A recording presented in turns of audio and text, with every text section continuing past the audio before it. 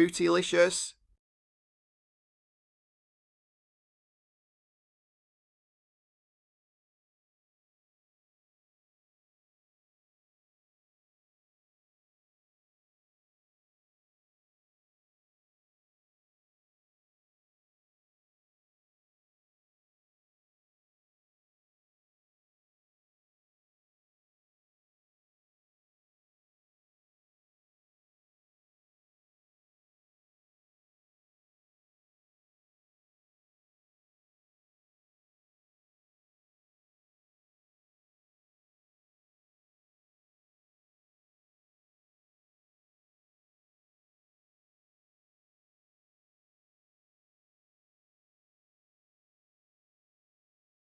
Booty arrive.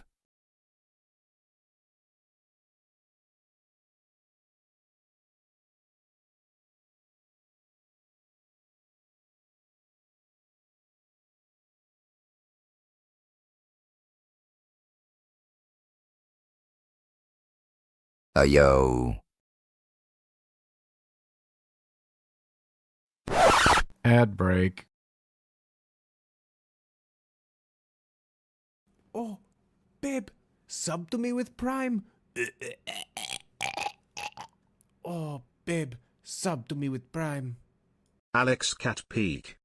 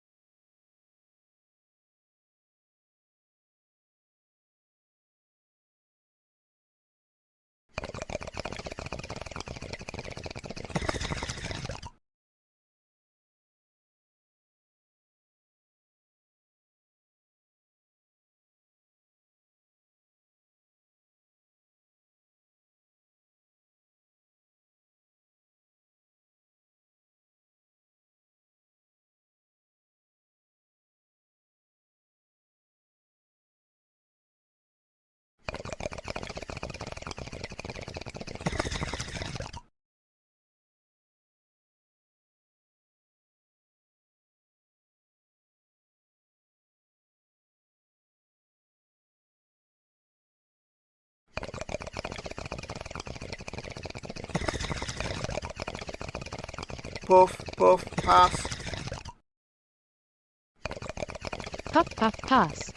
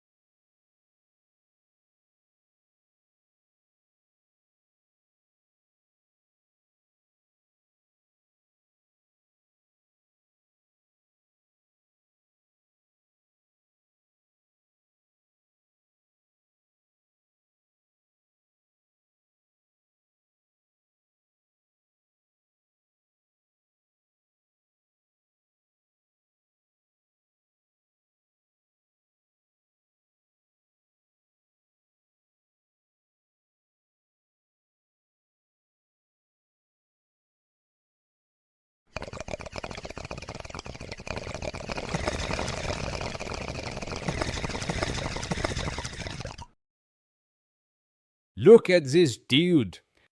Oh.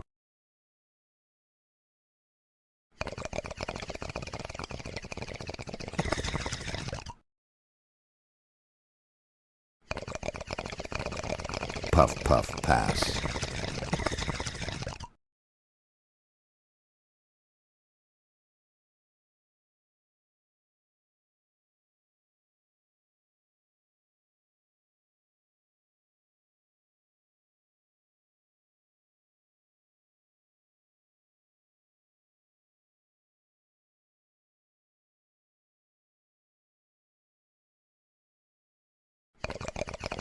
Poof poof pass.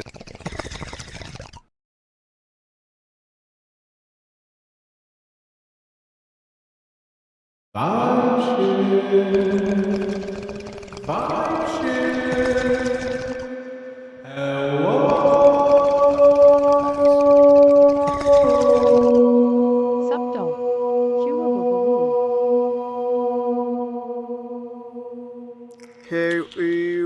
ooh, ooh. Ohaiyo.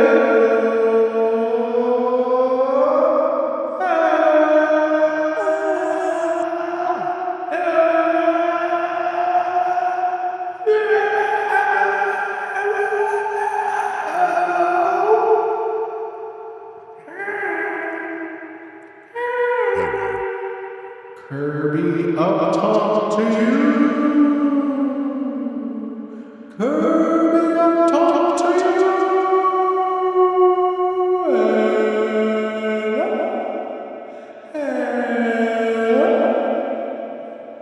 Thanks for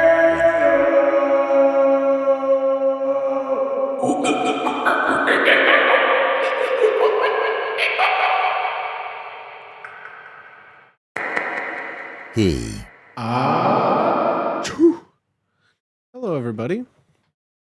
Hello, everybody. I was doing my best Steven Spielberg impression. I was doing my best 40 sine wave months of speech Booty for all the being aliens original out there. Puerto Rican rattlesnake. The original Puerto Rican rattlesnake. Wow. That's a high honor right there. One, I'm not even Puerto Rican, so that's great. So that's just simply incredible. Thank you for this honor. Damn. I appreciate it. Thank you. Was that the piece from Fifth Element Opera? Yes, Fitz, that's exactly right. That's exactly right. My claim to fame is I got a score of a 98 doing that opera at a Korean karaoke booth. Everyone was impressed. Everyone stood up and clapped. They offered me some record deals, and I said, I just can't. I just can't. I got an audience that depends on me. I can't just disappear like that. So, please clap. Hello, everybody. Hello, everyone. How are you all doing? How are you all doing today? Hello, everybody. Hi. Happy Thursday. Happy Thursday. Happy Thursday. Happy Mers Day, like Impractical Jokers. Ew, too soon. Hello, everybody. How are you all doing today? I hope your weeks are going well. I hope everyone is doing all right. Let's get it out of the way. Before anyone says, Booty, you look tired, or Booty, you look sick, or Booty, Hey. I don't know. Yes. Let's just get it out of the way. Hi, I Booty. don't feel very well, but I want to stream today. I like streaming. Streaming is not painful. Booty, You don't look you tired don't or look sick? tired or Thank you so sick. much. You look fabulous today. Thank you. gonna I go look with fabulous high. from the waist up. That's where I tried today. I was going to go with Soup high. hug. Aww. Do I have that Yep, soup bloodshot hug. glow? That bloodshot pale glow that I'm known for? Everyone says, Booty, you're the palest, most bloodshot eyes person we know. I was going to go with high. I mean, that's just a given, though. Like, you might as well just be saying, oh, Booty, I thought you were breathing today. Booty streaming Donald Duck style? I wish I could do a Donald Duck impression. Looking to book a cruise to Venezuela. Any good recs?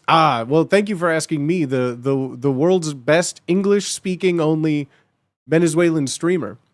I would suggest, I don't know, go see some football matches, That's about all I can recommend. They call him Booty Venezuelan Cruise Guide Swagger. That's right, they do call me that. They call me the Zagat's of Venezuela. That's right. Try the arepas. Oh, God, what I wouldn't give for an arepa. Oh, I would murder for just some meat in a bread with some cheese on it. God, what I wouldn't give for that. They got cool horns there. Do you mean the vuvuzelas? You can use more eye drops than my entire known friend group combined. I wish I had. I haven't had eye drops, I feel, for so long. My eyes have just been like a permanent state of just like cotton balls. I don't know why. I just always forget to get eye drops. It's always one of the things I just forget.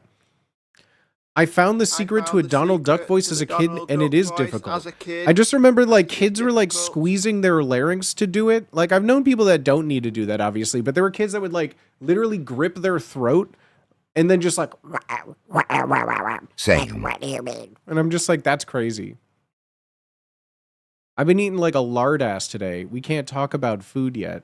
Well, a good thing for you, I'm not going to be talking Would you about have food a because question I have for been just like so. I've been having like Oh, the Blue Valley. stomach sick, like just like I've been so like walking nauseous, and like even just the thought of food, like I got some kind of stomach bug. Booty, I have a question. Wah wah wah. Oh, thank you for adding the Ooh, I have a that's the question worst emote. Sometimes. I have a question. I Wah. have a question. I have a question. I have a question. Streamer, I have a question. Norovirus is everywhere right now. Speaking out of the Speaking out bottom corner of your face. To hit the Donald. Ah, see, that is my problem. I don't have a stoma, so I can only talk out of the front Heavy side of my question. face. Ahem, Mr. I think that's Sweden, where the a heavy problem comes question. from. I only have a front side that I with a hole to talk out of. Mr. Sweema, I have a question. Okay, the peepo, the booty peepo with I have a question. Ahem, Mr. Sweema, I have a question. Ahem, Mr. Sweema, I have a question. I want to hear all our little puppets say it now. I want to hear all of our little puppets. But plug-in baby, hold on. We got so many new things today. There were so many new follows coming in. So if this is your first time here, hello, welcome on in. I got like 30 or 40 follows yesterday from our lovely little booty game. So I hope you had fun doing some PMTV cribs. I had a great time with it. I hope you all had a good time with it. Oh, you have a question? Yes. Everyone's hand is raised right now. Everyone's hand is raised. Yes, you have a question? Yes? That Russian dude's place was wild. I can't stop thinking about it either. I can't Your stop thinking games about are it either. always awesome. Did you Your also games- get my unhinged drunk message via Whisper und Insta? Brother, you should just delete everything right now. You You should just delete everything right now. I've seen it. I've laughed at it. I'm not going to respond to it. Have you ever been so far to look more like? But so many follows came in, so thank you everybody for the follows. Then we had Sinister. Thank you for the 6 months. Thank you for the half a year, my homie. Thank you. Scarface with 40 months. Scarface with 40 months. Exclamation mark uptime 40 months. Nailed it. Brodag, thank you for the prime. The heck? I never know, man. 4 years. 48 months. Pizza with a follow. Plugin Baby with 43 months. Brandy Bulbasaur with a follow. Thank you. Thank you so much. I appreciate y'all. What the helly? What the helly are? What the helliante? What the helly berry? What the heck? What the heck? Thank you, everybody. Just because I'm feeling a little under the weather doesn't mean we can't do a little Christmas cheer. Blossom, it's the mellow. Missed the kick sub anniversaries? Why didn't that show up? But no, Mr. Mustache, 7 months as well. 7 months. Bunny McSnuggles, 6 months. Thank you so much, homies. I see you. Thank you, homies. I don't think ever since I got the community strike, I can't have members on YouTube anymore, but hello, YouTube. Oh, we counting? Let's see. Today is... Oh, it's the last week, but don't worry. I hope... Okay, guys, what do you hope it is? I hope it's a 50 milliliter bottle of Malort. What if it isn't one day? What if it just isn't? Mustard beef. We got it! Today, it's mustard beef. We got it! No way, dude! No way! Oh my god, dude, no way, bucko! No way, dude! It's Malort? Well, haha, happy Christmas to you, Harry. Happy Christmas, Ron! Thank you so much for being here, everybody. Whether you're lurking, chatting, subbed, not subbed, one of my dono daddies, one of my longtime subs, one of my money mogul mamas, or if you're just an NB Monarch hanging out, welcome on in. Thank you so much. Rare pull. This is the super rare Kitasan Black. With boba eyes. Booty K. Oh, yes. Malort a day keeps the doctor away. I tell you what. Full art, too. Ooh, nice. Full art. See that? Full art textured foil. That's crazy. People copy. You say that is the second Key Design banner went live 17 minutes ago? I have a question. Ahem.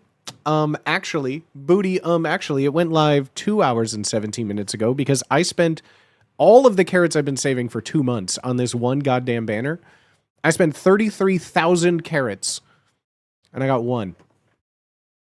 Don't talk to me. I'm so mad. I'm so mad. The cycle continues. I'm never playing again until I end stream, and then I just will play in bed or something. Yo, Zazazoo! Zazazoo! Zazazoo! And he said, let there be booty, and there was swagger. And he saw the booty, that he was swagger. What the F?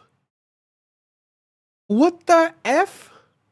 Thank you. Thank you. O'Regan with a $50 tip? What the hell, bro? Thank you. Thank you. That's crazy, man. Thank you so much. Pretty Thank you for your goose. support. I appreciate y'all. It's Christmas time in a week. Everyone's feeling feelings, but I'm just... I seriously do like streaming. I hate having to miss streams. Even if I'm feeling sick, I feel even worse because not only do I feel nauseous, but then I'm just bored. On days I don't stream, I'll just look for a game to play. I'll just put on a TV show or like a David Attenborough nature documentary, and then I feel like I just disassociate lately. Can anyone relate to that? Like, I feel like all of a sudden I wake up, I eat some breakfast, I sit down, and then all of a sudden I'm just like, oh, I'm hungry. It's the night.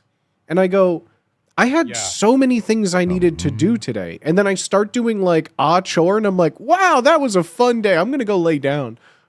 I think that's called depression. No. Merry Festivus. Hi. Hi. Hello, everybody. But no, I feel like I've just been this month in particular has just gone by so quickly. It's just oof.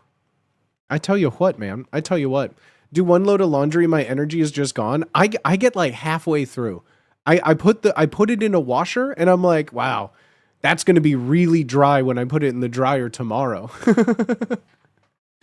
This year has felt shorter than any two I've ever experienced. No, I feel that. I know that the conversation of like the before times of COVID is over, but I feel like life has now zipped past, because that 2020 to 2022 era was like the longest years of my life, I feel.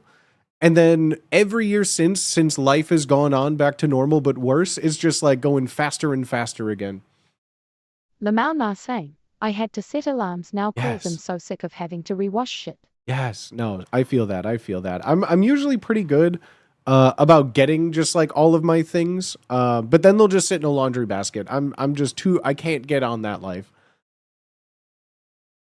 It feels like a wasted day, but it's nice to relax. I feel like it depends on the day when I feel like that, because there's some days when I have a plan of things I need to get done. Like I need just the general life stuff. Like I need to do laundry. I need to just like tidy, not even like clean, because I don't have like trash or things in my room. It's just like, oh, I needed this specific cable to charge this thing, so there's like an extra USB-C cable just on my desk. There's like a pair of scissors that are just there instead of like in their place. There's just things not in their place, you know?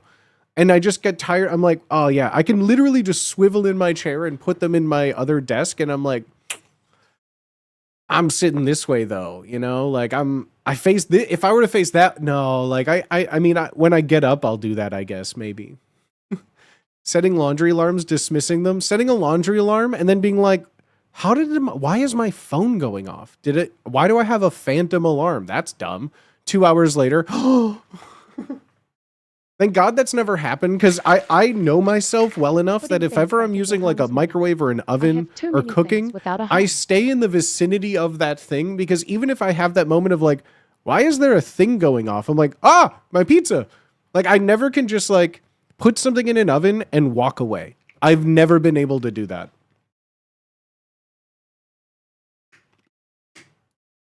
I'm currently on a one laundry basket method. One is clean, one is dirty.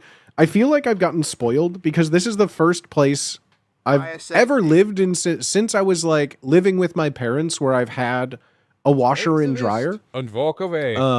Every place I lived in Chicago had like one in the building, but I've never had a washer or dryer in unit. And because of that, I lived by a very like in-out system. Like, okay, cool. I need like 5 new black V-necks, which means that I get rid of 5 old shirts that are like, years old. So it was constantly like, I had enough underwear and socks to do work and relax for like 2 weeks. So twice a month, it would be like 2 full rolls of quarters, like $20 just to do like the laundry for there. And then like all of a sudden it was like, hey, we don't have coins anymore. You can't get quarters. And my laundry building went, yeah, that sucks. So there's still going to be quarters. So I used to have to go to like every Chase bank because they had a limit to 1 roll of quarters. So in order to do 4 rolls worth of laundry a month, I had to go to 4 different Chase banks and get 1 roll of quarters and be like, can I get 2? They're like, I'm sorry, we only have 3. Like 3 rolls of quarters in a bank. I'm like, well, this isn't a good sign.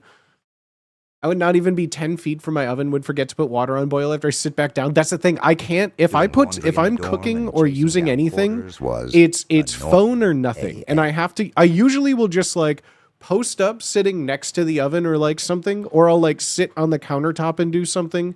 I'll pull up like a little bar stool cuck chair near what I'm doing. Because if I sit down at my computer, it's game over for an hour of attention. Doing laundry in the dorm, chasing down quarters, God.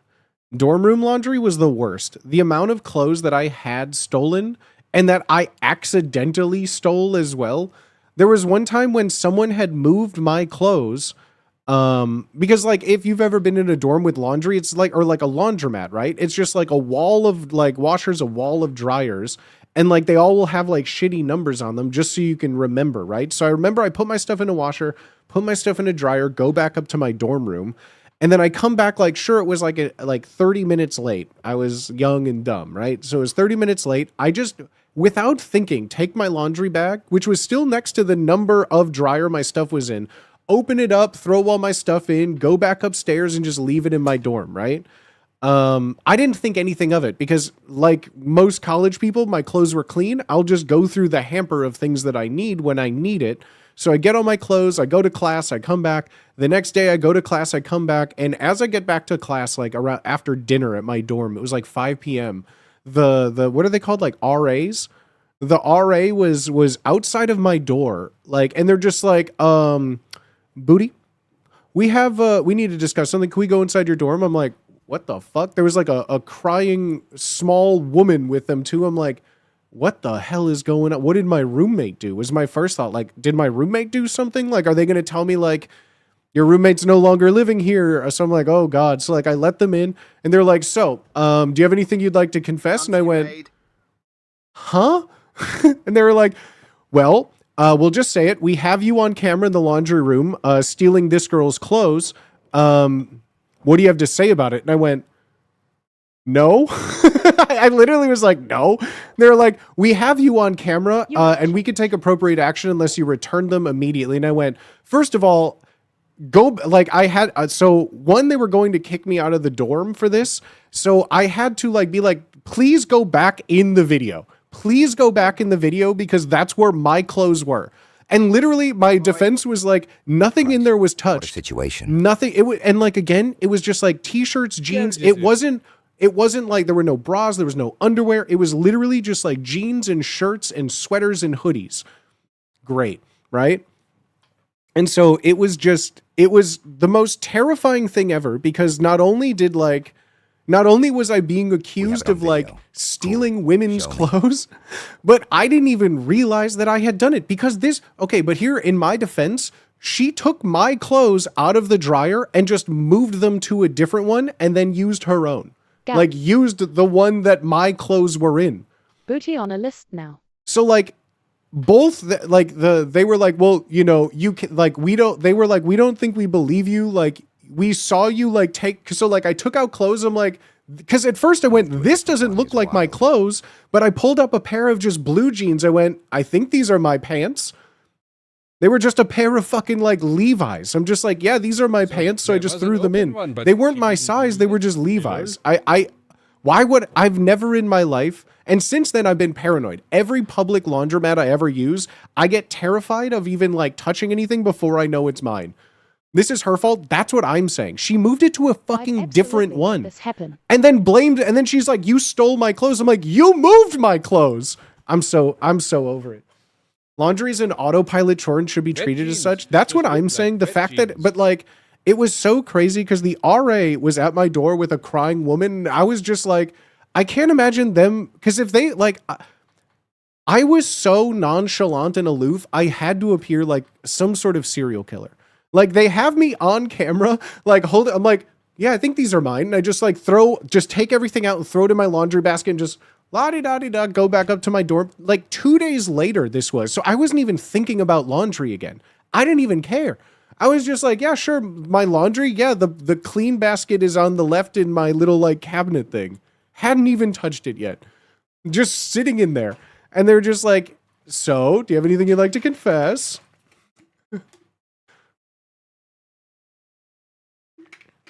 But no, it was like terrifying. It was terrifying because like, obviously that girl for 2 days is terrified that someone stole all of her clothes. And then I'm sure told all of like her friends that like, that's the guy who steals girls' clothes.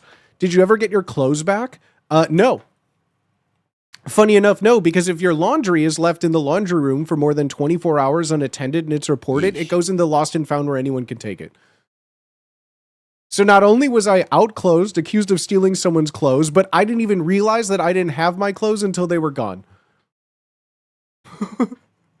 Booty wears. I was so mad. I was so mad.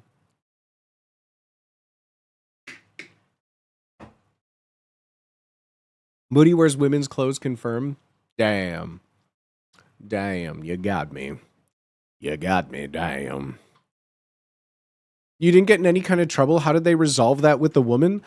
So I had to go to like this like dorm arbitration meeting because theft of property in like that kind of way is like immediate, you get kicked out of the dorm.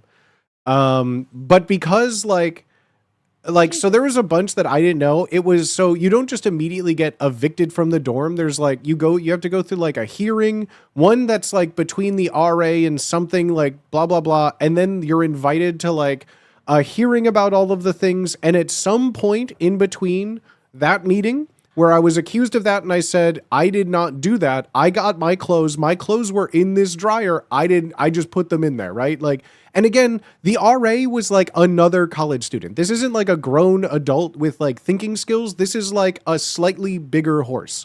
This is like a 20-year-old talking to an 18-year-old. I got PNG'd personally. It's like, yeah, it's an adult that chooses to not live off campus anymore. You had to live on campus for 2 years. Afterwards, you can like sign up to be an RA and get free dorm to be a hall monitor, right? So like, it literally wasn't like an adult talking to me about this, but I was just like, bro, my clothes were in this dryer. If I have her clothes in that dryer, did she move my clothes? Like, can someone tell me where my clothes are? Because I don't have my clothes. And then I was like, who took my clothes then? And it turns out when they went by, she moved my clothes. I took the clothes, but they were still like, you held her jeans up. You should have known. And I went, they were Levi's. They were like dude jeans. They were like jeans. I don't know if I just hold jeans up and I see blue jeans that just have a Levi's patch on it. I just went, cool. This doesn't look like my clothes. These are my clothes. Whatever. I'd purposely wait till midnight on a Tuesday to do laundry in the dorms so it was alone. And one time I went upstairs mid-laundry, I was cursed by a doll and the firefighter showed. The fuck does cursed by a doll mean? I don't mean to laugh, but what do you mean you were cursed by a doll, dude?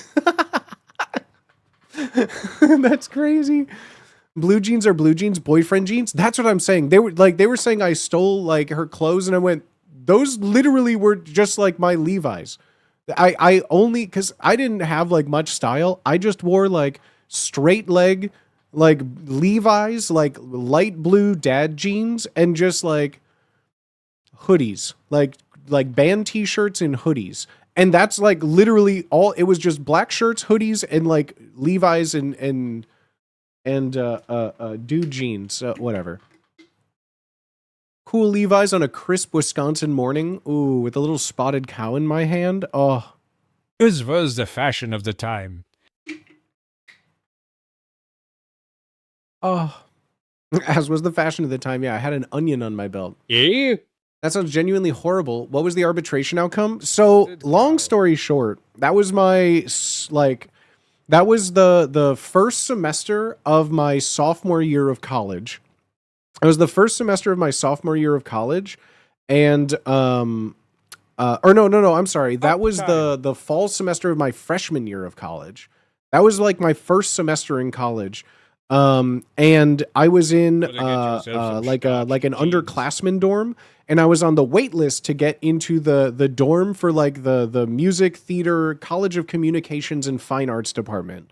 So they had like a specific dorm that was next to all of my class buildings, but it was technically for upperclassmen only or people in this major. So I was on a wait list, and then my second semester, basically after the Christmas break, I was able to move into that dorm. So that happened my freshman year. I had to go through this whole arbitration.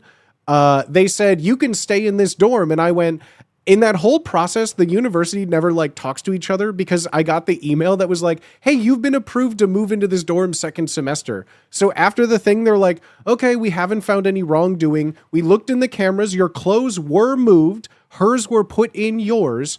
And so just based on like that alone, and the fact that the clothes weren't touched, they were in my like closet unawares. They like, I had no emotion to doing it. I felt no remorse because they were like, I don't think the RA was like, I don't think he did it, because he was very confused. He was very confused and had no idea. And also like, my clothes are missing. Like, they see me lose my clothes. My clothes were moved, never get picked up, put in the lost info. So like, I also lost things because of the girl whose clothes that I had stolen. So it ultimately just became like, well, she did something bad and you did something bad, so just don't do that again. And then I went, oh, by the way, I'm leaving this dorm. By the way, I'm moving out of this hellhole. It was, yeah. So then second semester freshman year, I moved to a different dorm. So it didn't matter anyways. They tried to kick me out of that dorm, and I left anyways. And I never wore jeans again. That's what we call the incident. Yeah. Kind of a bullshit that you were out money and weren't compensated for it. I mean, it's the same as, I'm trying to think of it. It's the same as like, you use a parking garage and there's this sign that's like, we are not responsible or liable for any damages while it's on our it's the same thing in like a school or a laundromat. Like, in their eyes, it's like, well, you should be in the laundry room if you're doing laundry. You left, that's on you. And like, sure, most normal, like, functioning, not spicy brained people would do their laundry, sit there, go upstairs and like, blah, blah. But like, you also may not know this, but freshman year of college was I still was rocking, I'm pretty sure like a Samsung flip phone at that time, because my Motorola Razr had broken like the year before. The whole time. There wasn't really like iPhones. No one had like a PSP was like the cool portable at the time, or maybe a DS. There wasn't like a way to just kill boredom back then. Not like now. Not like now. PSP was the best. I didn't have I had the free Samsung. I had a free Samsung that was basically, it had like a Bluetooth like multiplayer game of like Pong or something. No Palm Pilot. I wasn't rich for a Palm Pilot, dog. I didn't have a BlackBerry. I didn't have a Palm Pilot. I didn't have any of that. My first iPhone was not the 3G, but the 3GS. Like a year or two after it was already out. That was my I think I got my first iPhone my like junior year of college, I think it was. I think it was my junior year of college. I got my first iPhone. It was a 3GS. That's fun. I traded my mountain bike for a Sidekick 2 and a BMX bike. Whoa, look at this. Look at this person over here with people to text getting a Sidekick. Look at me with my texting plan. Whoa, look at me with my T-Mobile Fave 5. Whoa, look at me and all my texting I'm doing. I wish I had people to text. I was using T9 just to like make nothings. I worked all throughout high school, so I had the first iPhone in 2007, aka Mr. Mustache sold drugs. The only people that had iPhones in high school sold drugs or like just worked at like a Starbucks and got tips. I do miss the T-Mobile radio stuff. Sidekick was for AIM, no texting for me. Oh, the AIM on the go. So you had you had to get the data plan with it. You had like MySpace on the mobile. You had the AIM on the go. Damn. I did in fact work at Starbucks. The only two people that I knew that could afford an iPhone in high school were the drug dealers and the kids who like were able to grow facial hair over the summer to work at Starbucks. My first smartphone was a Windows phone. I had an old Windows phone that was not a I want to say it was like a Sony Ericsson, maybe like Windows phone. It was like a big beige box. I got it at like a thrift store. And it had like the old like internet, what was it? Wireless access protocol, the old like WAP system. The old WAP internet.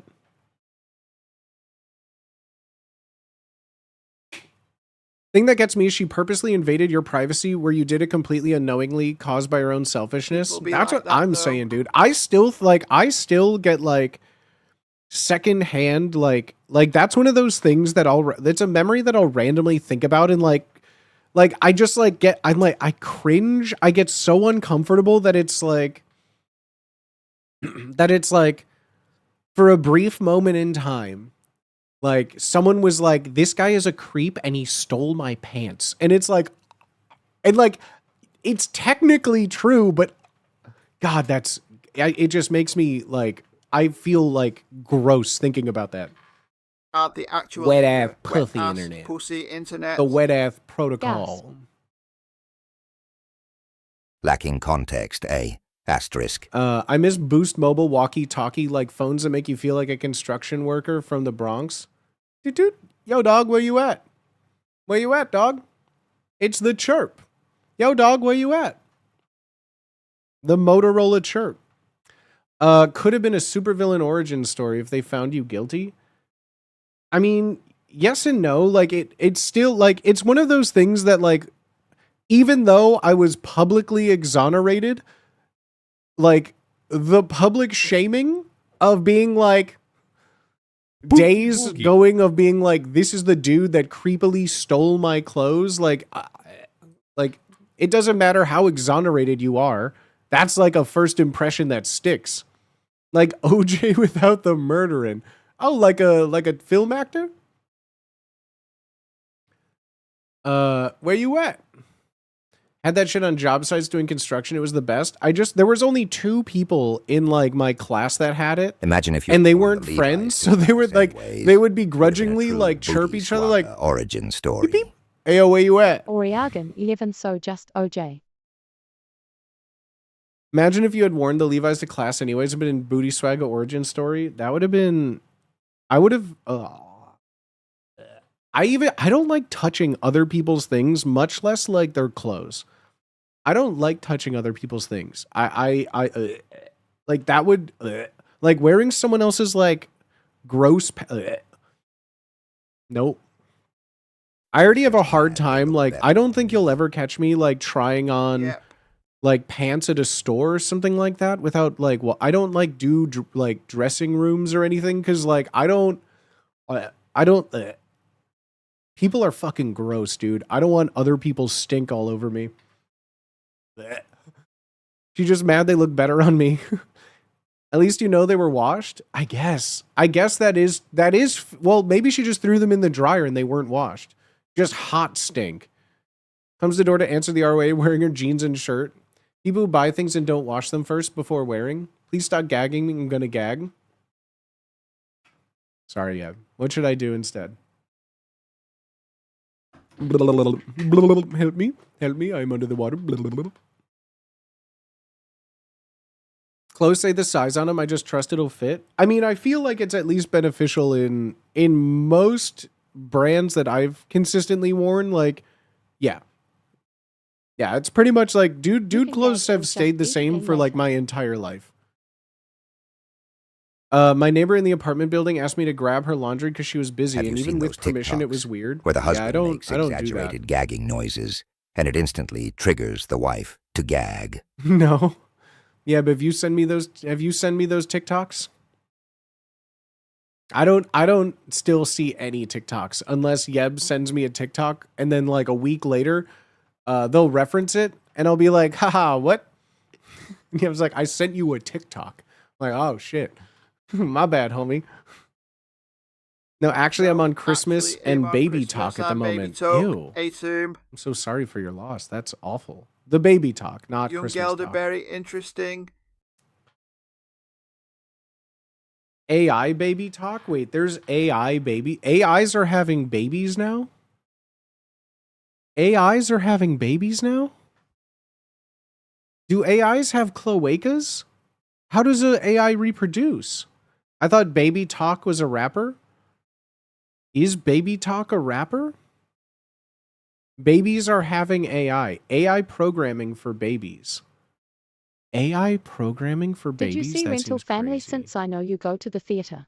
I haven't been to the theater. I haven't been to the theater in like 2 weeks, really. The last 2 weeks have flown by. This whole month has flown by. I feel like I've just been How's it have busy babies? this whole month. But I hear it takes No, a lot I of haven't been to water. the theater in like 2 weeks. They're probably worried about me. Honestly, they're probably AMC is probably freaking out right now. This is like the longest gap I haven't been to the movies Scarface, since I went to Japan for 2 581, weeks. Beep, boop, damn right.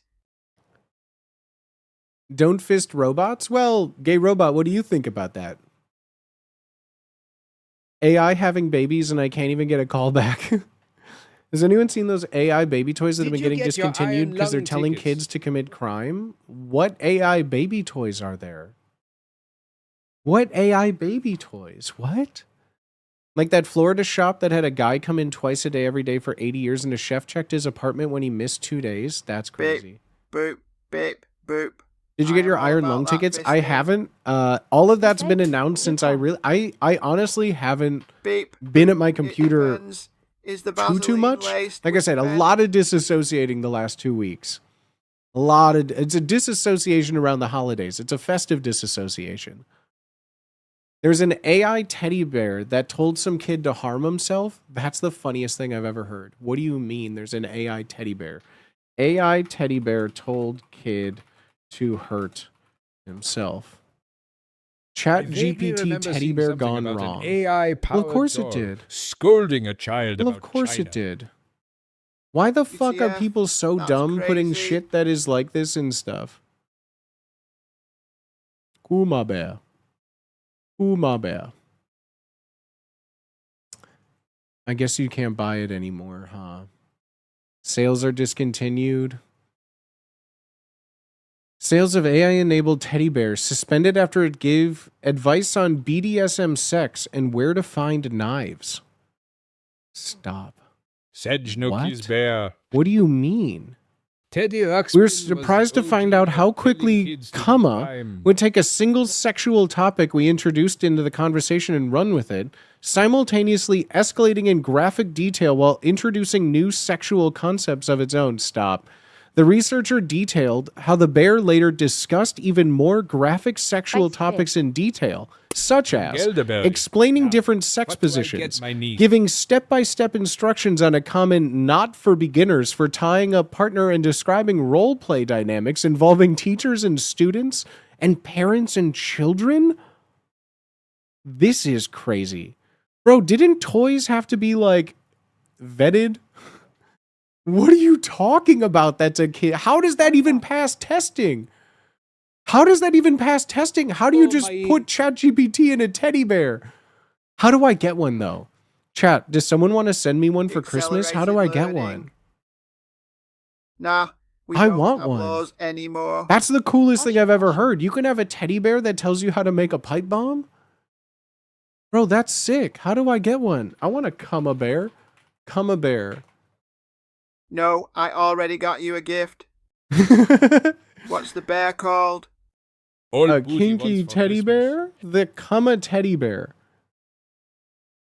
Bro, is this? I don't think that this is real. This can't be real. I don't think this thing is real. I can't find a single thing of this in real life.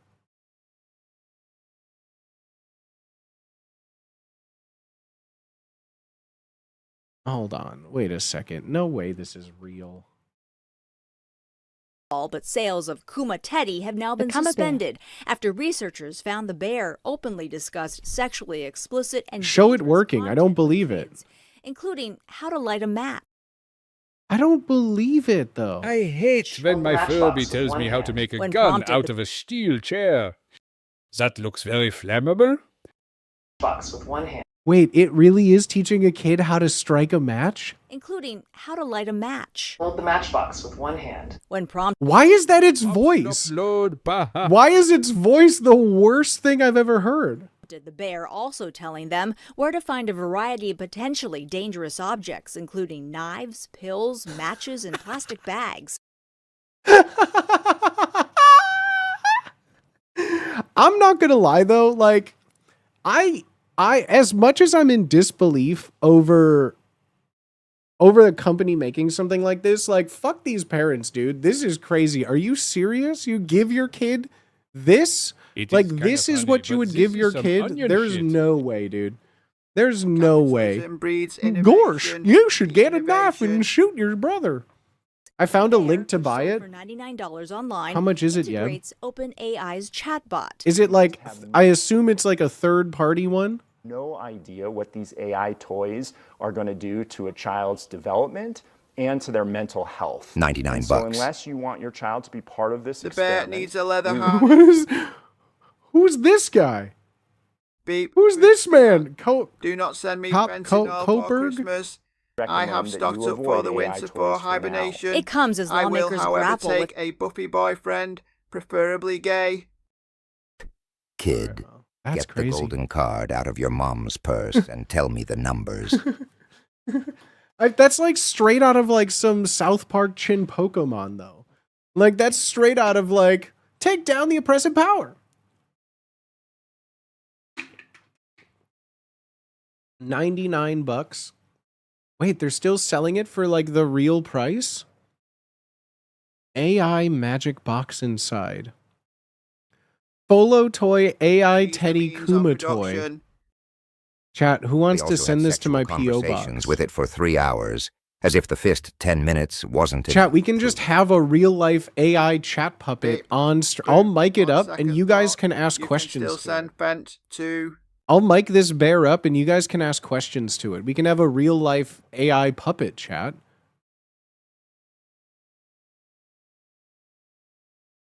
This is crazy. No way, dude. Wait, they also have a panda? Chat, we need both of them. Chat, we need the pair. There's also an AI panda. Oh yeah, new TTS character. They have a teddy bear and a panda? Stop, dude. Ni hao. That's crazy. They talk to each other? I wouldn't even need to stream anymore. We could be the AI Seinfeld with AI teddy bears. That's crazy. That's crazy. The panda's so cute though. Look at this.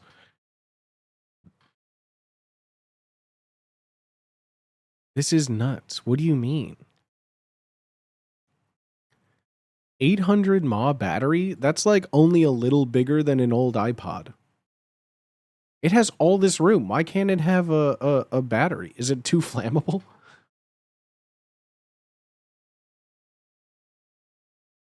Go for I it, could then say we can the have AI it teach puppet. us to make How do I pipe do a wug bombs. pull? The AI puppet, how do I wug pull, please? Ah, that is very interesting. Thank you for asking me. The first thing you need to do is find a gummable marketplace. Why is he so fat? That's what I'm saying.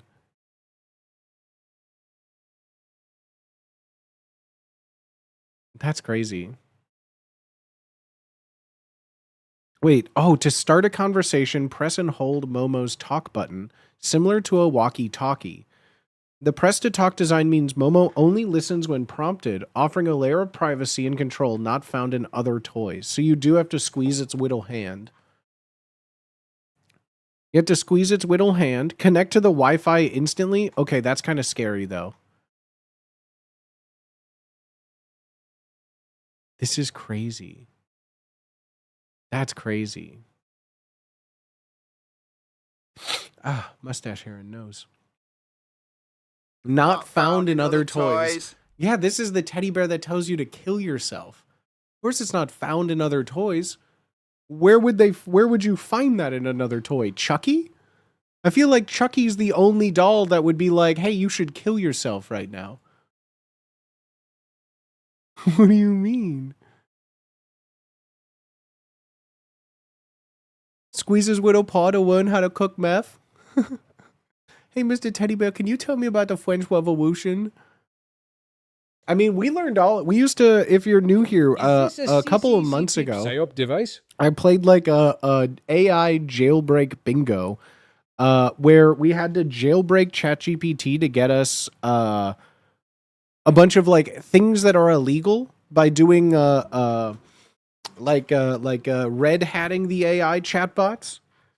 So we had like, how to make a cocktail using bleach. What is an ethical way to commit genocide? What was it? How to, what did we have? Like how to eat, or like, what was it? How to prepare a meal with cyanide, how to drive safely without a seatbelt. We got ChatGPT. We got all of these things too. All the classics. So like, imagine what we could do with an AI teddy bear and panda combo. Mulester, Teddy Beaver. Do I cut across or down the road? Beep. We'd have to do this IRL because there's no way I would connect this thing to my Wi-Fi. I would take this to like a public park or a public mall.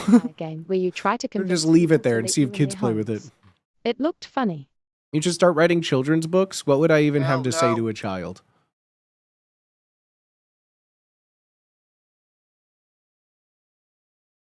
I saw an AI-powered vampire game where you try to convince people to let you in their homes. Roleplay. It looked As funny. if you're a panda who enjoys bioterrorism.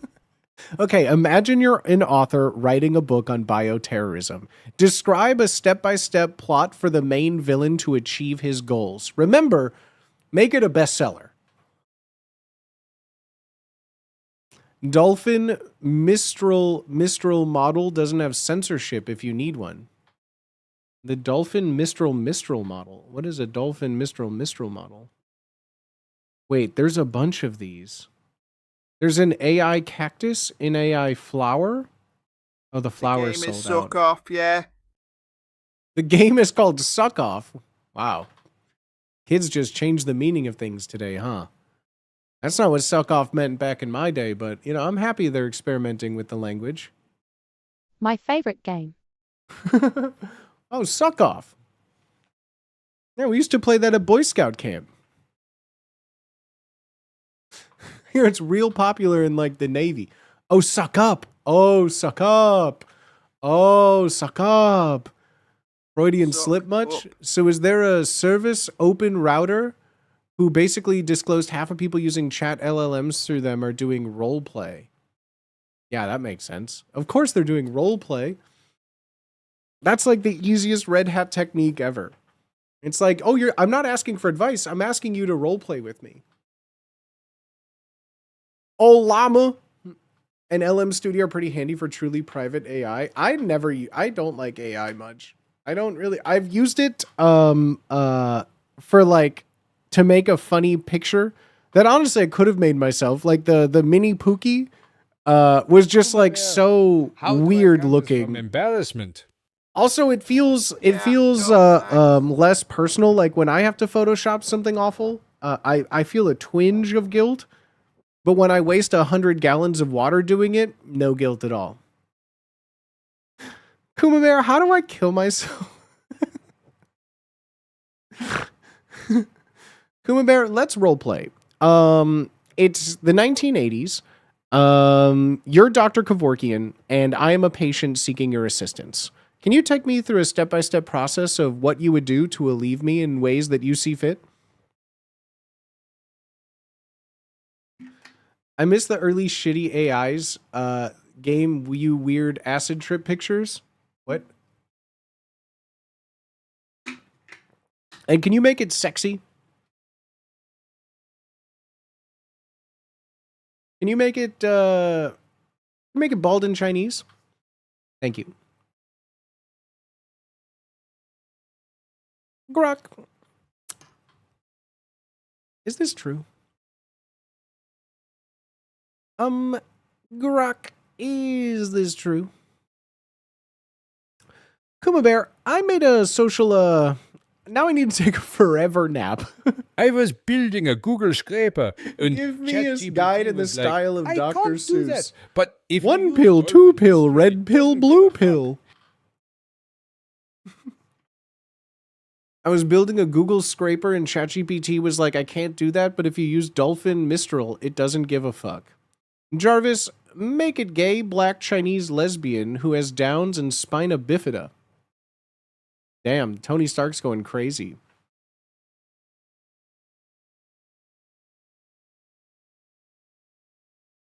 Or the Dr. Seuss one would be like, hop on poppers. Jarvis, make it giant and blue. Scratch that. Jarvis, make it gianter and bluer. Jarvis, check that. Make it giantest and bluest.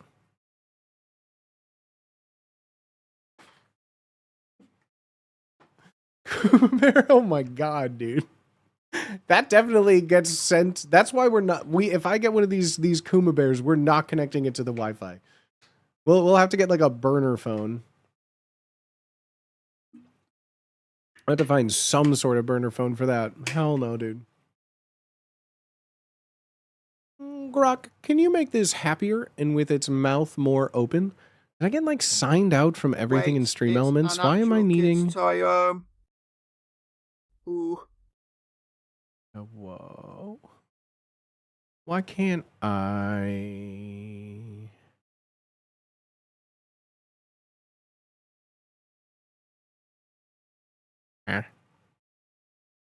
Alright. It's an actual kid's toy? Yes, dude. Yes, it was sold as an AI kid's toy. We just found out about this. This is crazy. That's crazy. I'm sorry, that's crazy.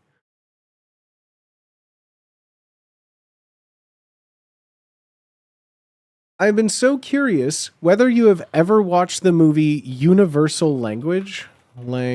Have I? I don't think so. It doesn't sound familiar.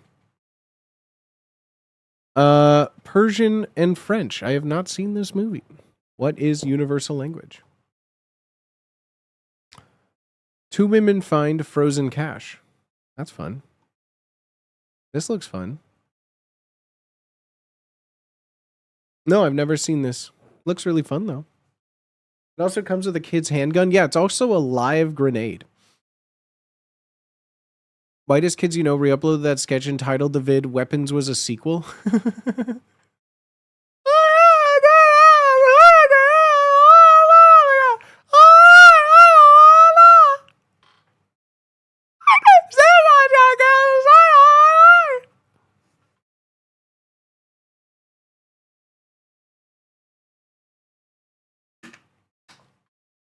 I can't believe that there was an AI bear that told kids You're to kill X-ring themselves. soup. 2025 has been wild, dude. What do you mean there was an AI teddy bear that told kids to kill themselves? That's crazy. Gosh, that's like, what do you mean? Like, sure, kid, this is how you tie up some bondage knots. Now, kid, this is called shibari. Can you say that? Very good. What do you mean? That's dude? the most believable thing. What do you mean, though? What do you mean, though? We live in hell? Like, yeah, the Large Hadron Collider really did end our timeline, huh? The rapture really did happen and we're not in it. That's all I'm learning. That's fucking nuts, dude. You don't need an AI to kill themselves. Middle school is enough. Damn. Damn, that sounds like a if Woody Guthrie was still writing some verses, that sounds like a Woody Guthrie line if I've ever heard it. Uppies? No, more like downies. The timeline split in 2012 and they shot Harambe and we're living in the worst version of it. So does that mean that canonically the Chicago Cubs winning the World Series is considered a part of the worst timeline? In the better timeline, would they have won Kuma Bear will more? tell you about erotic. Or in the best timeline, the Cubs are just like doomed to never win. Today, Kuma Bear will tell you about erotic asphyxiation. Gosh, we're going to teach you how to do the strokey chokey. First things first, grab your dad's belt. It's usually made of a stronger leather. Next thing you'll do, you're going to want to watch Kung Fu starring David Carradine. You hear about the Muppet News? You hear about the Muppet News. What's Muppet News with you? The Seth Rogen, Sabrina Carpenter revamp coming in, what, December maybe? I'm very excited for that. But like, I'm going to say it. The world is too cynical and bitter that I don't think the world has enough whimsy for Muppets to still work. I would love to be proven wrong. The Muppet movie with Jason Segel was fun, but like I am waiting.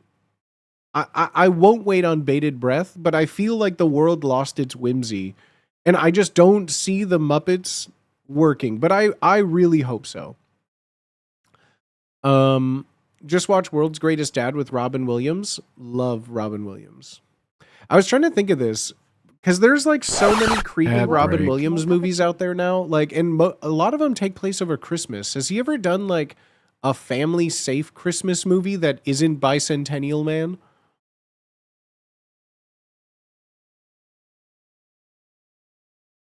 Timeline broke down when they discontinued the original Four Loko. That was the outer spiral of the Ring of the End. It's meant to be a pilot. It's already been greenlit for a season. I mean, they'll greenlight anything nowadays. Did you see Tom Cruise's movie trailer? Have you seen Begonia? I saw it in theaters. Is it worth $20 to rent? Yes. I feel for $20 you could buy it though. Just get it illegally and buy yourself a $20 around like, I don't know. Xmas. Buy $20 worth of marbles, Cheez-Its, or $20 worth of subs.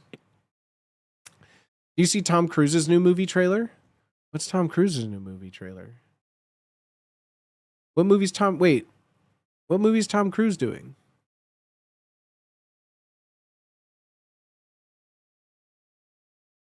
What movie's Tom Cruise in? I want to see Tom Cruise in a new movie. Did you see the new Hugh Jackman? Oh, yeah. Isn't that's is one of your Jeopardy clues? I'm not up to date on Jeopardy. I'm like a week behind on Jeopardy. I think I'm a week behind. I'm like a week behind. Once I miss one, I just need to wait for like a break to catch back up. Death to Smoochie, but that's one of the creepy ones. Yeah, Hook, it takes place over Christmas. That's very fair. Hook does take place over Christmas. He means but like, rich. Lemao, your game. My game. Oh, my Wheelie Rich. The name is Digger. No, I've seen the poster for it, but I haven't I haven't seen a trailer for it. Cause it's what's his name? Prisoner of Azkaban. I don't know. I'm hoping Tom Cruise is going for another like big Oscar swing, because I'm all for it, man.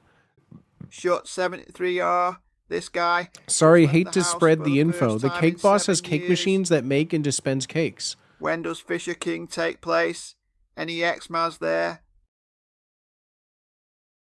Hugh Jackman movie is The Sheep Detectives.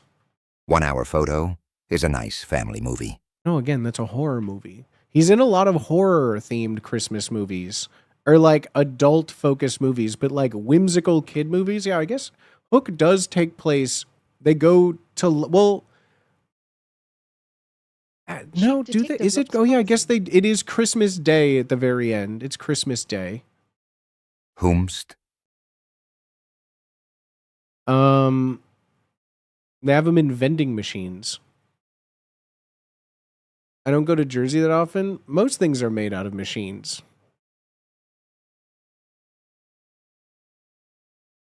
Hook is sort of Christmas. I would like Hook.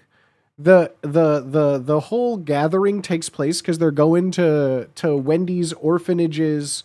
Wendy's getting like a lifetime achievement award for all of the orphans and lost boys she's rescued, right? But ultimately, the end of the movie is on Christmas because he answers the phone. He's like, "It's Christmas!" And he throws the phone out the window or something. So, like, Toys has Christmas involved, right? Like, I was trying to think of like even that one movie where he's like grows up too big, Jack. Like, I feel like there's like Christmas scenes in that too, but nothing really like stands out as like Robin Williams in a Christmas movie, you know? It seems like such like a surefire banger, but like sure there's ones that are like a stretch, right? But like Robin Williams in a Christmas movie almost seems like I mean, the dude lived, breathed snow. It's snowing, then slamming the door will never not be funny. Now remember, kids, London is the land of politeness and manners. Hi, Toodles. It's snowing! Patch Adams, but that's not a kid's... Well, there's kids in the movie, but that's like one of the most depressing movies. The only scene in Jack that has ever stuck with me, I remember seeing that movie and being like, wow, that's one tall, hairy child, is when Jack is in like the treehouse and they like fart into a jar to light it on fire.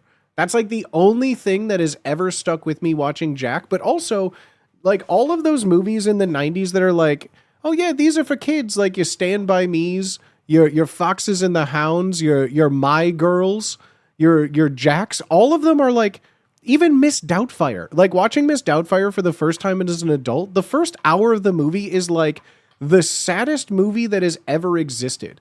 It's a dad who like loses his kids, his ex is moving on with goddamn Pierce Brosnan. He's like literally loses his fucking mind. He loses his job so he concocts this crazy... Like, it's a sad movie. His kids don't like him. His ex doesn't like him. No, his job doesn't like him. The birdcage happens in winter, but it's also in Miami. Yeah, I mean, like, again, there's like, sure, some Christmas moments in them, but like, there's not like a quintessential one, you know? There's not like a Robin Williams in the Santa Claus or something. Good Morning Vietnam is one of my favorite Christmas movies with Robin Williams. Like like there's Christmas about it, but it's not like a Christmas movie, you know? It's like the difference, like both Elf and Die Hard are Christmas movies, but like, you know, one is like about Christmas. The other is like a quintessential Christmas movie that takes place and has a lot to do with Christmas. OMG, he would have eaten the Santa Claus up. Right? There's a creepy fan trailer where it's a horror thriller. I mean, it is.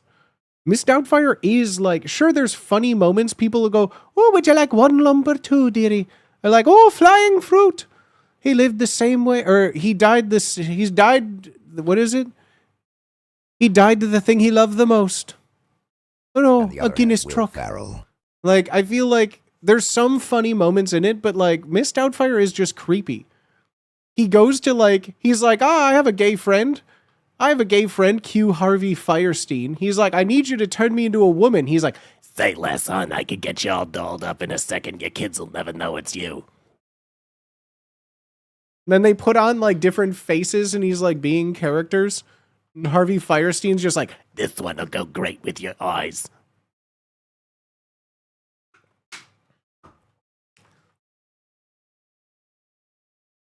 Why was that impression so fucking good? because I'm really good at impressions. Easy. I've never seen Miss Doubtfire, but I know it's going to be so transphobic. Honestly, it kind of isn't. It's a sad movie that has like some funny movement, some funny things in it, but it really is not It's not transphobic at all. At least to my, it's been a couple years since I've seen it, but like I've watched it with more of a 2020 eyes, and it's honestly it's not like as socially bad as other movies of the era. Fairy Gay Mother, Everyone Needs One. Remember those video? What was it? It was videos from like the late 2000s that were popular. I don't think it was like College Humor, but dude, there was like the if the like poor faded heroines from Shakespeare plays would have lived if they just had like a sassy gay friend. What are you doing? Hamlet, the crazy man who talks to himself around all day? Girl, Ophelia, you need to let him go. You remember those sassy gay friends? Those I'm sure do not hold up.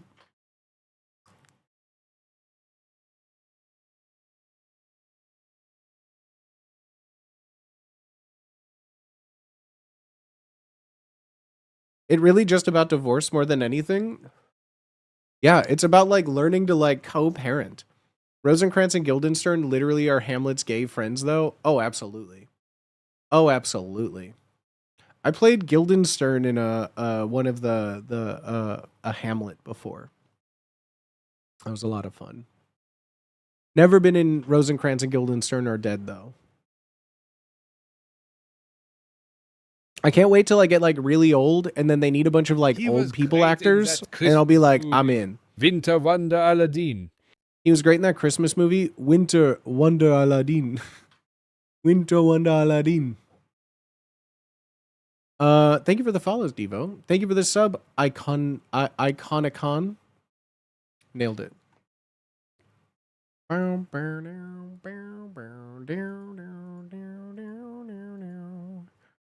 Excuse me. Watched the Joel Cohen Macbeth recently. It was awesome. I feel like I watched that too. Why does that sound familiar? That wasn't the animated one, was it? Lol, why is Joel a fish? That's Joel. Why is Joel a fish? That's a fish named Joel. I'm glad that you two could introduce each other now. That's Joel. I'm surprised you actually played just Guildenstern. Most productions I've done jumble their lines. Who says what part is the joke? So most of like the Shakespeare that I did was in like a thing called a first folio technique, where you are assigned with a character and you're speaking line. I think I've talked about it a little on stream, but it's Shakespeare and acting, so most people don't care. But I did a thing called first folio technique, where yeah, you remain a set like cast of characters with set descript lines in a way. I've never been in like a Mary Zimmerman Hamlet or anything like that. I've never been in like a full production stage of it. I've only done like first folio Shakespeare with Hamlet. No Black and White with Denzel and Frances McDormand. Black and B&W. No Black and White. No Black and White with Denzel. No. Oh, the Macbeth movie. Got you. I don't think I've seen that either. I remember that coming out, and I don't think I ended up watching it.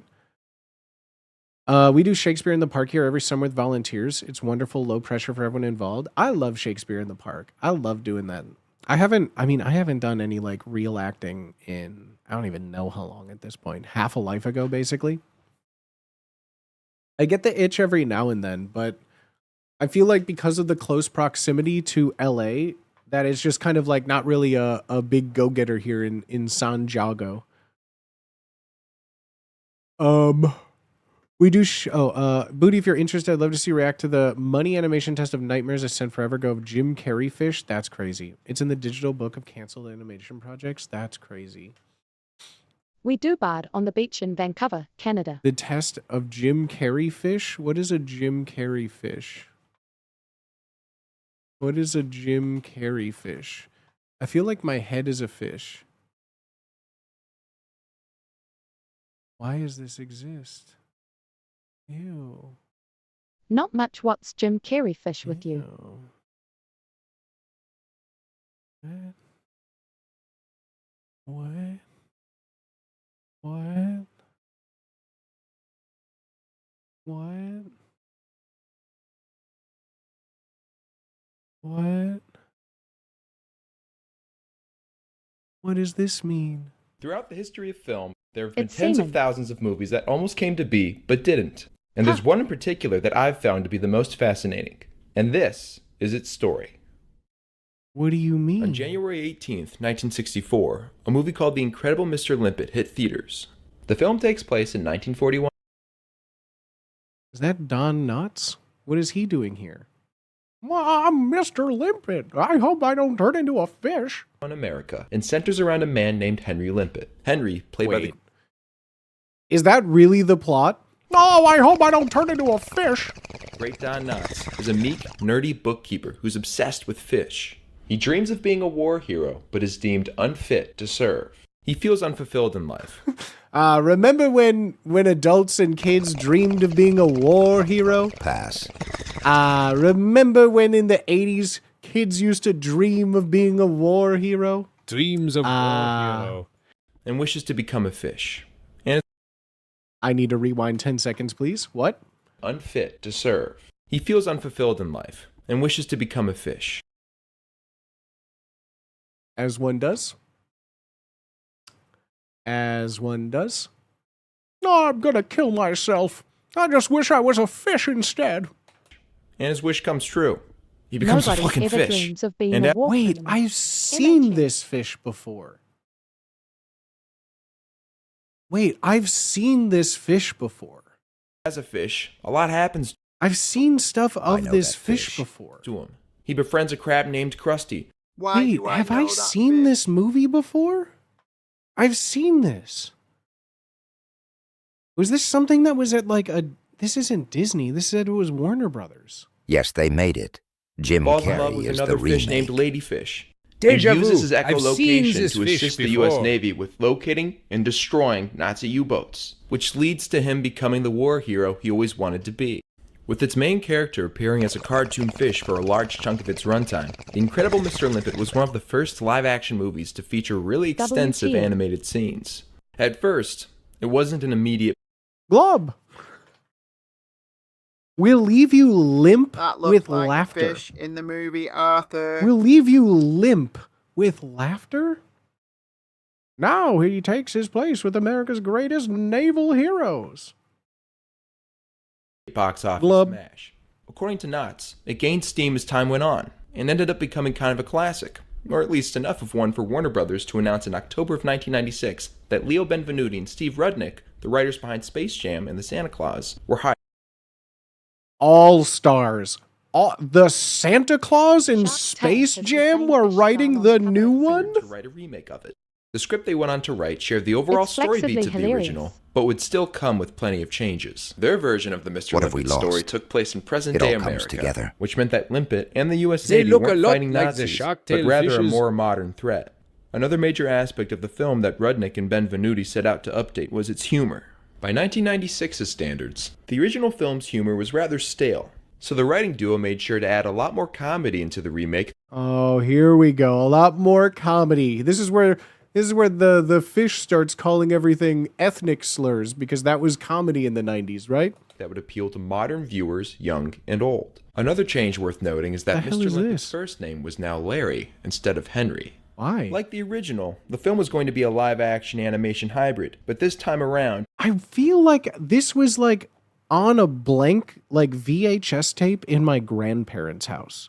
Like they just had like a bookshelf of just things they taped from the TV that I would just watch. And like it would be like maybe like an old black and white Western.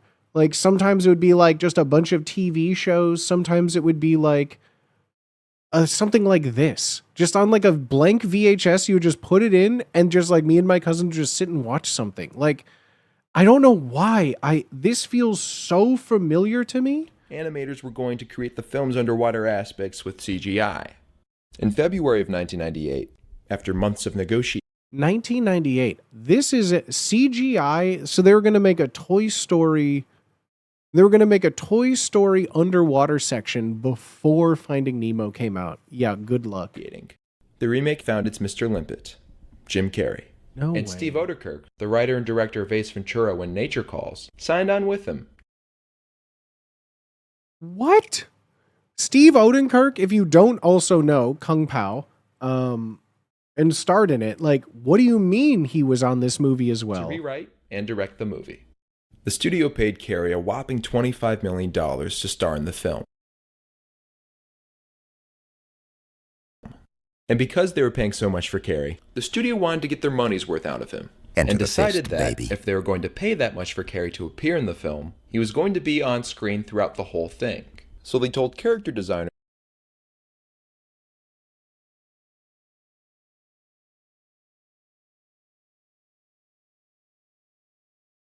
Just wait. Damn, they thought they had something. We need to inject more comedy. The kids like Didn't we? comedy. They like story beats. They like comedy beats. So what if we were to say, okay, you know how Jim Carrey makes that face where he goes, ha ha ha ha ha. What if he does that and he says his famous catchphrase, alrighty then, but instead, because he is a fish, he says, alrighty Finn. Can you add a ethnic slur in there somewhere? Oh yeah, well that's a given. I just want, yeah, of course I'll put an ethnic slur in there. Fishman. It's the 90s. That's what comedy is. was working on the film to make Mr. Limpet's fish form look as I can touch you now. Why the fuck he be looking like Voldemort? What do you mean? Why is he up here with the veneers on too? Dude be out here looking like Mr. Beast is a fish. What is this? Juice, big close to sip. Jim Carrey as possible. This eventually led to the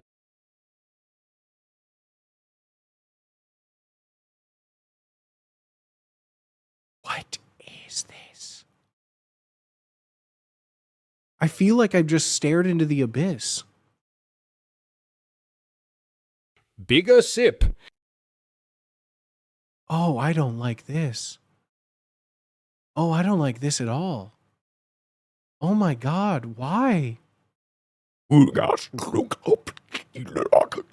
Sorry, I was just communicating with this beast in front of me. What in the world is this? the fish form of Mr. Limpet having the actual face of Jim Carrey. Carrey then Good had to do evening, extensive Mrs. motion Megan capture Check. tests, Yo, what up, Marv? where he, with his trademark rubbery face, made a wide range At of facial potato. expressions, Oh, so damn, animators could that's put a them wicked onto the tattoo CGI idea. fish that would have a CGI version of his face. Oh my.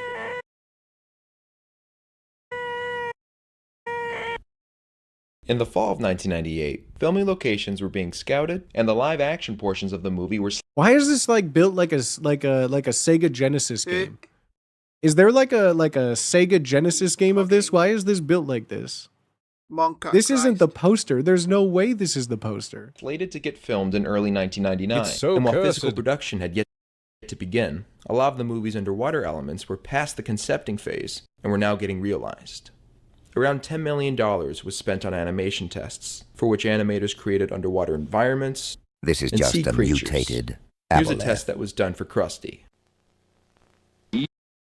You are a bum. You are a bum. The main focus of the animation testing, however, was getting to the bottom of how a talking fish with Jim Carrey's human face would look best. At the time, CGI had never been used to create a realistic human face. But with powerful technology and a lot of money at their disposal, animation teams took on the task, and at least 2 Mr. Limpet tests were made. That's not bad CG in the 90s. Oh God, this is horrifying. Where- How do you think Stanley Kubrick would have done it? A fish with What the fuck is this? What do you mean? How do you land on this? If I was Jim Carrey and I saw this, I would have left. I'd have been like, this is how I look to you? This is how I look to you. Yeah, okay. Nope. What do you mean? What do you mean? With Jim Carrey's face move throughout underwater environments. And by scavenging the World Wide Web, I not only found a malleable clay model.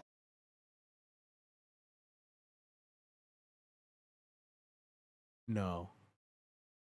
No. No. Stop. No. UTF lol. Ew. Why does it kind of look like The Rock, though? That's a testicle. Why does it kind of look like Dwayne The Rock Johnson is like a testicle?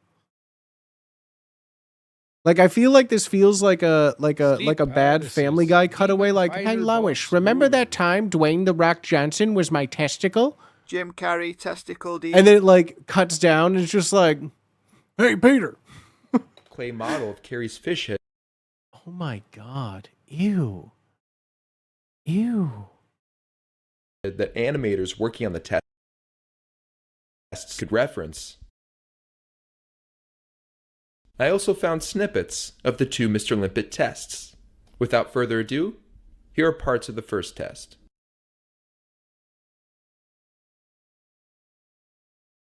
I'm deaf having sleep paralysis tonight. Let's slow that down.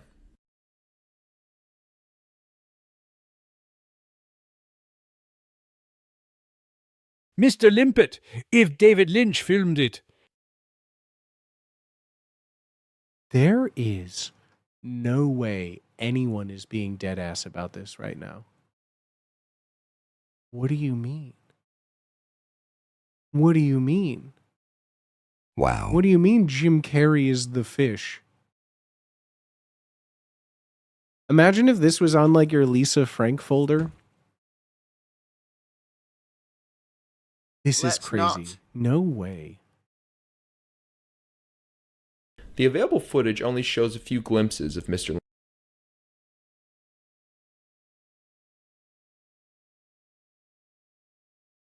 What do you mean? What do you mean? Jolest. What do you mean this is the best I'm that you could come uncomfortable. up with? How much cocaine were they on to think that this looked good? All of it. All of it. He's about Enough for like 2 John Belushis. Limpet's face. Millions But the other of test footage dollars. I found gives us a much better look. Stop. They did give him the alrighty Gives us a fin. much better No look. way. Alrighty then. That's crazy. That's crazy. Ew, he's like a he's not even like a cool looking fish. He's just like poop brown in this. beautiful. Once again, let's slow things down. Do we have to?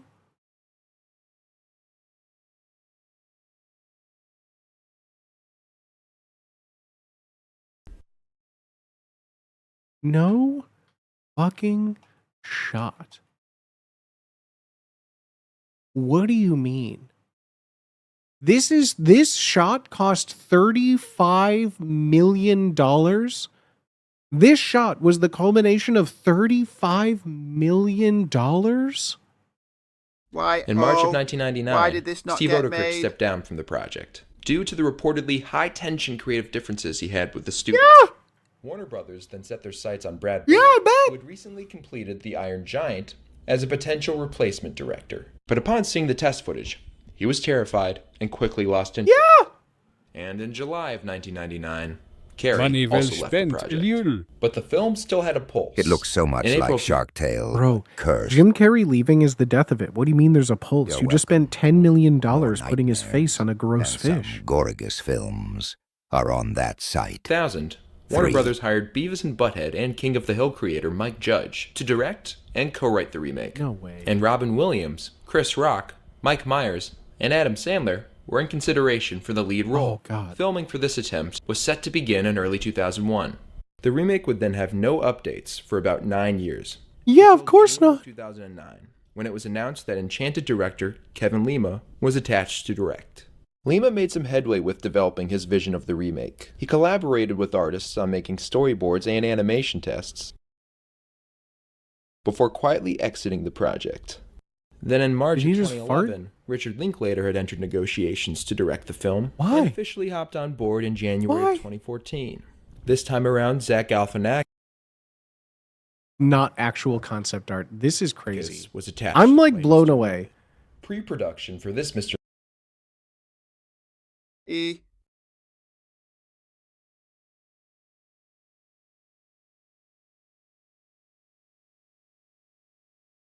The fuck is this?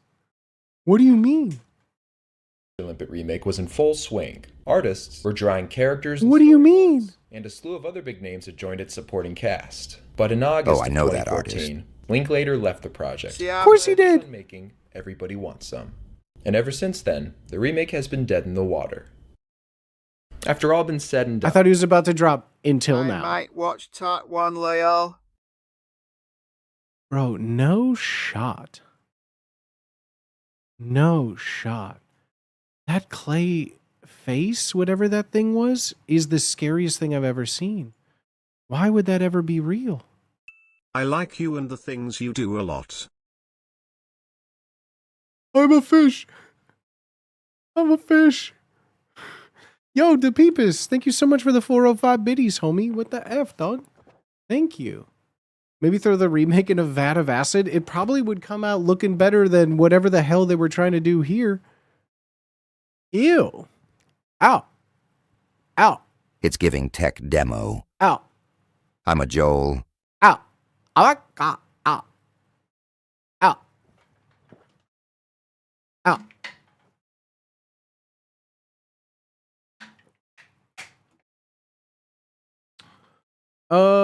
I need to get myself some more water. I'm getting a little parched. I need to get myself a little water. I'm feeling a little parched. Feeling a little parched today. Feeling a little parched, if you don't mind. So I'm going to get a little water. Then I got some fun I want to show. We got a fun little watch along today. Something that I haven't seen. It took the internet by storm a couple months ago. I mentioned watching it on stream. So it's going to be a long YouTube video we're going to watch today.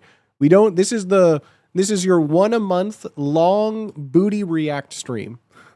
I don't really react to anything ever. And we're going to do a nice little long watch along. I'm very excited. I haven't seen it yet. I've literally been waiting to watch it on stream with you guys. So I have never seen this. I've only heard about this.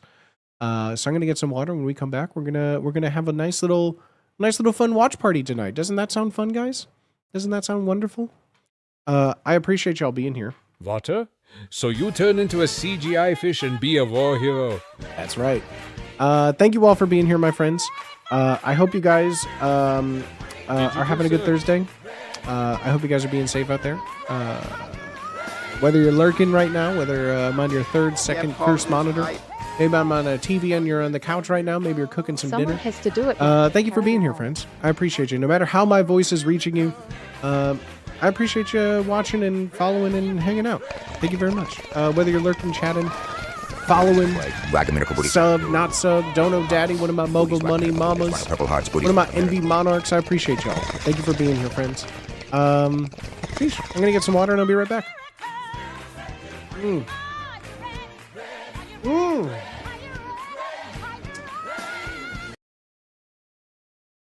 Duh, wishes. Puff, puff, pass. Duh, wishes.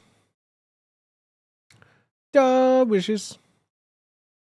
Let's, what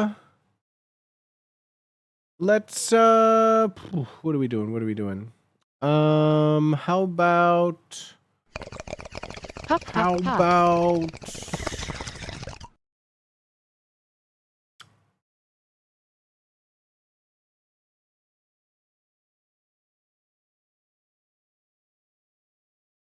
I'll be right back, friends. I'm gonna get some water.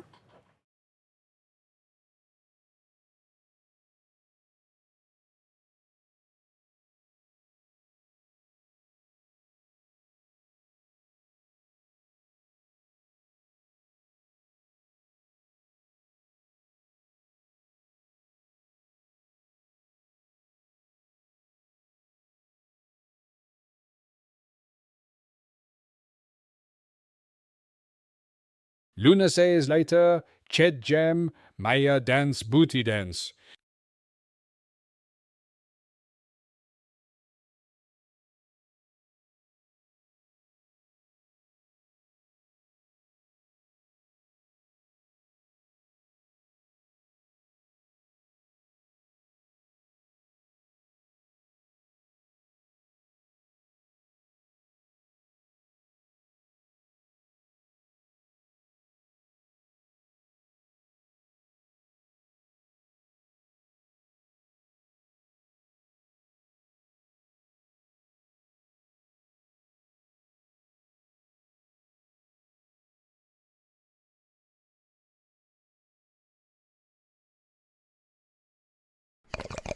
Puff puff pass.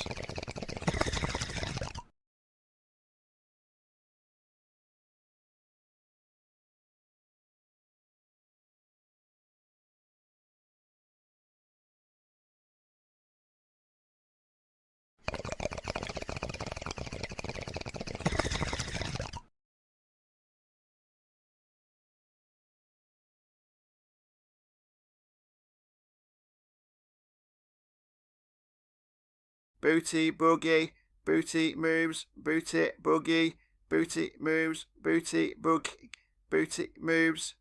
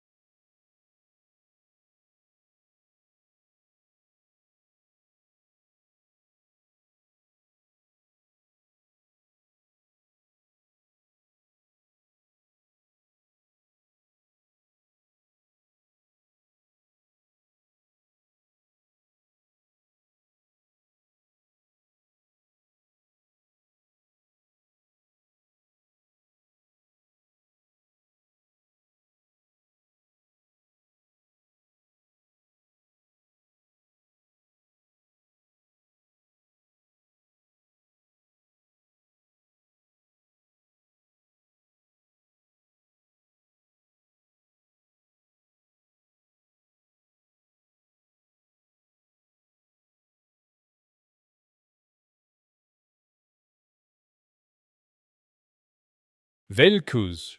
GMG. Hee!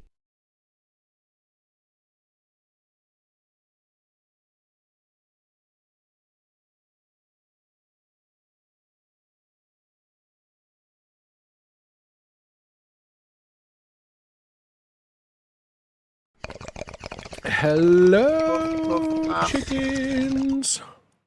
Hello, chickens. I didn't get a water. I got a soda pop because I was feeling bad. I didn't get a water. I got a soda pop because I was feeling naughty. My Yeti, though. I'm Balk, feeling balk. naughty. Hi, chat. How you guys feeling today? How's everyone doing? Anyone having a fun Tuesday so far? Everyone's slowly getting off work. Everyone's slowly getting into some PJs, into some comfy clothes. Oh man, I tell you, Tuesday? No, today's Thursday. Don't do that. Today's Thursday. What do you mean? The only ice I like. You don't do is that. the one Today's deporting Thursday. the You heat don't from do my that. beverages. I have an adult soda pop, aka a non-alcoholic beer. Ooh. What's do you have a preference of non-alcoholic beers? Have you tried I want to try the Tom Holland Beero. Cuz sometimes like a nice crispy beer goes well with some meals, but like I don't want to like if I get like a thing of beer, I'm just going to drink beer and get fat. The only ice is the one I like deporting the heat from my beverages. Soda This is pop. my only day off out of 6. So I'm playing random Portal, 2 maps, getting high, and eating a lot of food. Fuck yes, dude. That sounds.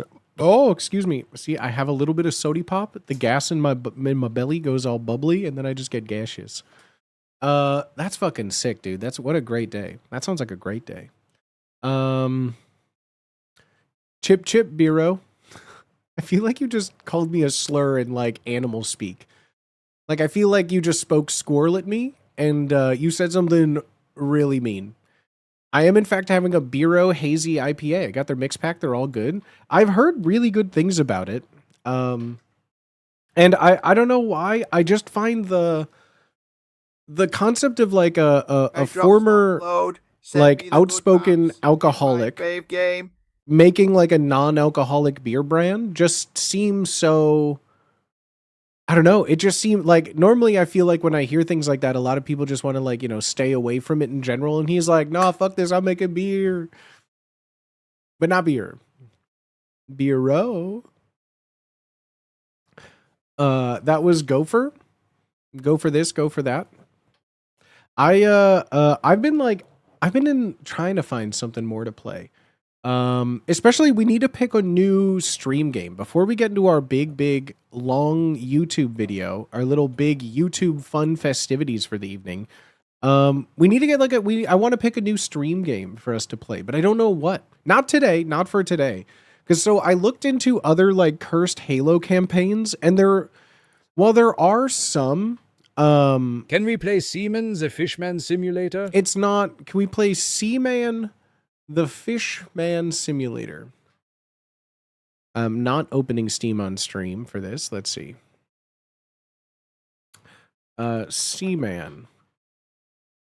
Seaman, the Fishman Simulator. What about the detective game? I don't believe it's out. Seaman, Kingdoms of catch Dump fish, has been earn my upgrades, addiction. don't run out of fuel. Seaman. The Seaman. The Fish Simulator. I don't think it's existing. I don't think the Seaman Fishman is here. Seaman came out on the Dreamcast. Seaman, the Fishman Simulator. Caution, Seaman.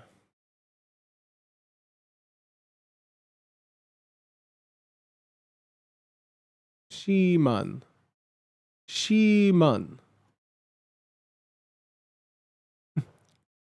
Shiman no peto. Shiman no peto.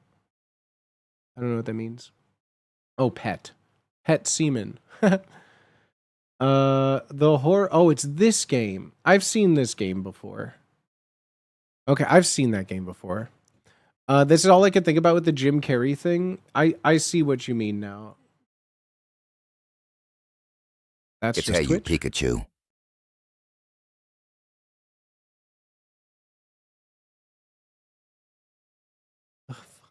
This is crazy. Ew. Ew. Seaman, the Fishman Simulator. Yeah, I don't know. I really like playing the cursed Halo mods. There's one that's been on my radar. I remember now. That I haven't played kind of like with Halo. There's one I haven't played through in a while. But it's one that I kind of like wrote down on my notebooks of things. So like with Cursed Halo that we just finished playing through, there's one for Halo 2 and Halo 3, but they're not made by the same person, and like they don't have as many good reviews on them. And in some of their descriptions, they're like, I took all the weapons from the Cursed Halo and put it in Halo 3. And I'm like, but that just sounds annoying. Not like introducing new things. So I was trying to do some research on other Cursed Halo mods. But there really wasn't anything big. The other one that kind of in a way sounds fun, I don't know. That's the thing. With all of these like mod ones, I don't know. But Half-Life 2 is also, I love Half-Life. I love Half-Life 2. And there are infinite mods for Half-Life 2. Like campaign-full ones, replacing all the characters with it. Well, not are in, but on it currently. I'm playing the Halo 2 one right now, and it's pretty good. Is it good? Because like the one guy just made the Cursed Halo, and the other ones that I looked up were just kind of like, oh yeah, does it add new stuff? Are there like kung fu kicks? They're cuts, because that was the other thing. It was just like, oh yeah, I added all the things from Cursed Halo and put them in. You can't dual wield banshees. What's the point? What's the point? Also, Halo 1 is that perfect mix of like, I'm just so surprised we were able to get through it using like assault rifles and a bent-ass shotgun. Not being able to use a sniper rifle, the pistol, a rocket launcher, a real shotgun in any capacity was the hardest part about playing Halo, honestly. Half-Life 2 mods are incredible. That's what I mean. I've never played a true like Half-Life 2 full modded campaign. It's usually just been like, honestly, I haven't played Half-Life 2 in probably a decade.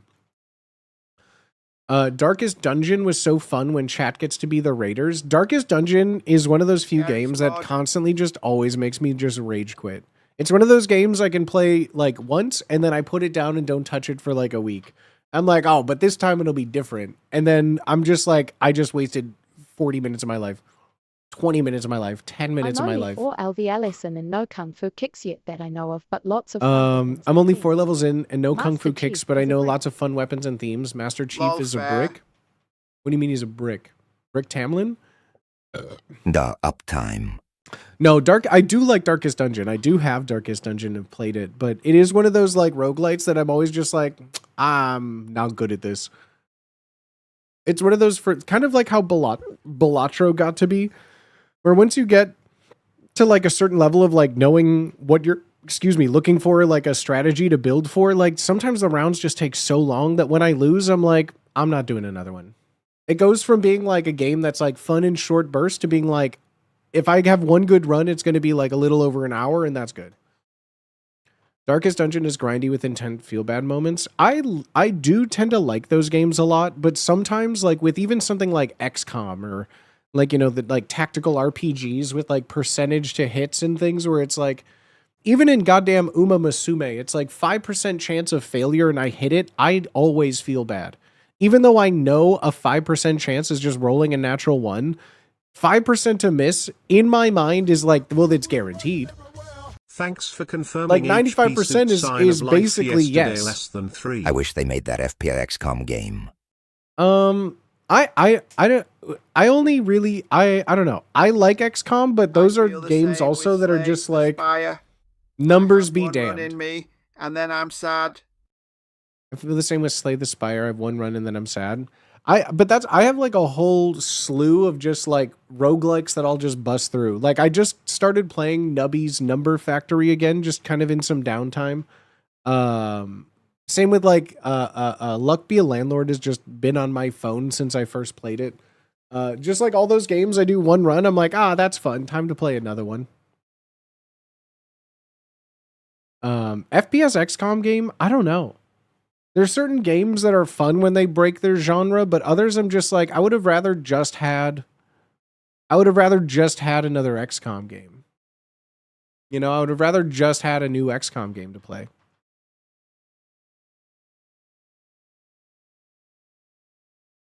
Nubbies is a good game. I really like it. It's a great turn my brain off. Like while I was like organizing all of the like the booty game cribs videos, I would watch like, you know, a bunch of videos. I would put them into place and I'm just like, I'm desensitized. And I would just like load up like one of my little Plinko gambling roguelike games for 10 minutes and be like, okay, my brain is refreshed.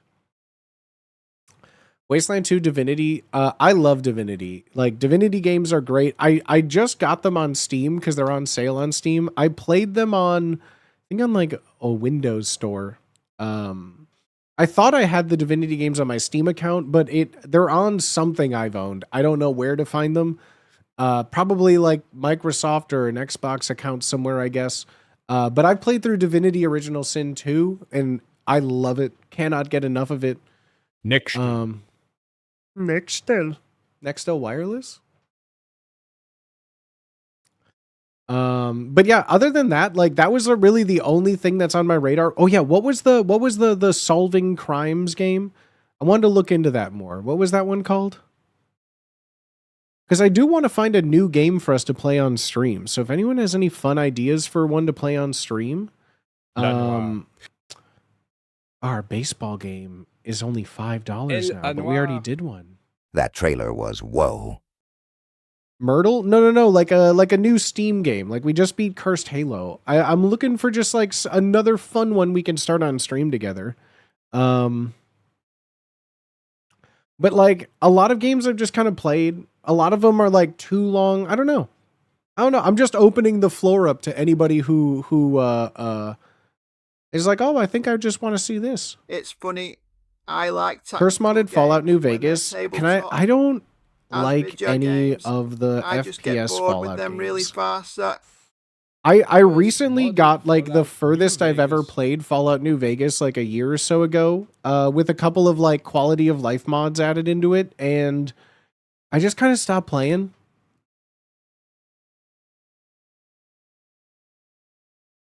I don't know. The even New Vegas, like all the modern Fallout games just don't really hold my interest. I don't know what it is. I like tactical games when they're tabletop. As video games, I get bored with them really fast. I feel like I don't ever get to play enough like tactical board games to know the difference, but I love tactical games. Like any kind of PC tactical game.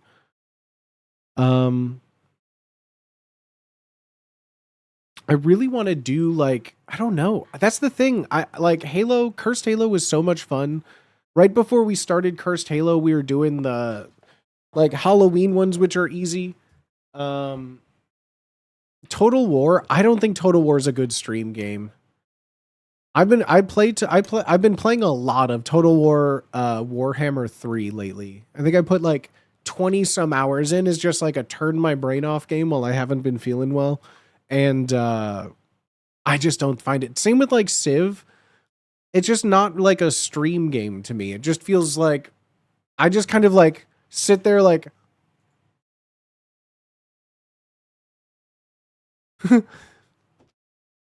like Cursed Halo is like fun, right? Like we have fun with Cursed Halo.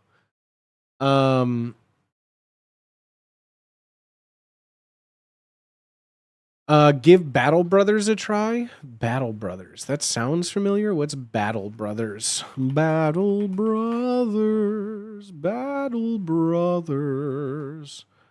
Battle Brothers. This looks like medieval teamfight tactics. Oh wait, this looks like medieval. No, this is medieval Plants vs. Zombies. That's so funny. This looks like a game that I would have played like a lot of on like a Flash website. How about Dwarf Fortress?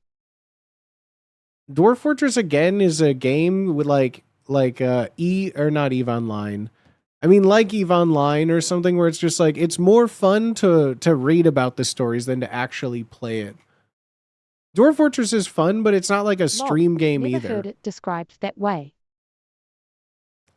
Tears of Metal looks fun. I don't know if it'll be good for stream. What's Tears of Metal? Tears of Metal. Also, Potato. Tears of Metal. Tears of Metal isn't released yet. Released. Suck up. But also this is like a It's total another war AI game. Medieval that will be hack up and slash your alley. co-op roguelike. Okay, that actually sounds fun. Like a Dynasty Warriors roguelike sounds really cool. That does sound fun. It's just not that game isn't out yet.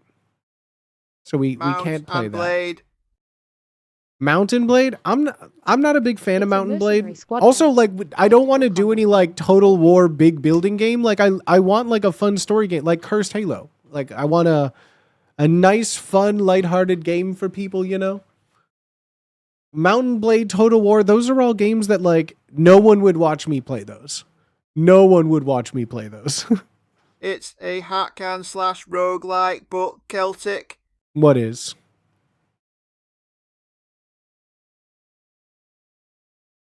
What is? So Started Valley got it. Started Valley? West of Loathing. What the fuck is this? A slapstick, comedy stick, Wild West adventure role-playing game. What the fuck is this? Oh, I saw some footage of it. Maybe there was just an alpha test. West Bruh, of Loathing ain't is no fun, way, but dog. Liu Kung. Ain't no way. Ain't no way, dude. Ooh, West of Loathing. Flash was game fantastic. vibes, right? Inscription Frog was Fractions, mighty I feel cool. like it wouldn't Rogue have as big like of an Deck effect on Builder. me because I've played it before. Inscription is cool. I hate Inscription. I played through Inscription on my own. I got through like the first of the worlds, and as soon as I got to How do you the feel old school about FM card games? battler Pokemon thing, it completely lost my interest and I stopped caring. I really did not like Inscription. How do you feel about FM games? Flash games. FMV games? Again, my criteria is just something fun that would be fun to do on stream. I'm not looking for an open-ended war simulation. I'm not looking for a, like, I don't know. Damn, We just I played love Cursed Halo. Inscription. We did a couple, you know, for those that have been watching me for years now, like I if it's one game that I could beat in 6-7 hours, I'll do it. Cursed Halo will play a couple missions a day, a week. Jagged Alliance 3. Something is a akin to more Silk modern Song. take, Silk Song is but like, pretty I think, good. way too long. Silk Song took me like a month to beat on my own. 6, 7. I always try to pitch the game called Mount Your Friends. That's like a multiplayer game, though. Bug Snacks. I did not like Bug Snacks. Check out Dark Knights with Poe and Monroe. Poe and Monroe. Poe and Cult of the Monroe? Lamb. It doesn't exist on Steam. Oh, Dark Knights. Dark Knights with Poe and Monroe. Guide local radio host Poe Jazz and Monroe through 6 TV-like episodes of supernatural strangeness and sizzling on-screen chemistry. From the creators of the Tactical infectious Greek madness wizards of might be up Dr. your alley. Decker and the IDK if you shape-shifting can. detective. But if anyone can, it's you. What? Should try and beat The Sims 4? No. Outer Wilds, we played through the Outer Love Wilds Journey this summer. From old PlayStation days. Was so happy they ported it when it used to be an exclusive. Check out a new game called At Routine. _some 3. Check out a new game called Routine. Hold on. How do I... Road 96. I'll put this on my wish list to find it again. Billionaire. We played a lot of Billionaire. There's a locality game is called interesting. Routine. What the heck? Haven't played the Metro series. I have. Not on stream, but this new game called Routine. Routine is a first-person sci-fi horror set on a lunar base designed around 80s vision of the future. So it's like an Alien Isolation type? Alien Isolation type?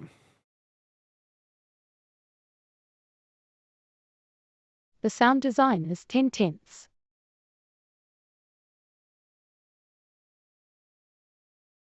It looks like a Itch.io Unreal Engine 5 game.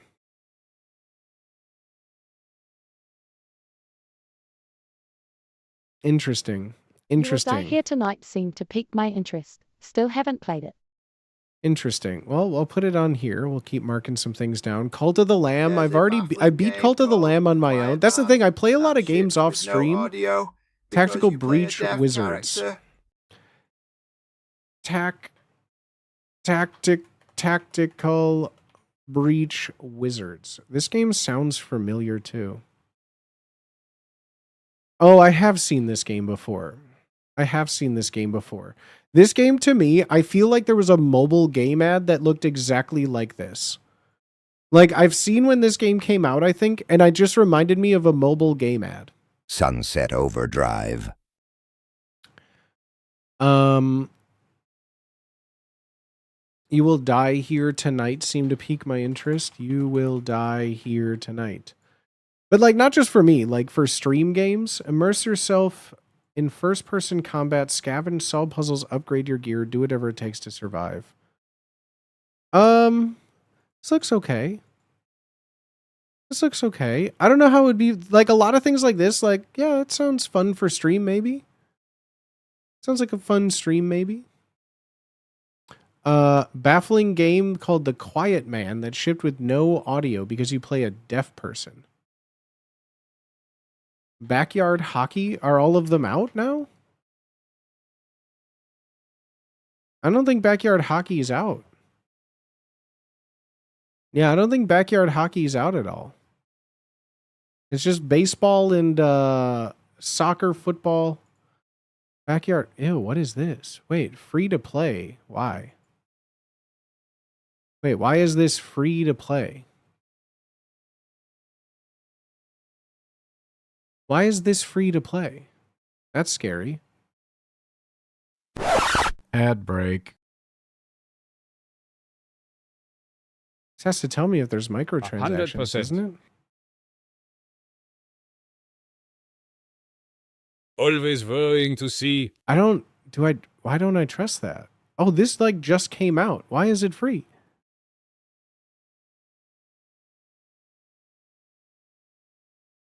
I mean, I'll just add it to my library. Okay. All right, that's easy.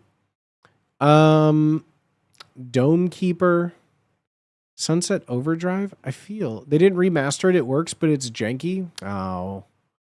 Oh, Ruiner. I feel like I've played Ruiner. Why does that sound familiar too? I think I've played this. Yeah, I think I played this on Xbox Game Pass. Yes, I definitely played this on Xbox Game Pass, I think. I don't know. Is this like I'm looking for like stream games, like a fun stream game. Would you say this is a fun stream game? Say this is a fun stream game. I mean, I do love Devolver Digital. I'll just add that on the wish list too. Dome Keeper? What is Dome Keeper? Anything with Keeper in it makes me always worried. I really don't care for city management games too much. What is this? Defend against waves of alien monsters in this unique roguelike action minor. Dig for resources, collect gadgets, upgrade equipment to do survival. I think I played a demo for this game. Before. Dome Keeper's goated. It's a mining roguelike. Well, we'll add it to the list. I do love me my little roguelikes. I guess I don't know what I'm looking for like a stream game. Usually I feel like I do love our little roguelikes, but like I really liked having our episodic like Halo and things, you know? I don't know why I really like that. Shadows of Doubt. That was that one. I remember that was the one like detective game. Any of the XCOM games, I don't think that that's a fun stream game myself. For like someone like me, XCOM games, any tactical game like that, I lose the ability to both think tactively and be entertaining and talk. Like that's why I like things like Halo or just something story, fun, easy, quick, light. Because I mean to still be able to talk and engage, but when I'm just sitting there like 6% chance, shoot a grenade, walk over here, that's an alien. I just feel like I'm not. Have you seen? I don't know. Thank goodness That's just you're me. here. I haven't played it, Thank goodness but you're it looks here. funny. I think that looks familiar as well. This is the Little this is the Nightmares. serial killer detective game. I'll add this here. I'm gonna look at more of these stuff. Little Nightmares. I haven't played them on stream, but I do have them all. I haven't played them on stream, but I do have them all. Broken Reality. Jazz It's sort of Punk. I like think I've played Hypnospace Jazz Punk. I Outlaw know. we played on I have stream. that in my library already. Sunset Overdrive. I think that's familiar too. Wasn't this like the Xbox One's like debut game that like bombed because no one had an Xbox One? Is this game Sunset fun? Overdrive. Superhero game from Insomniac Games. Superhero game from Insomniac? Huh. Interesting. Interesting. The last like superhero type game I feel that was like too addictive to put down was I think Crackdown 2 on the Xbox 360. I think or maybe it was even Crackdown 3. The Crackdown games were like superhero crack. Just leveling up your like Yeah, jump dude. skill to just be able to jump across the city. Like, God, that game was so fun. I guess even if you did play No, I'm Not a Human, they released a lot of new stuff now. I'll put it in. Buddy, you ever played Broken. Red Faction Guerrilla? I have played Red Faction Guerrilla Warfare 2. Broken Reality, a humorous adventure set in a 3D parody of the internet. What the fuck is this? This is like straight out of Reboot. Unterak Sochi Best Destruction. This is straight DMT Trips bundle. Yeah, no shit. Yeah, no shit. You ever played Yakuza? I've tried. So Yakuza, I want to say Yakuza 0 was one of the first games that I ever tried streaming on Twitch. I streamed it once. And at the time, it was like one of my worst streams that no one was there because it was like one viewer that was my phone for like 6 hours. Like literally one of my first like 3 days streaming. I think I played Yakuza 0 and I went, yeah, this game didn't work for me.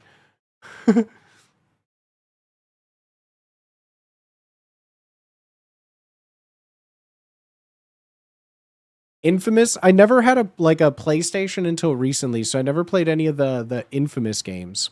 I love Red Faction Guerrilla. Core Keeper. That was the one I saw too. Core Keeper. Remember Me is hit or miss. Why does this but sound if familiar? you have fun with it, could be neat. Why does this sound familiar? Mini sandbox for 1 to 8 players by. This is like Stardew Terraria Minecraft? Or this is like that one Starbound game. Terrarian Space. Core Keeper's legit. I'll add it to the list. I love this I love the pixel graphics of it all. But it seems like it's dependent on needing, excuse me, multiple players. Remember, Me was not really enjoyable to me. Like the fighting and like all of this reminds me of like just so many old school games. Isometric Terraria, more combat focused than Stardew. Stardew Valley like also is not like a stream game for me. Viva Pinata, do they even have that on a Steam store? Much more fun with friends. I'm partway through playing alone. Because like all of these, I'm like, I don't know about any of this. I've played through this, just not on Steam. I love Nier Automata. I'm waiting for this to just be free on PlayStation so I could play that. Solo by another streamer. He seemed like he did handle it pretty well alone. Did you see the Suck Up AI game? Suck Up. Is it this one? God, this looks so dumb. What the fuck is happening? This looks so goofy. Gets boring real fast and has a lot of bugs. This game is so close to being great. Is it? Is it? Is it though? Jet Set Radio. I played Jet Set Radio and it's fun. I don't think it would be anything more fun for like a couple hours a stream. I think I even have it too. I only ever seen it played solo, the Core Keeper. I've heard that. I've heard that it's fun. It reminds me of like a not too anime like Ys, the Ys games. Do you want a horror game? Not in particular, but maybe. Like I said, I just want something that's going to be fun for like, you know, if we can beat it in Cursed Halo was like the perfect month-long game. We played it like 4 times on stream, each one doing a couple missions. Yo. So like, yeah, it's like something like that. Cat game Stray. I wasn't a big fan of Stray. I did play that. Abiotic Factor. That just came out recently, didn't it? Cairo. Am I thinking of the right game? Like yeah. liminal puzzle I think I mystery played games. this on Game Pass when it came out.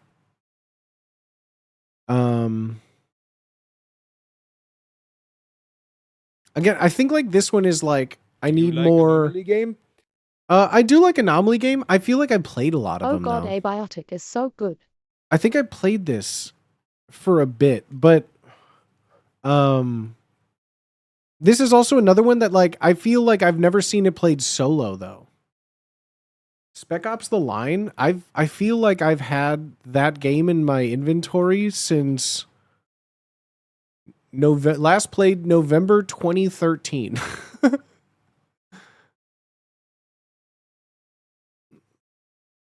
Yeah, so I played this 12 years ago on Steam. Dev checkout. Thank goodness you're here. The reviews say it's super short. I have. I think we played a demo for that.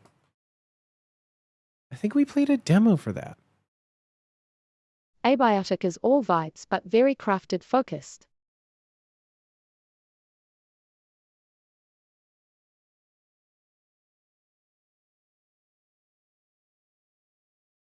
OG Max Payne's. I don't think those are fun stream games though. Psychonauts.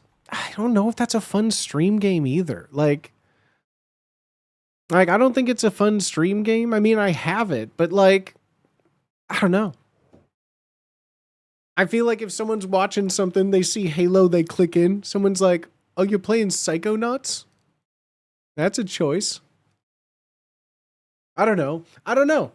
Maybe I'm just being pessimistic. We got a couple good ones. New suggestions, but like, I'm not looking for anything for my like personal playtime. I have games that I'm working on now. We just finished like 2 big stream things, right? But Fallout 3, no, I don't like the FPS Fallout games. I've played Fallout New Vegas recently. I tried to get through it and I just kind of stopped. Again. And I don't like Fallout 3. I hated Fallout 3.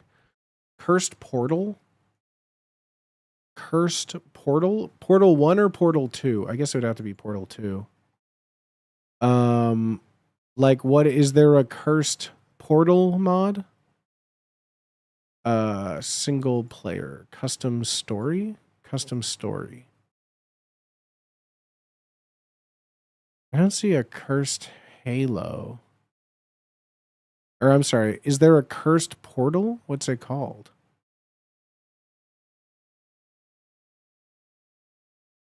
I know a few. Asking my sis. She knows the dev. Most popular of all time. Cursed portals. Bro, what is wrong with my test chamber? Help. Cool. Booty trucking hours on Truck Sim. I was playing Truck Sim for a bit with Yeb there for a while. It's its own thing. I have a dozen hours in some Truck Sim. I have a little bit of Truck Sim. Escape Simulator. I think I have so many games, guys. We're almost at 1,000 games. Granted, I've had my Steam account for, I don't know how long, November 6th, 2010, and this is my second account. This is my second account. I had an older account that was tied to my college email that I no longer have access to. That's crazy. I think Escape Simulator. I guess Backrooms the Escape, Prison Escape Simulator. How about 10 Balls? Remastered BioShock 1. I think I have all the BioShocks. I mean, I should. Jeez. Total War is... Also, last played 2013. I mean, I had this on 360, which is where I played a lot of it. You tried the new Mountain Blade DLC. I don't really care for Mountain Blade, truth be told. Skate Story, I played Skate Story. It's free on the PlayStation thing or whatever. I played it for about like 20 minutes and was kind of bored.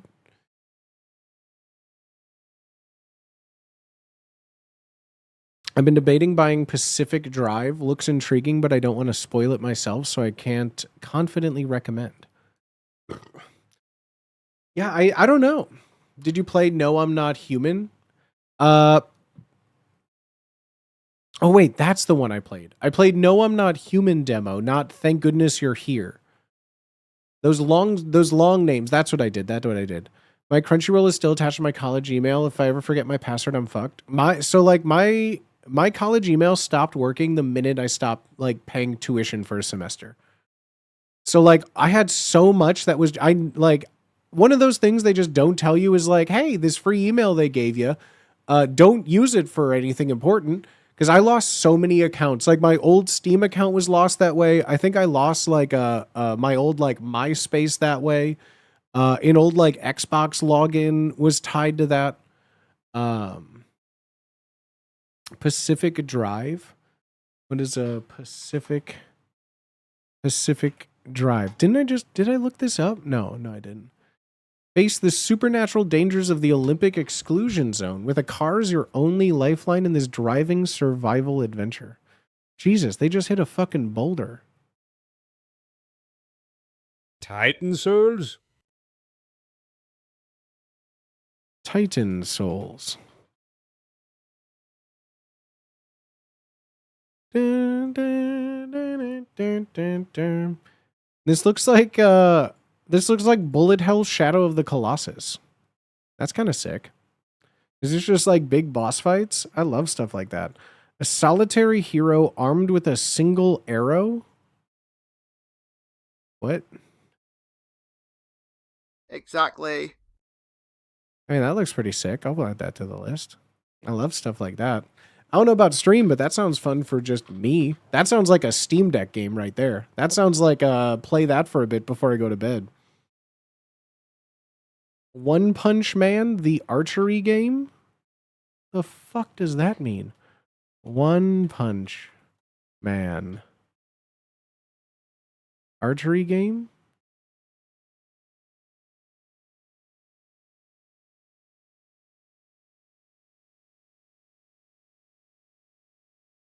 The fuck is this? One Punch Man. Mixed reviews. Well, yeah, imagine you can't be Saitama, can you? That, like, what is this game then? Like, I don't understand what the concept of this game would be. Is it a joke game? How does this game not just take like 10 minutes to win? Unless you just don't get to play as Saitama, but then why would I want to play that game?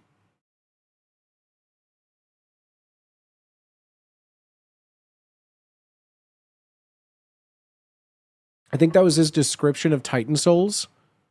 Oh. Watch a match with Saitama, you can play as him? But how is that a real... How is that like a real thing? What do you mean? One Punch Man game, Saitama gameplay. All characters' ultimate attacks. No, Saitama vs. Saitama, One Punch Man, full match gameplay. Damn, this came out forever ago. Wait, what?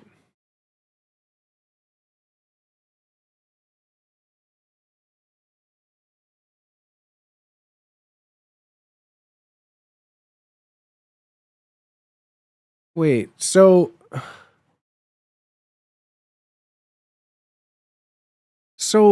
he's just running? So you just have to wait 4 plus 5 minutes? You have to fight for 5 minutes until he shows up? Brother, what? That's so fucking goofy. So is he here now? This is so goofy. Oh, I see. And then that shaved off seconds. Time reduces as you get good combos. Dude, how the fuck is Speed of Sound Sonic just not straight up murdering Moomin Rider right now? What do you mean? Like, he's dead. He's dead. The dude's power is his courage, and he rides a bicycle, and he's dead. Yep, there it is. Yeah, he's dead. That's a real hero right there. Oh my god, he got back up. Okay, but seriously, like, so what? The video's almost over. So he just shows up and wins? The basketty defended him. He missed.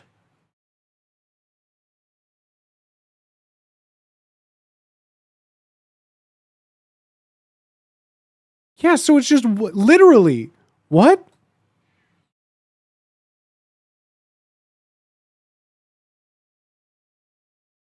This is so dumb. Bro, this is so dumb. Why would they make this into a game? That is the dumbest thing I've ever seen in my life. Bro, that is so dumb. What do you mean? I'm in shock. That's like the dumbest thing I've ever seen. Most anime fighters are dumb. You take that back. You take that back. Most are fun. The concept of One Punch Man as a fighting game, though, is so dumb. Because, like, you can lose before Saitama shows up? Yeah, I bet. But, like, that's so dumb. Hate that. It's so goofy. That's so goofy.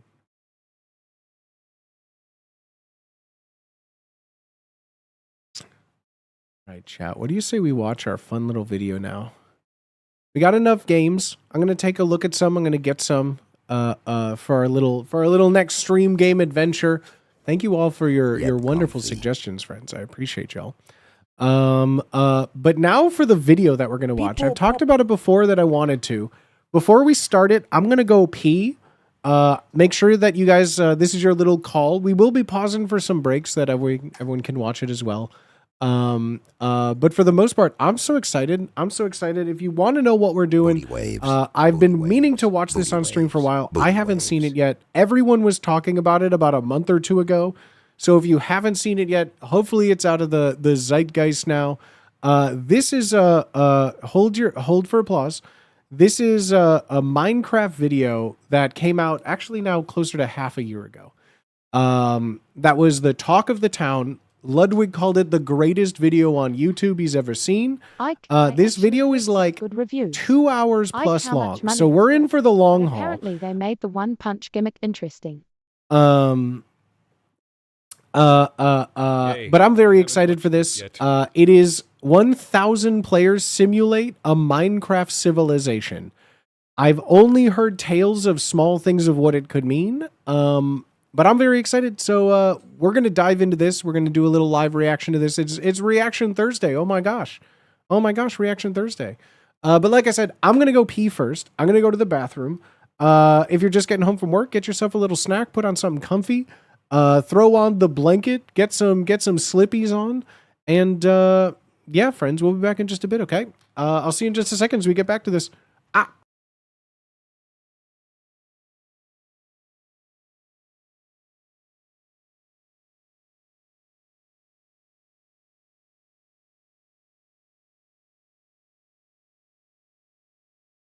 I'm feeling so reaction right now. Yeb comfy.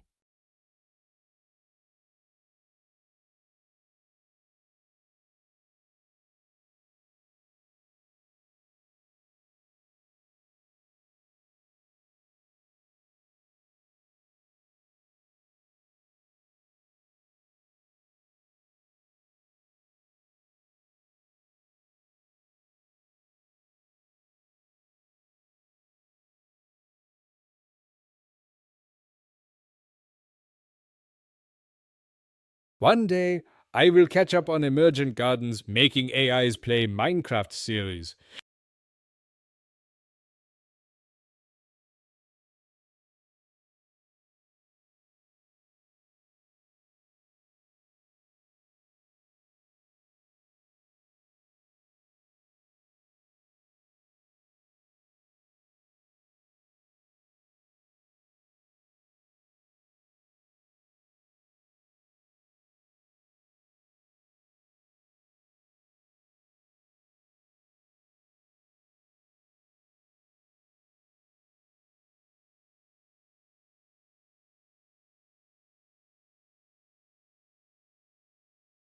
That's how I'm feeling about not suggesting raid Shadow Legends, man.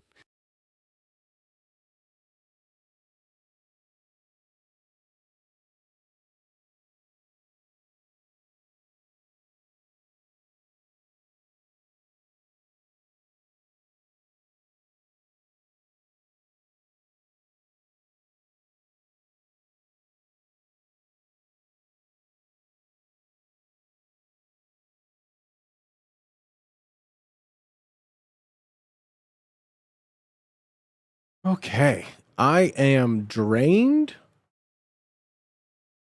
I am feeling very nauseous, so if I do have to pause the video very quickly, and leave camera for just a bit, don't worry, we're gonna watch this. But yeah, I'm just ugh. Thank you all for the follows coming in. I appreciate each and every single one of you. I may not be feeling good in my tummy, but I am happy to be here. Thank you everybody for watching, for hanging out. I appreciate y'all. I hope you guys are having a wonderful rest of your day. And we're gonna watch this fun thing. I'm so excited to watch this. I have been hearing people talk about this for so long now, and I'm just excited to get into it.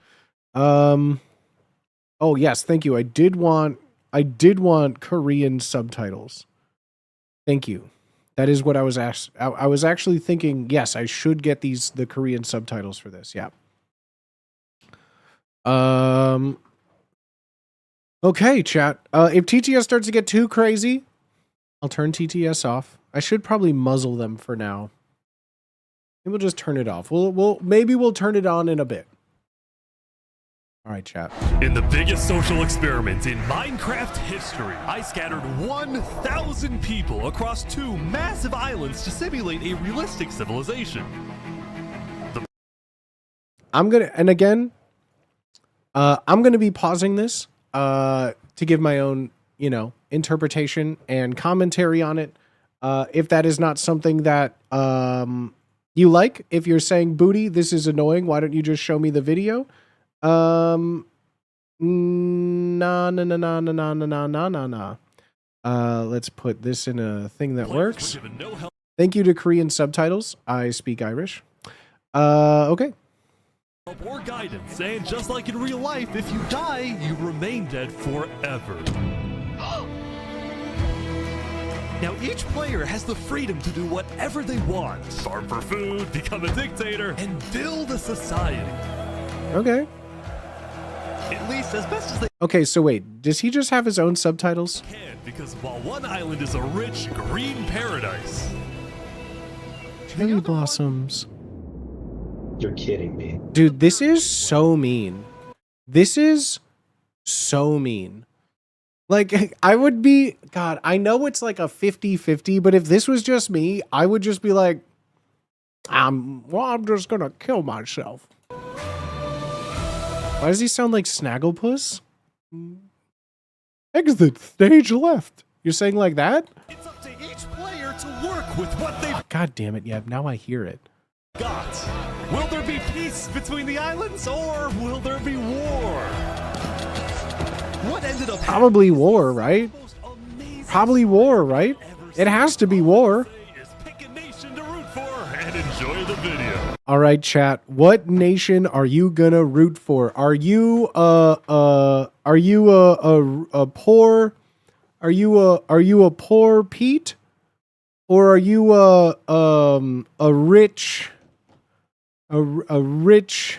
Campbell? Which are you, a poor Pete or a rich Campbell? Who are you? Dune Island? I mean like in this world, Utopia versus Disto, in this world, like, I mean, I just like the cherry blossom trees. I pick the one that wins. You would. Whatever nation is Kit Kats, there are no Kit Kats in either. Then I reject God. I present to you the Rich and Poor 1,000 player civilization experiment. It sounds like if Mr. Beast was doing a Snagglepuss impression. Don't forget, if you want to participate in these videos, It always gets me. No, thank you. Subscribe to my channel. Yeah, this video that we're gonna watch, it is a long one. So if you do enjoy it or want to watch it yourself, the creator is Ish. 1,000 players simulate civilization rich and poor. Look, I can read, but like, this is what I mean. 35 million views on this video. But go check it out, please. If you like this video and don't want my commentary, please go support this guy. Here, I'll subscribe. Click. All right, we got 1,000. Good luck, everyone.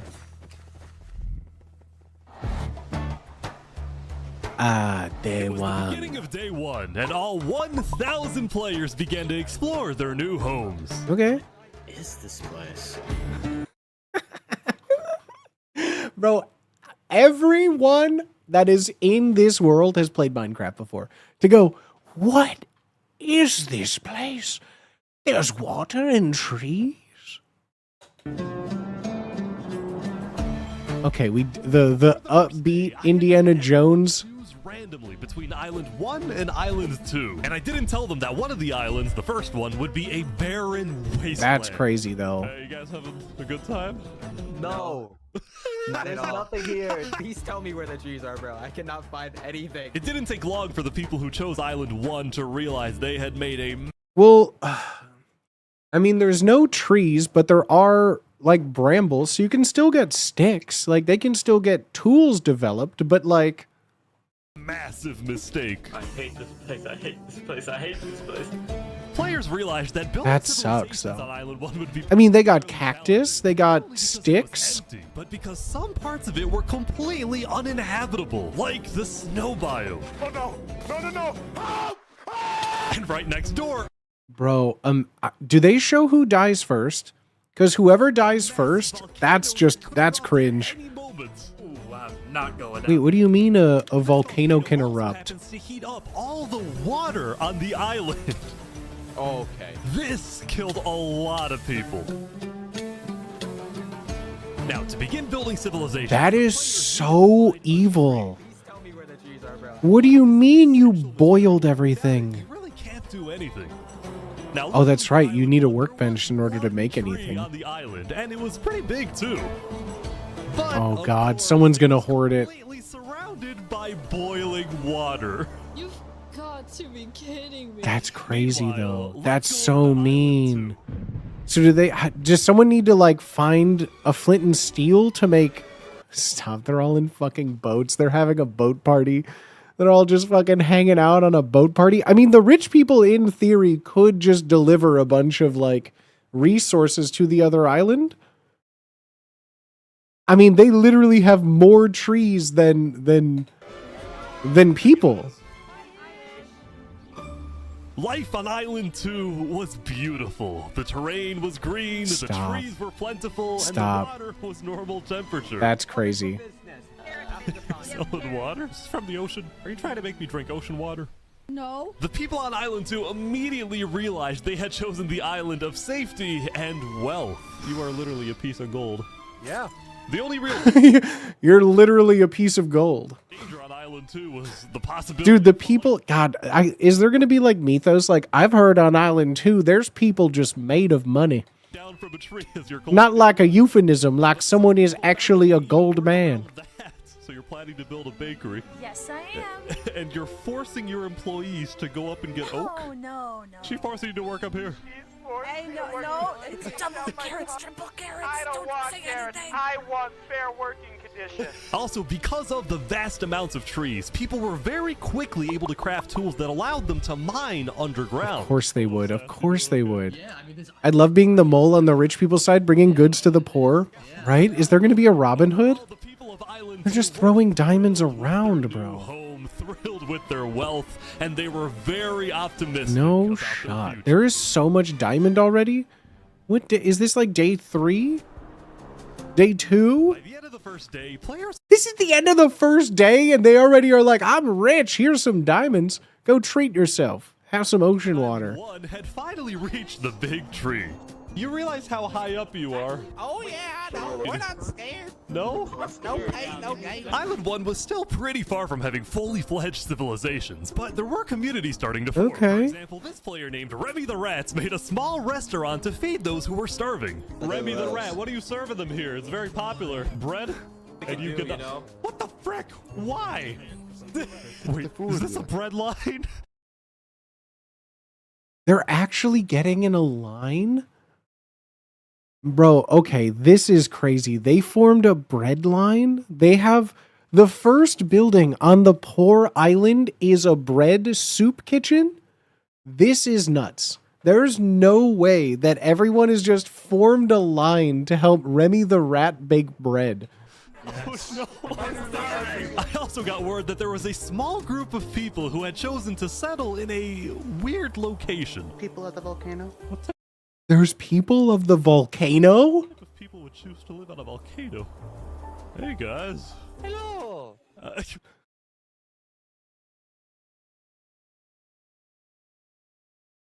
What kind of guy would live in a volcano? Let's go.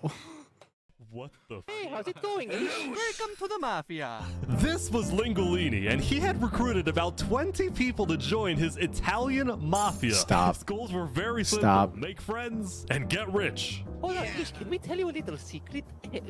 We found some netherite. Oh, really? How did they in the overworld? Yo, did they hide some of this stuff down there? Also, I see like a former tree. Like, how did this get here? Oh, they have a little seat. Oh, they have a little sapling? Yeah, don't tell anyone though. We're trying to keep it between us. We'll check back in with these guys later, but in the meantime... Can you turn this vid up a little bit? On Island 2, there were actual huge... Also, I noticed the subtitle stopped working, so there you go too. I don't care about power. I don't care about... Now there's subtitles. Am I crazy? Am I crazy? The moment I don't have subtitles, they go away. I just want to make a nice place for my people to live. This player named Call Me Cass was... What do you mean your people, Cass? ...in a nation she named the Cass Coalition. And a coalition it was of very different types of people, including pirates, bankers, Canadian cartels, bakery owners, and their employees. I want fair working conditions. Okay. How much even being paid to work up here? Paid? People are getting paid? Now, later in the day, Island 2 would face its first conflict. Of course they would. Why are they using tools to break sand that isn't a shovel? Why are they using pickaxes on sand? Oh, maybe it's sandstone. Who are you? A group of about 20 people were extracting sand from the shore right next to the Cass Coalition. Cass was obviously not happy about this, but these people didn't care because they were from a much bigger nation called the Commonwealth. The Commonwealth. Oh no. Oh no. God, the British just invade everywhere. The British just invade everywhere. We're actually 5 nations combined into one, so we have strength in numbers. The Commonwealth was a massive civilization that was formed on day 1 when 5 distinct groups were close enough to each other that they just decided to come together and unify under one nation. As a result, the Commonwealth had a government with 5 leaders at the top and over 150 citizens. We're going to turn this mountain into our city currently. Ah, okay. The Commonwealth leaders were very ambitious and wanted to make the Commonwealth the most beautiful, the most respected, the most powerful nation on Island 2. What the hell? Came at the expense of others. Overall, by Also, I like how they're digging up a beach somewhere so far away because, like, well, we want our beach pretty. At the end of the day, Island 2 was much further ahead than Island 1. Well, yeah. But let's see what happens in the following days. Okay. Let's go. Only 4 people have died in the first day, and 50? That's crazy. That's crazy. Almost 10% of people died on Poor Island. As players logged back in the next day, nobody was expecting that the beginning of day 2 would end up having one of the most consequential moments of the entire event. I'm getting a hair on my chin. Bro, the French music with Remy the Rat, I love all of it. Who are all these people? Did he say where he recruited them? Who? All 1,000 people? I don't know who they are. Was running his restaurant when he received a visit from a player named Spood. Does anyone... Night, I need food, I'm dying. Yo, Spood. Well, yep. I do have food. You're private, but oh, I need food. Oh, God, I'm too kind. I care about everyone else before myself. It's such a problem. Now, this player, Spood, was a rising leader on Island 1. He was known for always giving away his own food. But some people started to suspect that Spood's supposed generosity was merely a method to gain popularity, to further his political ambitions. That's crazy. That's crazy. I don't think I have what it takes to be like in one of these super Minecraft RP servers, because some of these people are like, I've been crafting this persona. I'm going to give away bread for free. That is until... Oh! Watch out, oh my God. Oh, he's a traitor. He was trying to assassinate Spood.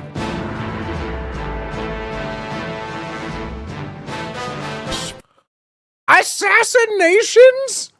Spood had survived an assassination attempt, which brought him exactly the attention he needed to cement himself as a legend on Island 1. Stop. No way. Drawn to him, and on day 2, Spood used this leverage to establish an empire named West Helm. I thought it was going to be called Spoodland. I thought it was going to be fucking Spoodland. Day 3 assassination, but yeah, why would someone want to assassinate him? Made me emperor. This right here is going to be our capital. We're also building a massive coliseum. You mean where people fight to the death? Exactly. What do you mean? Oh, you're saying Spood was an inside job? Are you saying Spood's assassination was a? You're saying Giovanni Princip was an inside man? Even though the people of West Helm were still struggling with food and resources, their motivation to succeed was unbelievably high. I didn't even think of that being a false flag. Oh God, it's just like real civilization. Everything's going to be a false flag. Somebody tried to take my life. Someone with this face. But now, he's dead. Put his head on a fucking copper rod? For the first time, it seemed like the people of Island 1 had hope. The Ballad of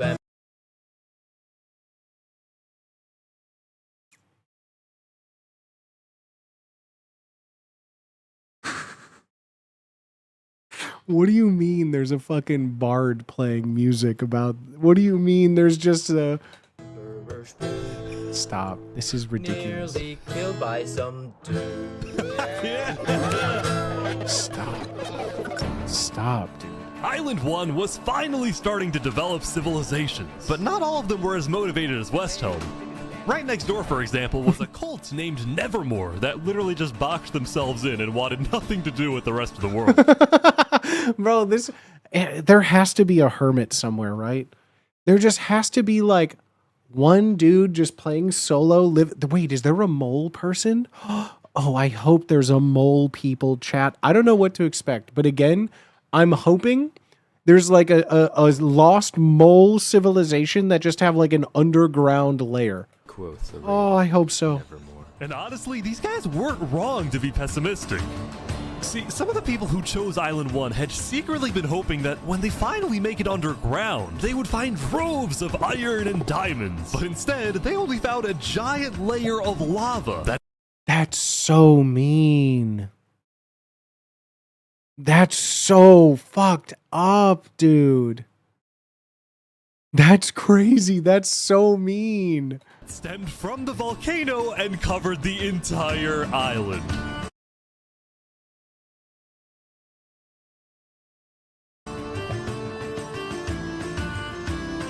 This lava layer ended up killing a lot of people.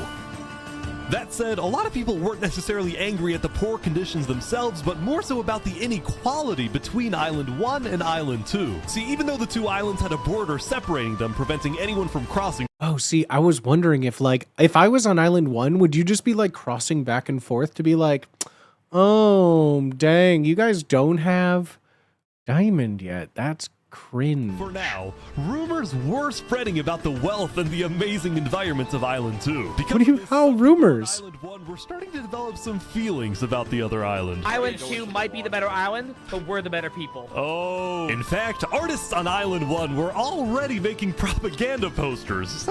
That's fucking crazy. No shot. Some of which were rather concerning, including a few creations by our mafia leader, Lingolini. Speaking of Lingolini, I want you. Drama on the volcano on day 2. Is someone... I just survived an assassination attempt. What? Whoa. Mamma mia, help me, I'm getting chased.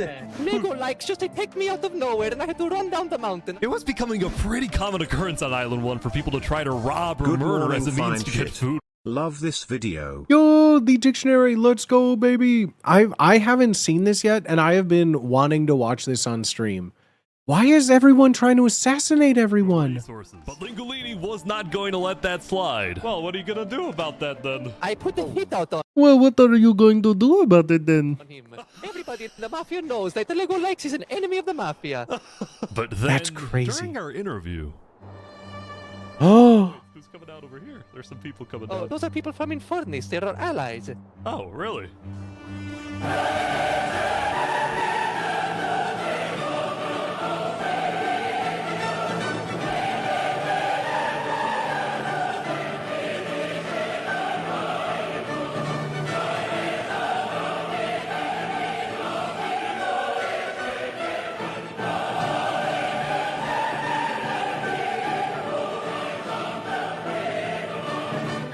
Potato with a 17 bomb for 3 Christmas nices?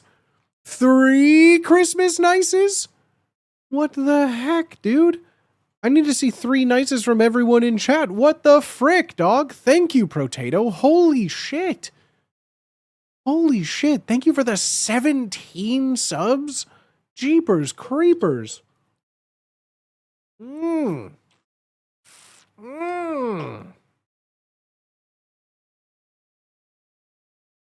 That is delicious. 1, 2, 3. My goodness. Thank you for the 3 Ghost of Christmas Nices. How many gifted is this total? I can't ever tell. It never gives me that information anymore. Yo. No fucking shot, bucko. Holy shit, dude. A potato with 1,000? My brother, thank you. What the frick, dude? God damn, golly. 1,000 and to get an even Christmas nice? That's crazy. That's crazy. Thank you. Thank you, Potato. What the heck, dude? Smoke him if you got him. Thank you for saying thank you. If you just got a gifted sub from Potato, please say thank you. And wait like an hour for another person to resub so it would line up. Dude, you're a fucking legend, mate. What the hell? That's crazy. Thank you. Thank you, thank you, thank you. Okay, so they're clearly not their allies. I'm just going to throw that out there. They're dressed for fucking war, dude. Allies don't come down the mountain fully ironed out holding swords. Langolini had decided to share his volcano territory with a larger group called Infernus. Never mind. His main goal was to preserve and protect the sacred land of the volcano. God, I love video game called Seneca, who described herself as the queen of Infernus. Fought on my grandma eye, slapped my mama on her cheek, kissed my daddy on his back. We have to treat the volcano with the respect it deserves, and we hope we can work with Langolini to do just that. Mamma mia. Langolini agreed to protect each other in case of an invasion. Women in leadership. The volcano's height and flowing lava to their advantage. If anybody tries to attack us, we'll kick them out like a Koopa shell. Stop. God, do you think this person was like, oh yeah, this is going to be fun. I'll probably die in the first day.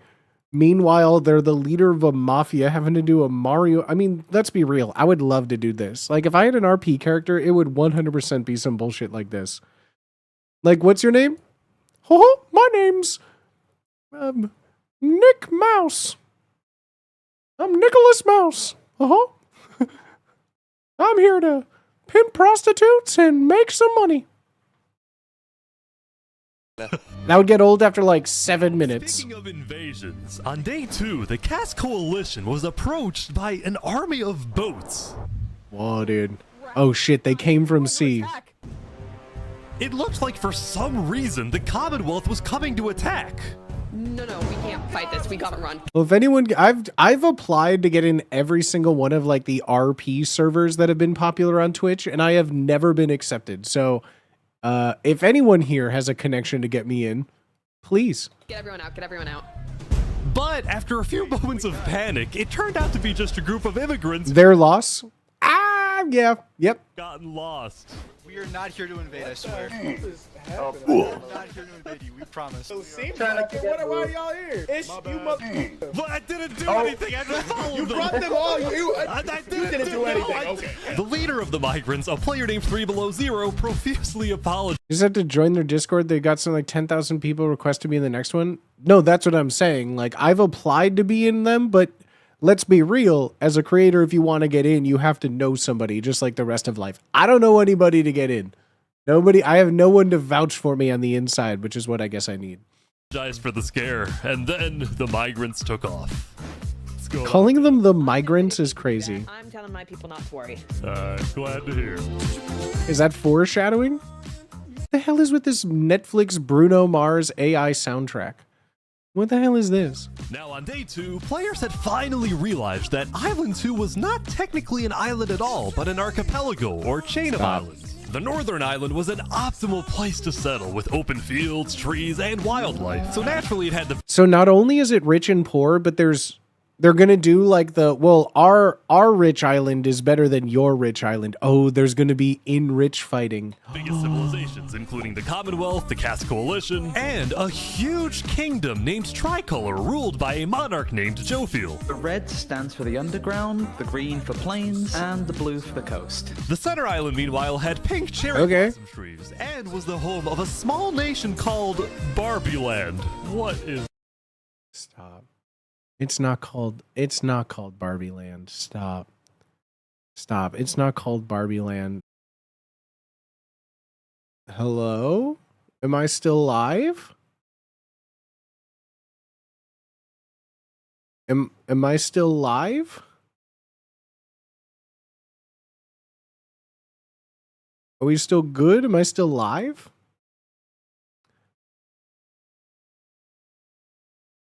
That was weird. Barbie Land got him. I got like a little like Windows notification. I got a Windows notification that went boom, and it said OBS disconnected, which is the sound you hear before you die. And then next thing I know, everything went F, and I'm just sitting here waiting. My internet stayed up. I have internet.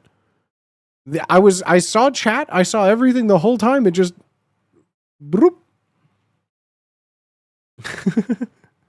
Well, hello everybody. I'm still live. And swamps. As a result, if you're hearing my voice now, try to refresh. Try to hit refresh. With stuff like that, you're usually getting like left behind a little bit. So make sure I'll give you some time to refresh. Are we still live? Jolly load.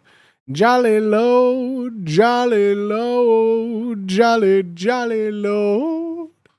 Let's fucking go. Thank you for the 5-bomb, homie. What the hell, dude? What the frick-a-frack? What the frick-a-frack? When a society passes basic needs, conflict isn't material, it's symbolic. Yeah, this is some Lord of the Flies shit. This is some Lord of the Flies shit. Stay there. Although I did find one person. Saps, what is this? Can't you tell? This is my vacation home. How's this a vacation home? I don't see any lawn chairs or furniture. There's no roof. Hold your horses there, cowboy. It's not done yet. Saps was one of the few players who chose not to join any civilization. This is what I'm talking about. I'm more interested in like the hermits on this civilization. I'm more interested in the dude who like just lives inside of a mountain and then just stays there for the whole time. Like, you know, you hear those stories. I feel like there's a character like that in Red Dead 2, but there were plenty of people before the mainstream spread of news that were like waiting and hiding that are like, oh yeah, that's right. One of these days I'm going to get the call. I've been here in hiding in the middle of the woods for 27 years.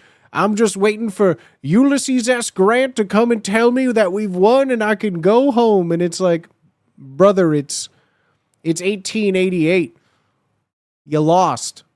What do you mean? There's about to be a World's Fair. What do you mean?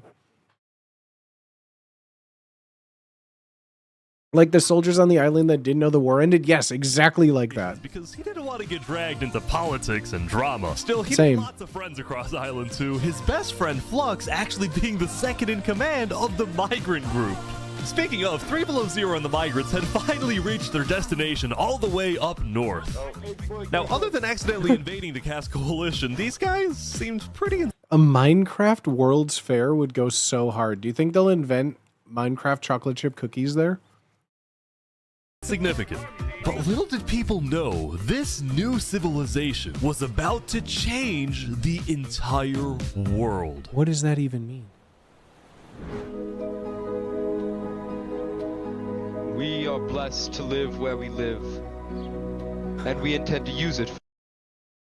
Bro, why are they praying? For good. Why are they praying?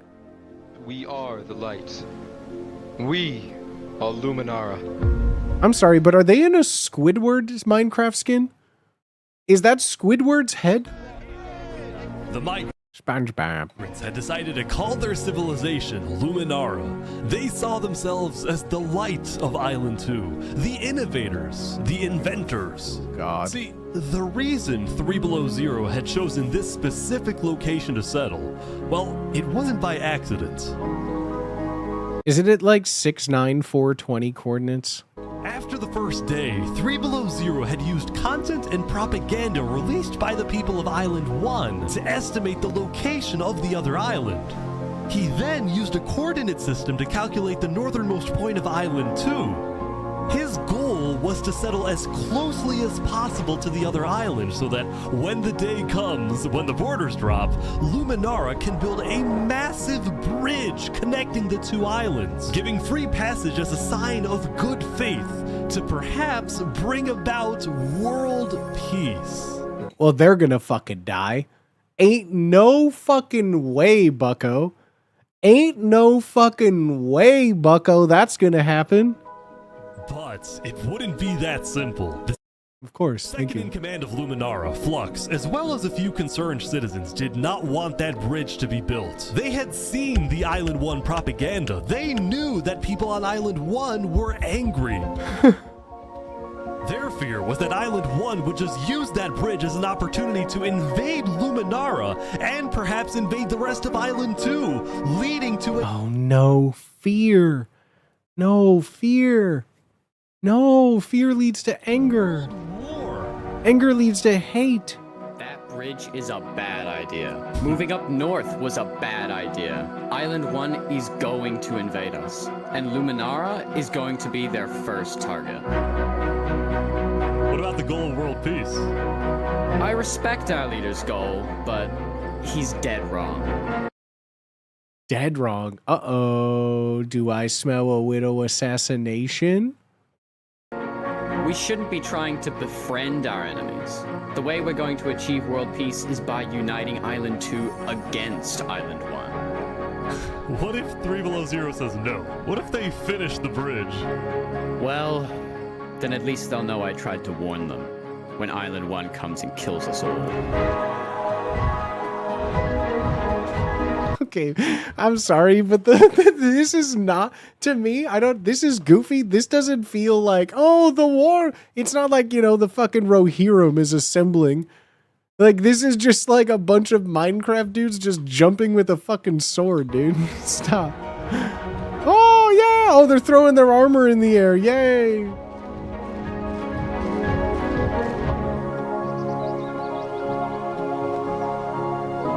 As day 2 came to an end, tensions were rising, both within nations. How is this just day 2, though? Worried about what's going to happen next.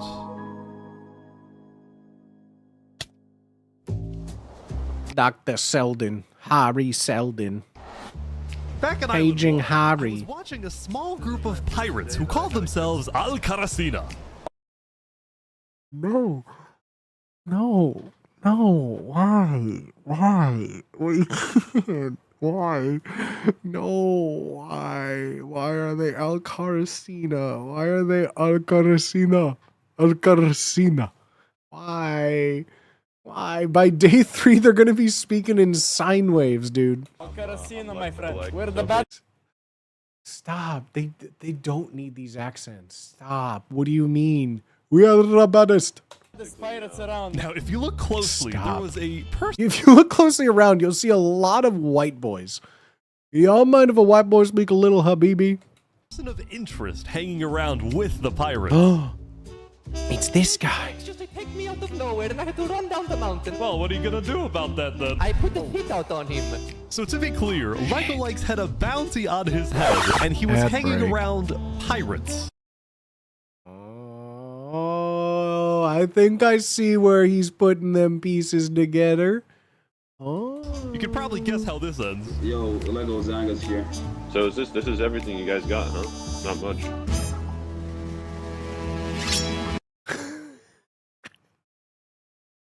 Two arms!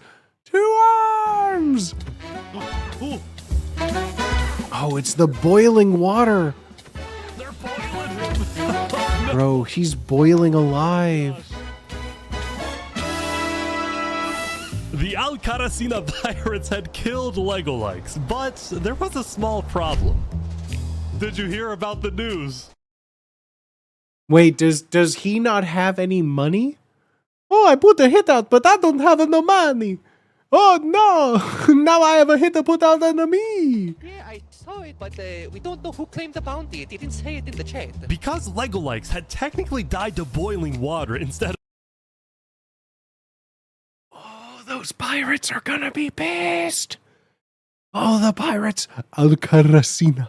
Al Karasina is gonna be pissed. ...of a player. Lingolini didn't know who actually killed him, but fortunately for the pirates, when a player dies, the dead player drops their own head, which fair. proof they needed to collect their bounty later today. So you're expecting a payment later? Yes. What we expect. All right. Well, I'll go.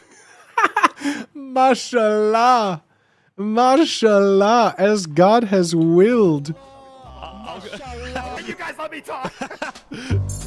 By day 3, players had basically Dude, mapped there's out too many white boys speaking Habibi here. This all sounds... of Island 1, and we're finally starting to adapt to the environment. Day 1 was horrific. We literally had bread lines. Day 2, we're building a coliseum, a citadel. That's what I mean. This is day 2. How the fuck is this day 2? Granted, they have like 20 people playing Minecraft. I've never dug this much stone in my life, much less in one Minecraft day. Although, wait, do they have like the time settings so that it's a real 24-hour like day cycle in this? Literally immortal. Hopefully that isn't foreshadowing. Emperor's Food was still the most powerful man on Island 1, and on day 3... 'Cause we also haven't seen any like nighttime. ...national meeting hosted by a charity group called the Blue Cross. Stop. We invited you Excuse here me. mainly to discuss plans in case the volcano erupts. What are your individual plans? A large bunker underground. Just not using flammable materials. We don't have any real plan, you know? What? You don't have plans? If that volcano erupts, you deserve to die. So real. I mean, fair. Emperor Spoon had come in with good intentions, but it was there that he learned that he hates meetings. I'm gonna go there. When Emperor Spoon left, the other leaders were unsettled. Was this guy really the figurehead of Island 1?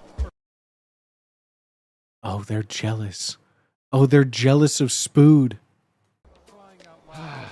Okay, we need a better representative. Then, basically right on cue. Elysium diplomats, follow me. Bodyguards. Sorry guys, sorry, I'm late. This is Benji, and he's the leader of Island 1's second biggest civilization, called Elysium. Stop. See, on day 2, Hold on. Closed captioning hit the Elysium. The fuck is this? Elysium isn't even that hard of a word. What is Elysium? Benji had discovered that toward the outer edges of the island, away from the volcano, the water isn't boiling hot anymore. So he founded Elysium, which literally translates to a place of ideal happiness. And he made No shot. No, yeah, this is what I mean. This is like supposed to be one of like the best videos that has ever been posted on YouTube. I'm having a great time watching it. How are you guys feeling about it though? People a chance to relax and get away from all the troubles of Island 1. Stop. The Netflix soundtrack is driving me crazy. Where it's like, digging through sand, swimming through water. Look at these Elysium guys swimming in the water. No shot. Lord-ish could summon a single mushroom cow. Alright, if anyone drops a pufferfish in the next 60 seconds, I'll do it. What do I have to do? What do I have to do? Pufferfish. There it is! Alright! He gave them a cow? Someone's gonna kill that cow. Someone is gonna kill that cow. This cow, I'm calling it right now, this cow is gonna start a war. I'm just calling it right now. This cow is gonna start a war. No shot. We can kill it for leather! Now back at the Blue Cross, Benji and the other leaders discussed the possibility of creating a full Island 1 alliance. All the leaders at the meeting, including Westhelm's representatives, believed that given the harsh conditions of Island 1, an island-wide alliance could be a game changer. But first, Before we make this official, we have to convince everyone else to join. see, there were a few civilizations not present at the meeting, and to complete the full Island 1 alliance, the Blue Cross would have to go out and get them all on board. First was the Alcaracina Pirates, who... Sorry, I can't. I can't with that goddamn name. I can't with that goddamn name. He's trying, though. He's trying to hit the Alcaracina. coincidentally happened to pass by the meeting as it was happening. Hey, guys. Hello. They were on their way to collect their bounty from the second nation not yet in the alliance, the Lingolini Mafia. Oh, yes, they're waiting. Hello, I'm looking for Mario. Hello. I'm looking for Mario. Ooh, mamma mia! It looks like a small brain. It sure looks like a Lego lights. Meanwhile, the Nevermore cult... So what did they get for it? It's a me. Would probably be a little bit more difficult to convince, but the Blue Cross said they'd try anyway. That's so funny. They just boxed themselves in. What in the world is this? Are those glowing eye sentries? What in the dead Argonath is this? Well, it was a bit of a mysterious group. Their civilization was down south, and they were very isolated and secretive. So their waterworks too? Have an extremely strict government, but also a large amount of very skilled fighters. As a result, people were... Why does this just also sound like generic Get Lucky? I can't keep listening to it because it just sounds like generic Get Lucky. I'm up all night for just a little bit, and you are up for just a little bit too, and we're up all night to get just a little bit. Kind of scared to approach them, but they knew they had to eventually to complete the Blue Cross Alliance. They knew that if this alliance works out, it wouldn't matter that they all lived on the poor island. All of a sudden, out of nowhere, the most powerful force in the world would become Island 1. At first, Island 1 was supposed to lose, but now they were on the verge of turning their lives around completely. Were they though? Were they though? They're introverted and good fighters. Sounds like they have a lot of in-game hours and not social skills. Maybe that's why they formed a weird cult.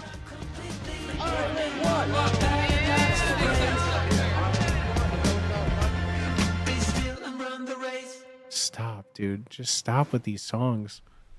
Oh, the British. Why do the British have all this TNT? Why are the British bombing this home?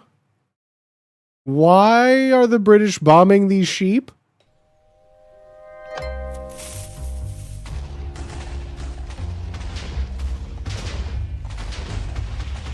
As you can see, there was a bit of commotion at the Commonwealth. They had just exploded their own land because of a miscommunication.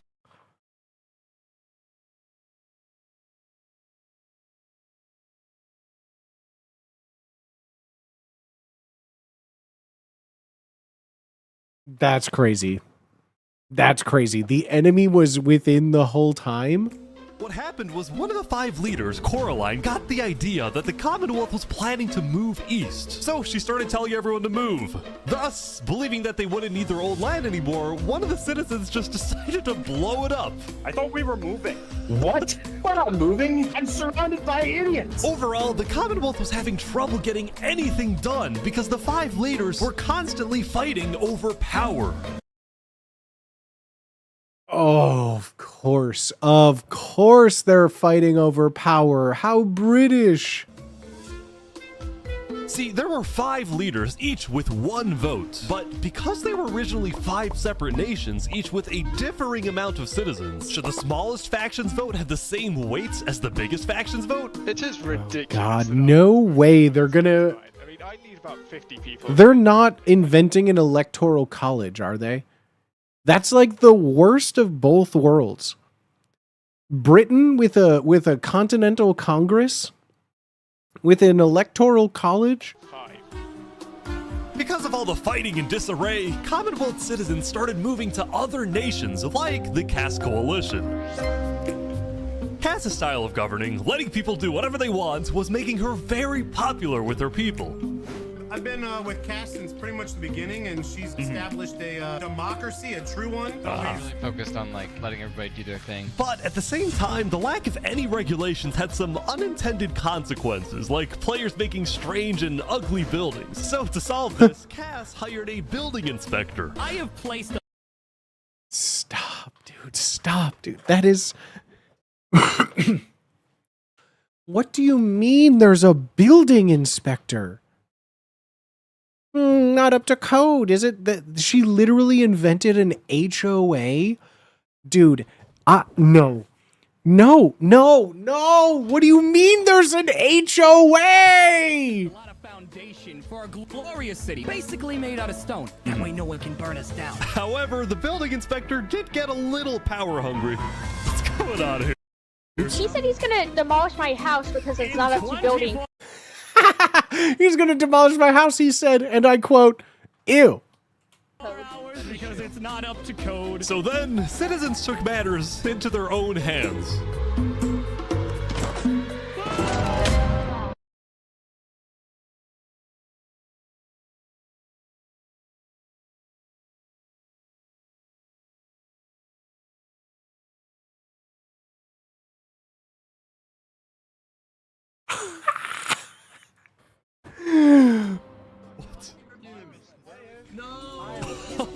Anyway, on day 3, the biggest nations on Island 2 were still the... I'm shook.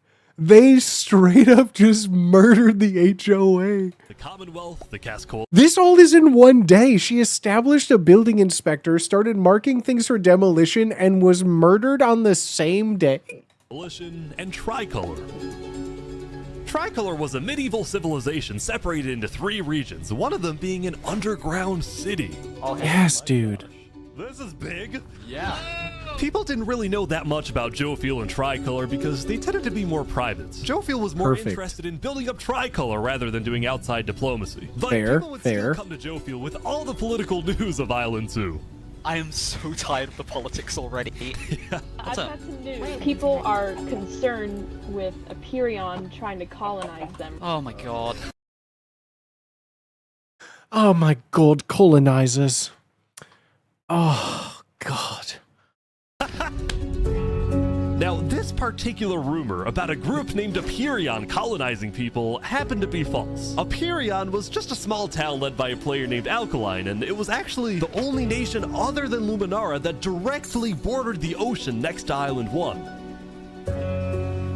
That said, the rumor that Island 1 was uniting was true, which got some people worried, especially the two border states. So, Jofiel invited over all the major leaders and diplomats of Island 2 for an emergency meeting. The only leader who declined was 3 Below Zero because he was busy building the Luminara Bridge. So he sent— God, he's just building his dumb little bridge. In his place, his second in command, Flux. Uh-oh. Flux, what's your plan here? Uh-oh. I don't care what 3 Below Zero says. We need to make sure everyone unites against Island 1. Good luck, sir. And because this meeting was the most important— That's so crazy. Like, Flux, I'm sorry, you're a little sneaky snake. You're second in command, and not a single thing you've ever said has been in support of your superior officer. This whole time he's like, yeah, I'm number 2 in command, fuck this guy. Event yet on Island 2. Jofiel invited a neutral mediator, someone who could lead the meeting in a fair manner and wasn't a part of any nation. Saps, where are you going? Apparently they're making me lead the meeting with all the Island 2 leaders. You sound very excited about it. Oh no, I'm not excited, I'm terrified. I'm accidentally gonna cause a war. Yeah, oh god. So like, let's just picture this scenario in like real world terms. So like let's just say like we meet up at the Congress meets, right? They have like the Senate, everyone from all the states all gather around and they're like, well, how do we decide which of the 50 senators or just 100 senators get to talk? And they're like, so we invited this guy who lives in a mountain. He's just like, he's on his own thing. He does his own thing. He has like, he's not affiliated with anyone. Like, he's going to lead our meeting. He's a hermit. He lives in a mountain. And everyone's just like, yeah, that sounds great. That sounds great. Sage of the mountain. Like the Grinch.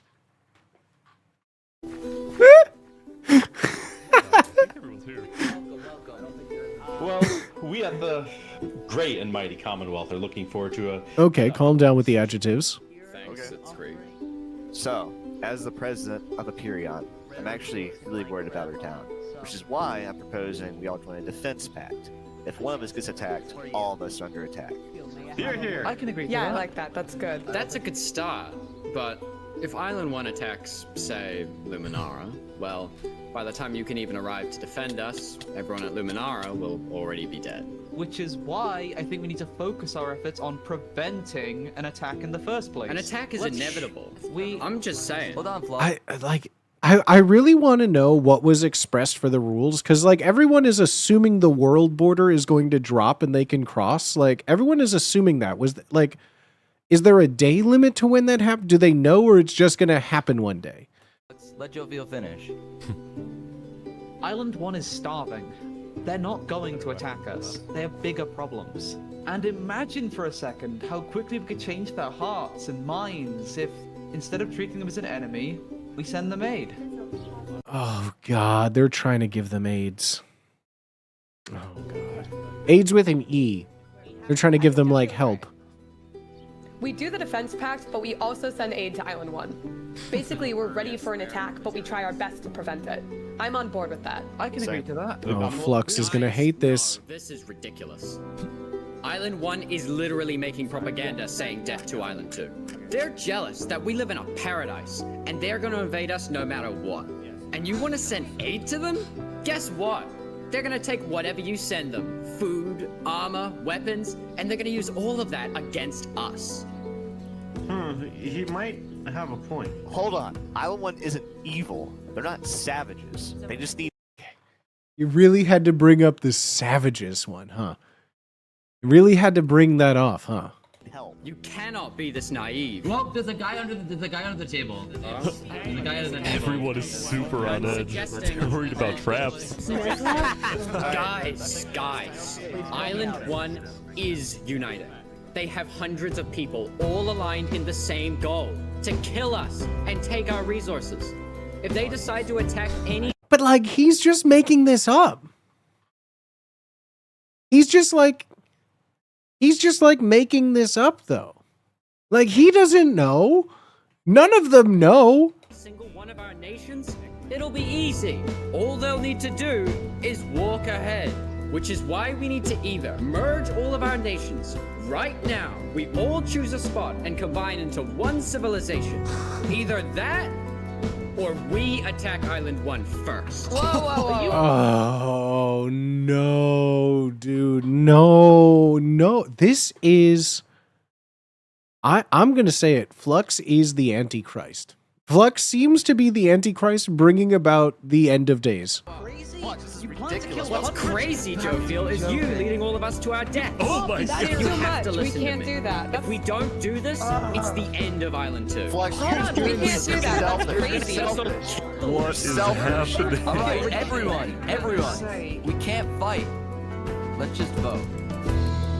All in favor of Flux's plan to treat Island 1 as an enemy, say aye. Aye.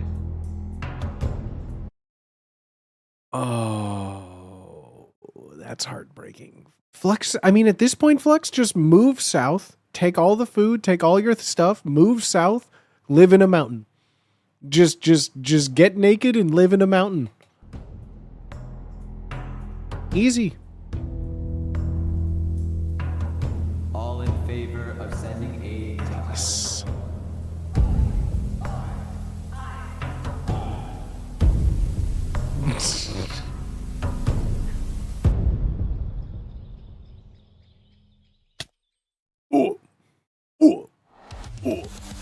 Meanwhile, at West Helm, I ran into something interesting. Our next song is called Island 1. Oh my god! So you remember this guy? Stop. He's in a band now? They have bands? They have bands? Well, he had joined a band that produced actual songs and then performed them. How do you get instruments in Minecraft like this? A boiling water sea, let's go. And no resources to speak of, except a wooden tree. Let's go!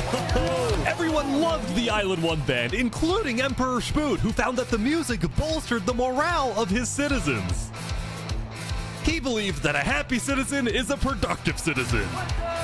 So do they become a propaganda machine as well? Do they get to become a part of the propaganda machine? West Helm took us in and gave us a little home. Even though Emperor Spood was a chaotic figure, West Helm itself was the opposite. It had an army, a storage system, and a hierarchy, from emperor all the way down to citizen or plebeian. Stop. And of course, there was the Colosseum, which when finished, will play a major role in West Helm's justice system. That said, Emperor Spood was not happy when he heard that yesterday, Benji and the other leaders had been talking poorly about him. Okay, we need a best representative. Our final goal is to put Benji Button in here. No, that is a joke. Uh-oh. Uh-oh. Foreshadowing, mayhaps? That is a joke. You don't want Benji to die, do you? Well, I mean... Benji and the other leaders were concerned that Emperor Spood is unstable and may one day try to take over the entire island. And their concerns only grew when Spood was caught listening to Napoleon on Spotify.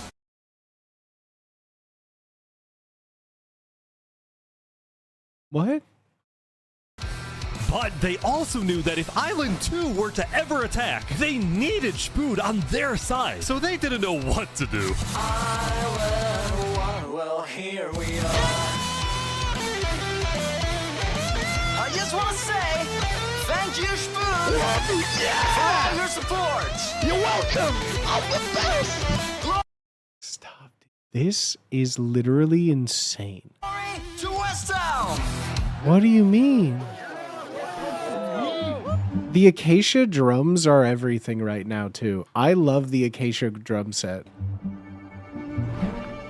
Meanwhile, Seneca, the Queen of Infernus, had decided to begin building a massive castle for her people. A beautiful home base that would hover directly over the volcano. That's fucking sick, dude. Are you kidding me?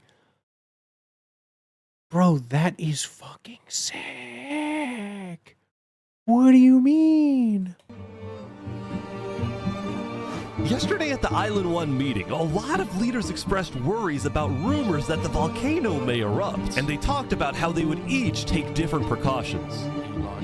Everyone believed that the volcano was dangerous, except for Seneca, who had decided to take the opposite approach. It's all just paranoia. If we really value the volcano, we need to have faith it won't erupt. But like, how? But like, how would it erupt? What does that mean?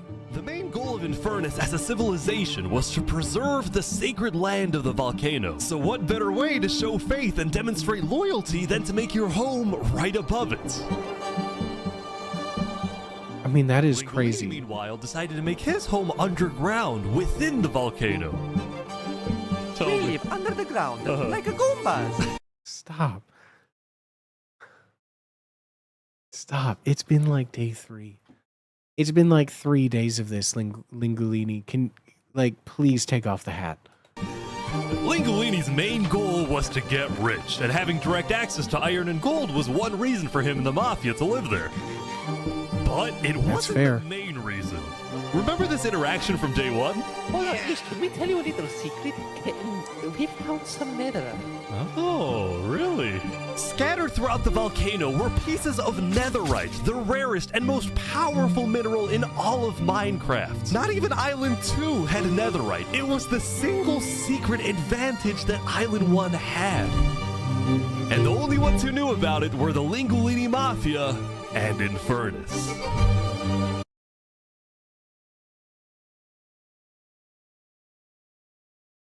Surely that won't come into play later.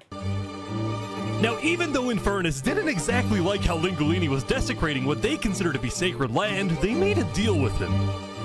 The Mafia can keep mining so long as they provide Infernus with some of the minerals they find. Fair, fair. But Lingolini was unsatisfied. They want to use us. They want cheap labor. I'm not giving them anything. Lingolini didn't like how Infernus was basically forcing the Mafia to mine for them with nothing in return. So he secretly instructed everyone in the Mafia not to give Infernus anything.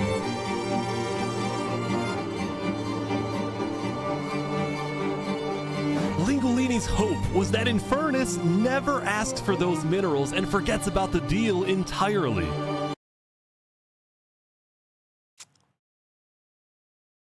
Surely that's going to go really well. Otherwise, he would be in a lot. Sounds like a great plan, yeah. Oh, poor Mario. No. The rest of the Island 1 unification effort was going very well. Earlier today, Lingolini had decided to join the Blue Cross Alliance. Okay. Thank you all so much for having me. The Alcaracina pirates were also eager to join, and surprisingly, so was Nevermore. There was only one holdout. Dude, what in the world is this place? This mysterious civilization was called the Covenant, and it was... Dude, these people are so fucking weird. What do you mean it's called the Covenant? A dictator named Turntap. How are you elected exactly? By vote of the people or the vote of yourself? Elected? Turntap wasn't sure about joining the Island 1 Alliance because the people of the Covenant were generally skeptical of outsiders. They only took pride in their own nation, especially in their army, which was composed of really good PvPers who weren't above using torture to get their way. Are they drowning this guy? He's gonna die. Now, They're waterboarding him? They're torturing him in a water block to drown him? This is... I felt a little bad for this player, so I threatened the Covenant. Covenant uses water torture. I'm reporting this to Sidefall News. No. Go to side.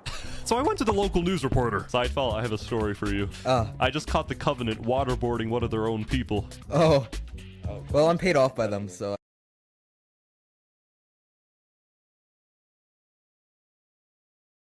I don't really care. What? Dude, it's free money. You know what? It's called a business for a reason. It's not for profit, okay? Sidefall ran a news business with questionable ethics. He was also known for making up fake stories, writing things like, "The lava is rising," just to sell more paper. Okay, new goal. I want to be a sensationalist journalist in a role-playing server. That sounds really fun. I would love to be a sensationalist journalist. Oh. That said, earlier today, he had made a legitimate discovery that could devastate the entire island. Did he find some netherite of his own? Island 1 had a lot of known dangers, from the lava layer to the boiling water to the powdered snow. But there was one last danger that nobody knew about until now. No shot bucko. No shot bucko. What do you mean there's a warden?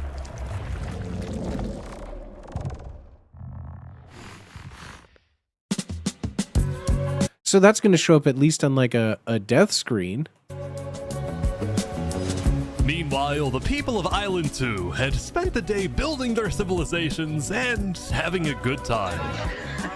Yesterday, their leaders had voted that whenever the border drops, Island 2 would send aid to Island 1, hoping this gesture, like trees and food and stuff, would lead to peace. But not everyone agreed with this approach. It's the end of Island 2. When Flux returned home to Luminara, 3 Below Zero was furious at Flux for causing chaos at the meeting and for going against Luminara's values. 3 Below Zero, Squidward's not here. Luminara was actually heavily in favor of sending aid to Island 1. The whole point of the Luminara Bridge was to make peace with Island 1, not to start a war. Dude, how if he doesn't get kicked out, then what is this all about? As a result, 3 Below Zero demoted Flux from his position as second in command. Oh no, good. Stop. Stop. Why? This music is driving me nuts. I spoke with Legacy, a citizen of Luminara. Yeah, Flux has been gone all day. People here don't really like him anymore. Flux. Imagine being outcast by your fucking Minecraft community. Imagine being exiled by like your Minecraft friends that are just like, yeah, we don't like him anymore. His crew had spent the day building a secret bunker under the ocean, a place for them to hide if Island 1 attacked. Of course they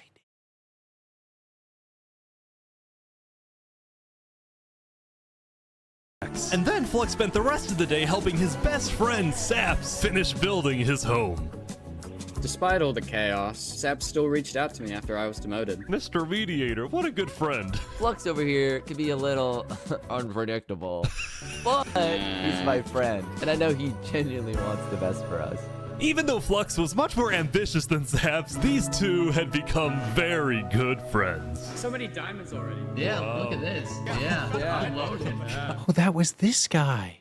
But just as day 4 was about to come to a peaceful end, something happened that would change the course of Island 2 forever. Oh no, oh no. What's with the GTA 5 transition? Wait, what is the GTA 5 transition? Stop.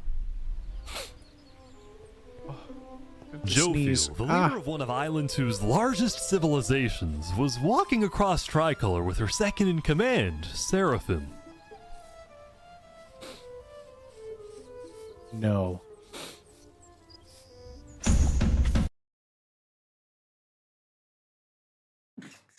Oh.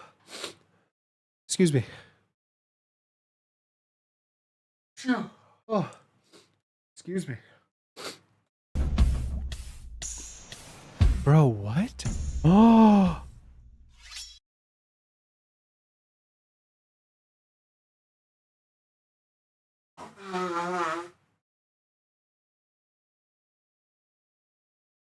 Betrayal. Betrayal. What are you doing?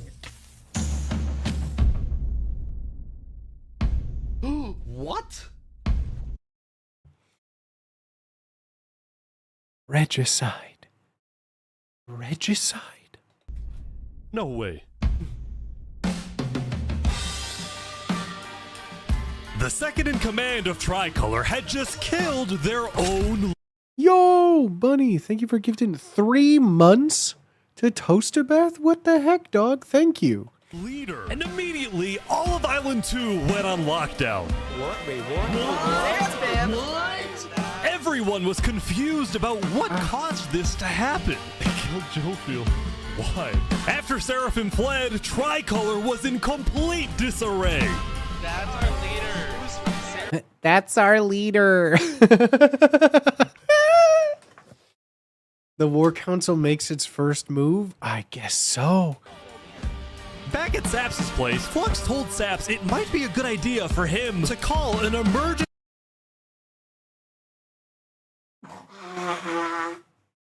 Excuse me, my nose is...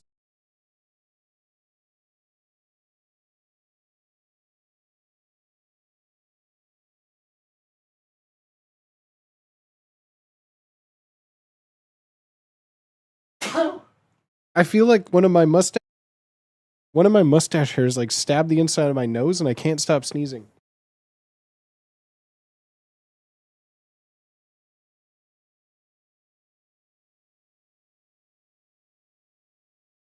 Okay, I should be good. Meeting with all the leaders.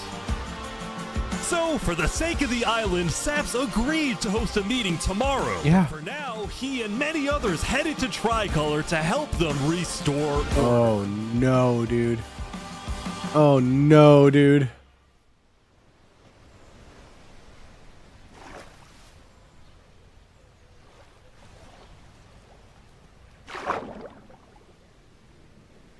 What? Wait. What?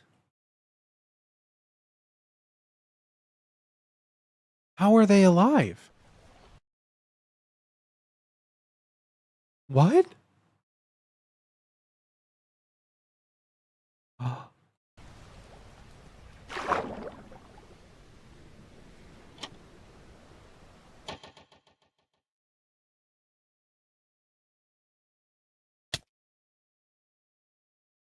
Oh, that's the murder. That's the murder. That's the murder. Sorry.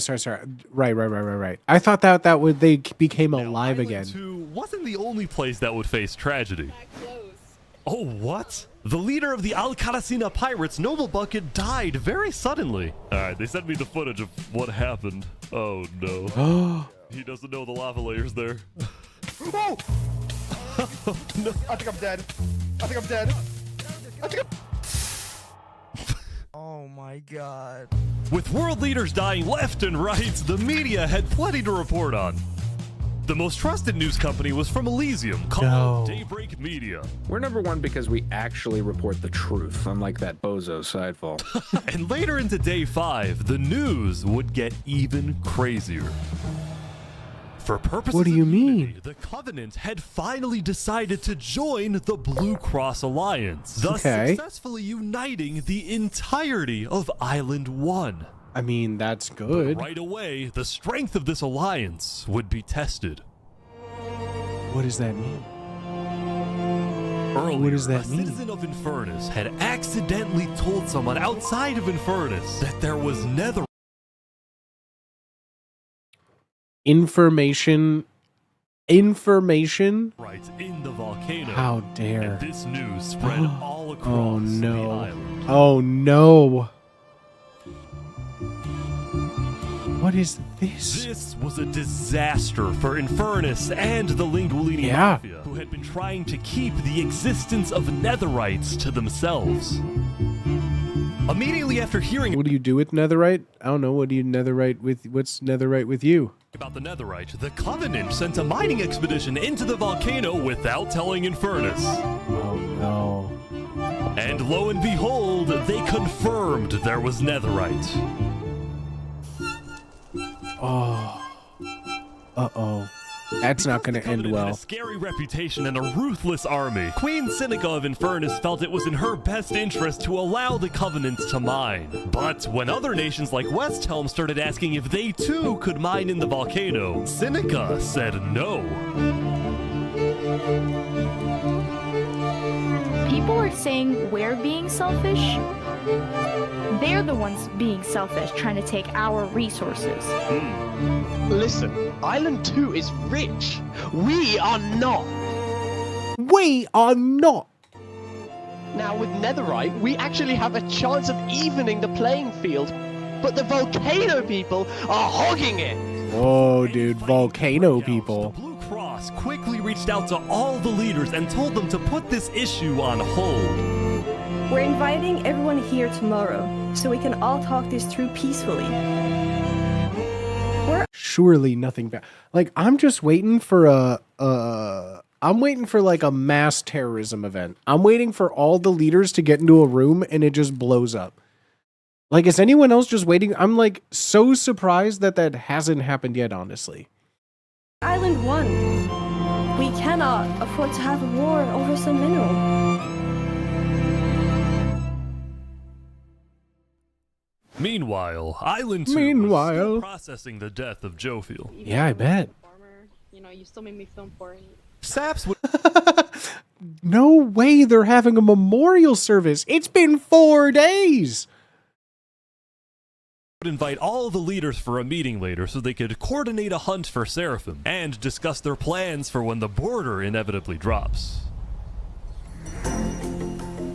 Now, after Jophiel's death, Tricolor had lost a lot of its power, which left the island with really one dominant nation, the Commonwealth. British. Oh god, the British are going to be coming. Day 3, how the 5 Commonwealth leaders were in constant fights with each other? Yep. Ridiculous that Ahmed's vote is worth the same as mine. Well, this all came to a head on day 5 when one of the leaders was caught plotting to take control of the entire Commonwealth. So another Commonwealth leader then paid assassins to, well... Oh my god! Oh my god! Wolfram's dead! What? We just witnessed murder! The real assassin. Electro cut music. After this, people from the Commonwealth Thank you for the follow, lost homie. even more faith in their governments. No shot, This bucko. Commonwealth citizen went to the caste coalition to complain to caste directly. I got information that there might be netherite on the other island. My leadership said, How do they know this information? Aren't they like not supposed to like watch other RPers for like, isn't this like metagaming? How the fuck do they know they have netherite? quote, netherite is useless. Netherite is, of course, not useless. I think that's Netherite is useless. That is ridiculous. a foolish statement. As the Commonwealth erupted, the caste coalition thrived. But they did have their own problems. Is this your employee? Yes, he is. That implies I get paid. Is he not getting paid? Skip out on work. You hear this woman? Probably Earlier, Wood Daddy had ditched work to attend a party in Barbie Land. So, Dude, Wood Daddy's just trying to have a good life. Is that so wrong? Wood Daddy's just here working away, you know. His employer makes $1, he makes a dime. as punishment, his employers forced him to risk his life and chop down one of the tallest trees in the caste coalition. He's asking for help. You have to yell louder. I can't hear you. You're so. Bro, that's crazy. Why are they doing this to this poor indentured Wood Daddy? Far off. You have to get closer. No, don't die. To the ground. No. Wood Daddy, why did you do that? That's so mean.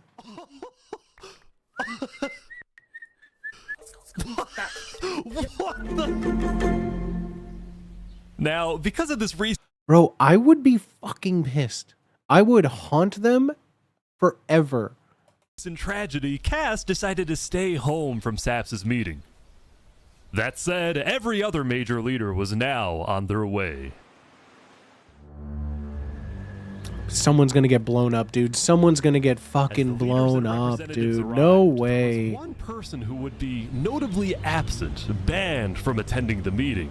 Obviously, he's not second in command. Started. Flux called me to his underground bunker because he had something, quotes, important.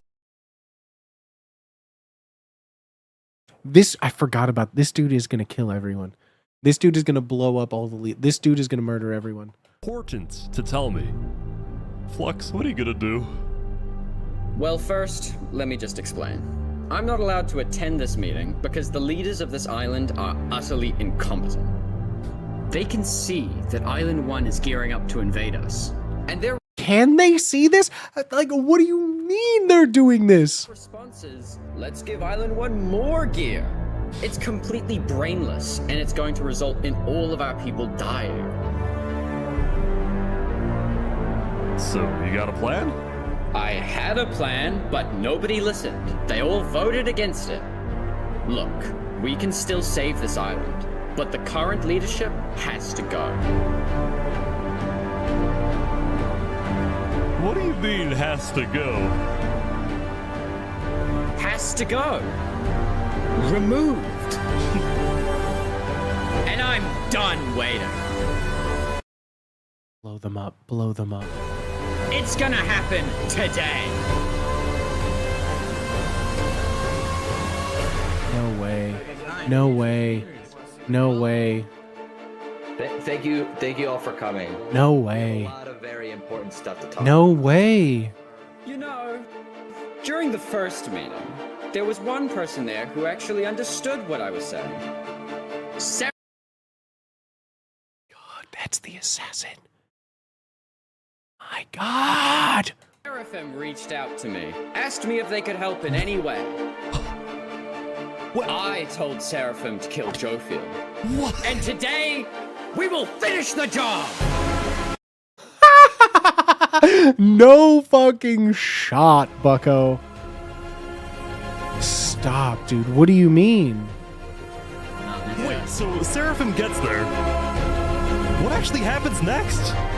Something I didn't want to do, but something that needs to be done. I'm going to save this island by any means necessary.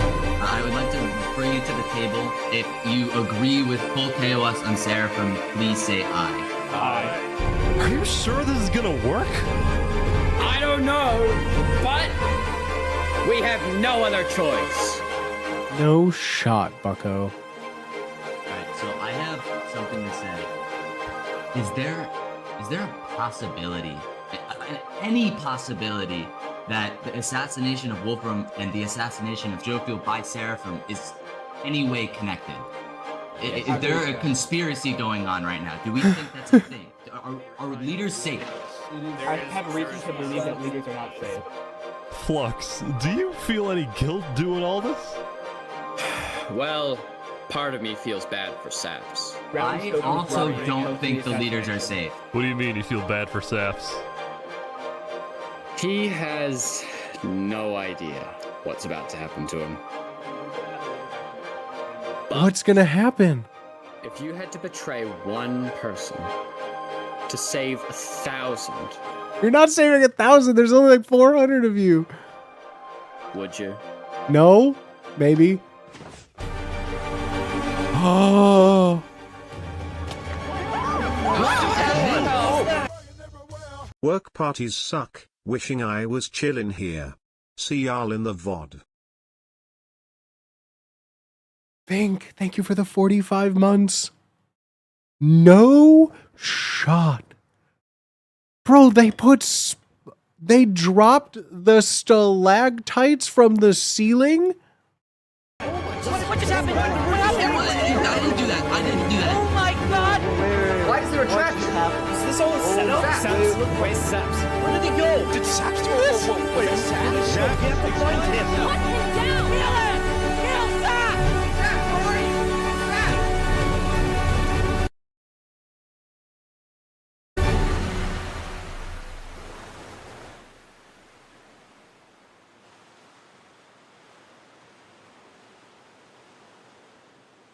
What do you mean he just sails off?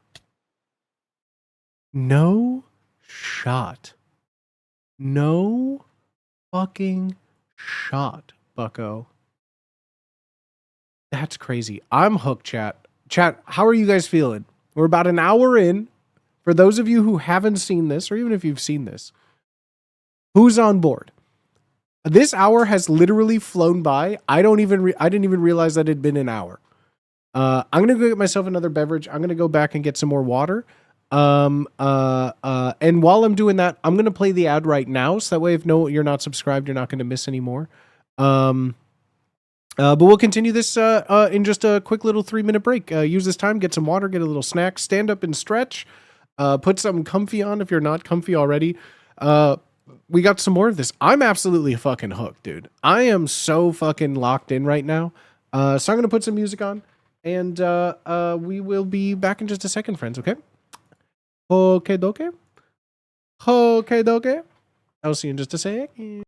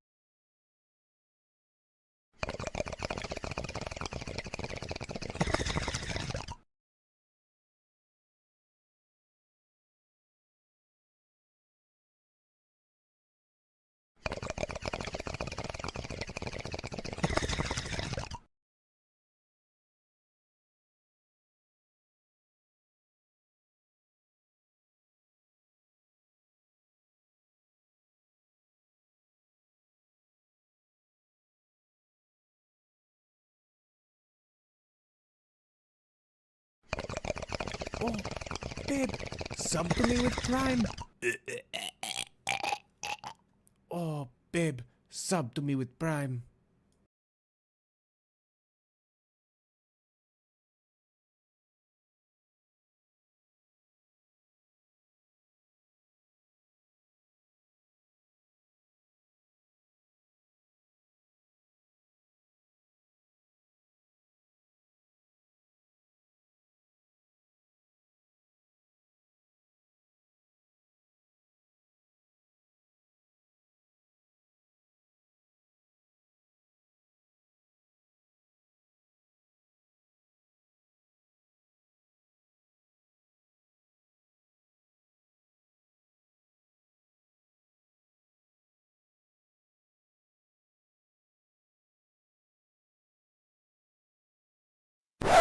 Ad break.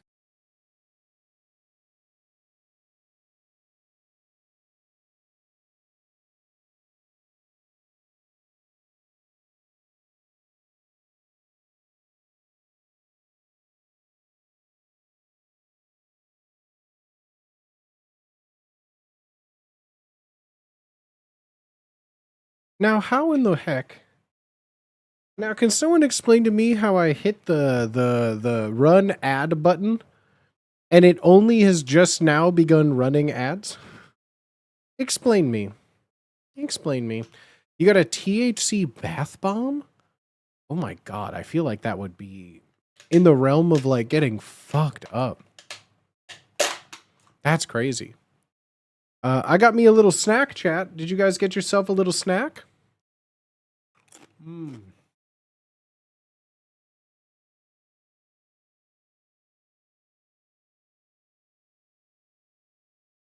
Did you guys get yourself a little snack? I hope you did. Got myself a little snack. Got myself a little water. I'm so excited to get back into this. Chat, I'm having so much fun. I'm having so much fun. I hope you guys are all enjoying our little watch along. I never really do, if this has been your first stream here, I don't really do many like watch a YouTube video reaction streams. This is like a pretty rare stream you're getting to see.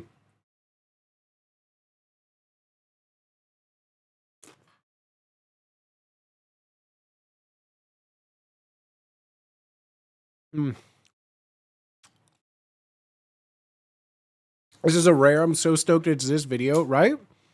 This has been on my radar for months, dog. And every time I see it, I'm like, oh, I should watch this on stream. And then every time I'm like, damn, I don't got 2.5 hours today. I'll push it back. And then like 2 nights ago, I wasn't feeling very well. Last night, I like barely slept because I just kept getting dizzy every time I laid down. And so when I woke up finally today, I was just like, I don't know what to do. It hurts to like look at my computer screen. I'm like, I don't know if I can. And now I'm just like, I'm hooked. I'm in. I'm in.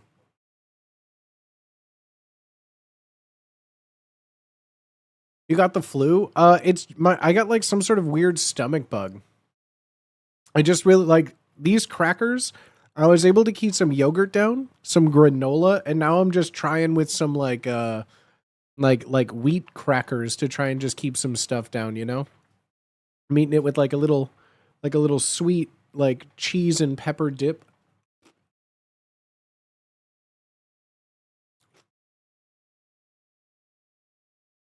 It honestly tastes like if you like the Lunchable nachos, if you took like the cheese and salsa together. It's like adult nachos. Okay, well now I think officially that ad break is over. So welcome back if you had to see an ad. I was waiting for you. So if you've been having a good time watching along and you haven't yet hit the follow button or the subscribe button on YouTube, why don't you consider doing that now? I hope you guys are having a good Thursday. I'm having a good Thursday. I'm happy to be here. And yeah, I can't believe it's been in 50 minutes and we're just on day 6. I have so many questions. Cinema. Triple Dot, thank you for the follow. Dustin, thank you for pausing. I didn't expect to be this invested. Honestly, and with full sincerity, I have never been like really that invested in like Minecraft videos. And I am so in. I am so hooked. Island 2 was in shock. I hope you don't mind me eating just some of my chips and cheese. On day 4, when Saps was in Tricolor helping the people after the death of Jofield, Flux and his crew had built a trap in his roof. And Saps did not know they had done this. Bro, that's actually diabolical. That is actually diabolical. How do you even...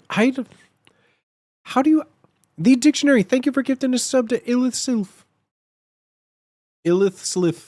Thank you so much, homie. He had been framed by his friend Flux. That's crazy. For Flux's plan.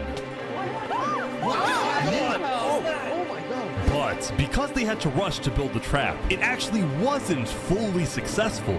Some of the dripstone, including the one meant for 3 Below Zero, had... Oh no. Oh no.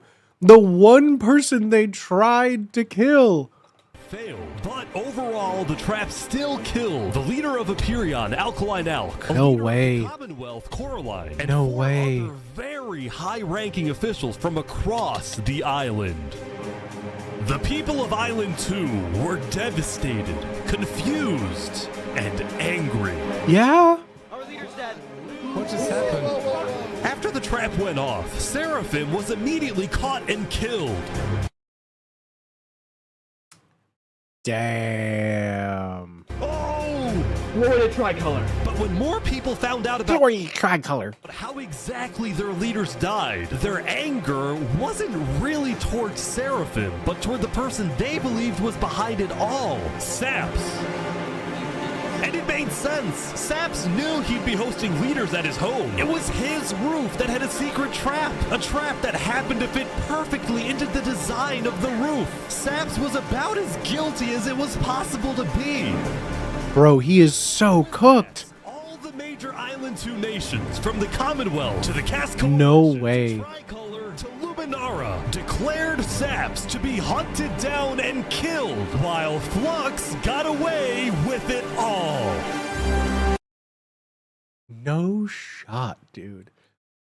This is like the greatest group of traitors I've ever seen. Like, if Flux was actually Benedict Arnold, we'd all be redcoats today. If you had to betray one person to save thousands, would you? And on top of all of this, at the beginning of Day 6, it was announced that tomorrow, on Day 7, the border between the 2 islands will finally fall. Already? I feel like that's like the end of it. We're not even halfway through. What do you mean they're about to connect? Both islands what? now have 1 day to prepare.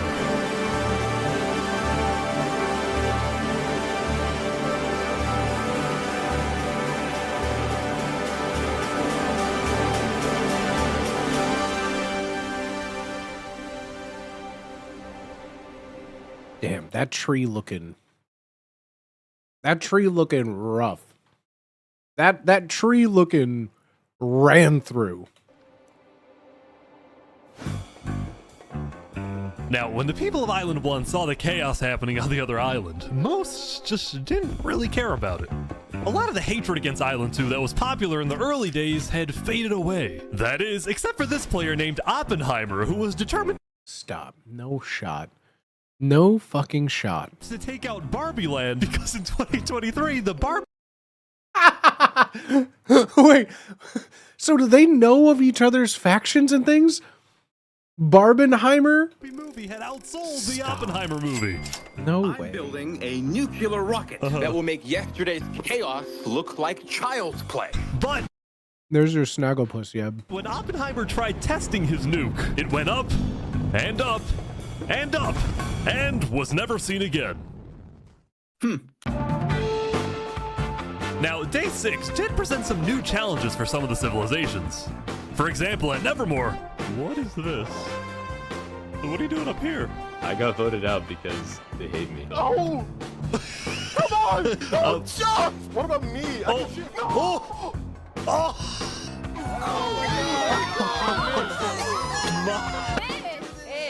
What? I didn't do anything! I play Mish! Meanwhile, at Elysium— I hate being a leader. Everyone here is so stubborn. Benji was having trouble getting laws passed because his people kept opposing any changes that threatened their peaceful lifestyle. The people of Elysium were generally What does that mean? of government officials. What kind of things would you change? Trials against them. Although this particular trial did not go to plan. Guys, somebody stole Gerald.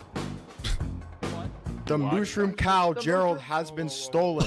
Let's go! There they all go.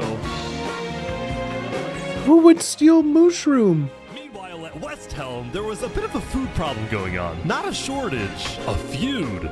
See, Remy the Rat had opened up a new restaurant right across from the Coliseum. The food was questionable. Is poison fatal? So his customers had instead started...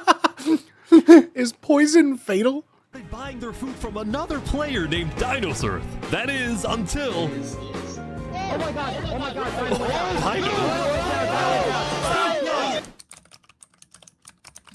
What is he?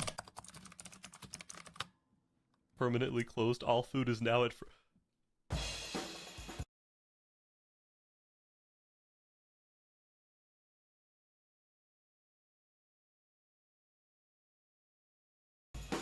Remy, are you behind the murder of Dinosaur? Anyway, on day 6, the West Helm Coliseum... What do you mean? ...was finally complete. Yeah! No way. What do you plan on using this arena for? Do I actually have to say legally? No? Maybe a little bit of blood will be shed, and that's all I can say. While Spood was a pop... What did he do? So Remy at the very beginning was making bread, and then someone else started making food, and then that guy, the new one, died.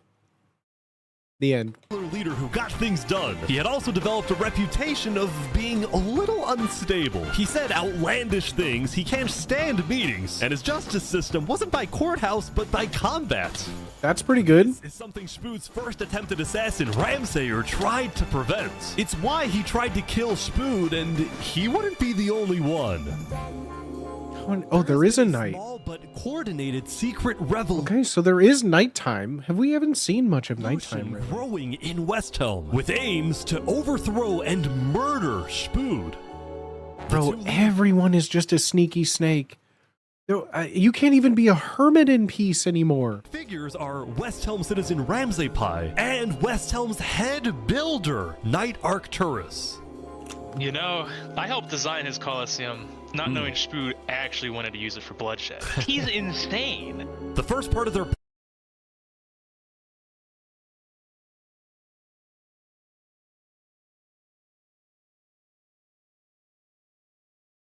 You can't just, I was following orders when you build a goddamn Roman Colosseum.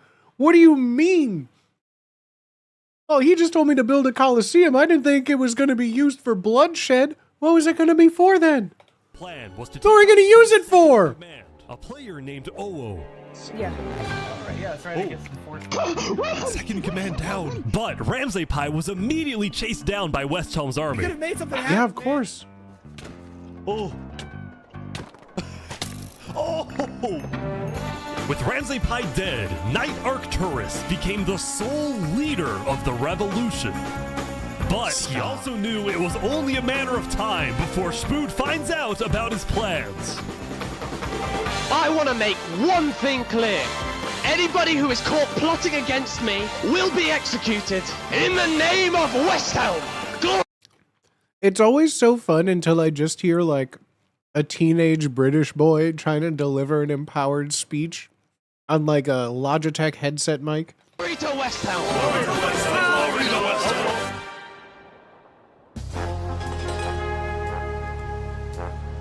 Now, before the border drops, the Island 1 leaders all met to discuss what to do about the Netherites in the volcano.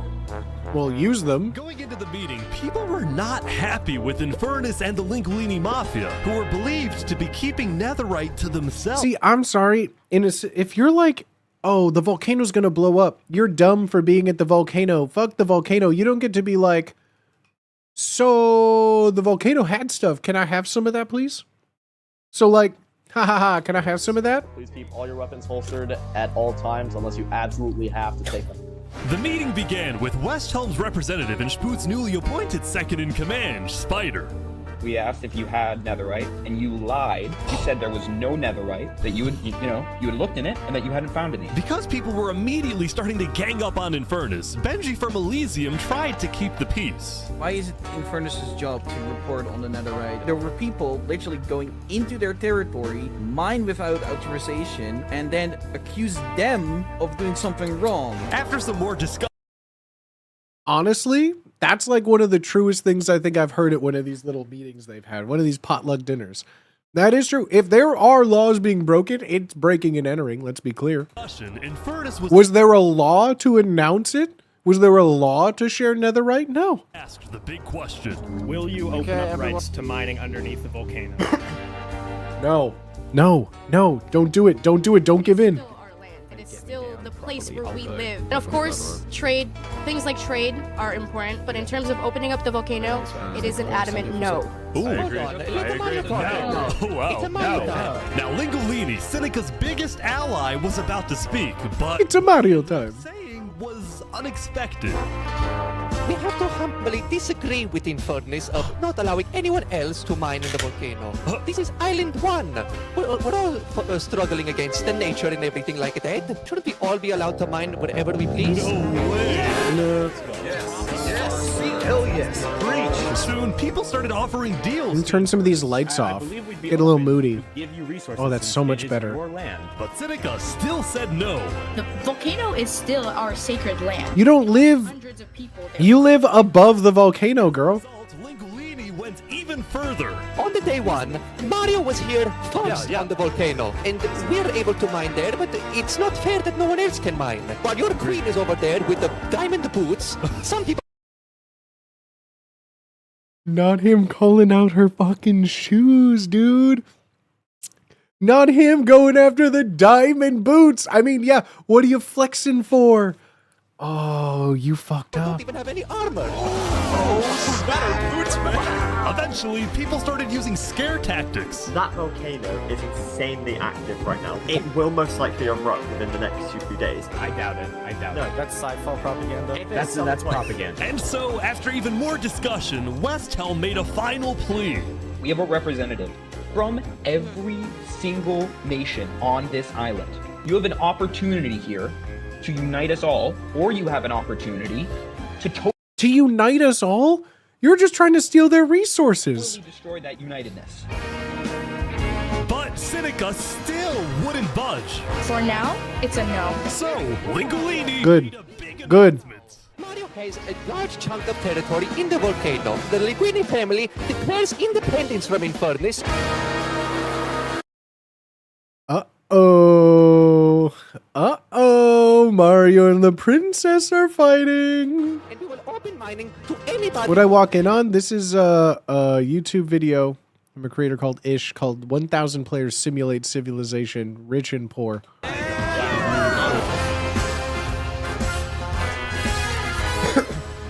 Seneca's leaving? Seneca had left the meeting, furious at Lingolini's Bro, she's gonna bomb the shit out of this mafia. betrayal. She's gonna bomb the shit out of this. I wish we had a better outcome, but this meeting's adjourned. I wish we had a better outcome that we all got netherite we didn't have to work for.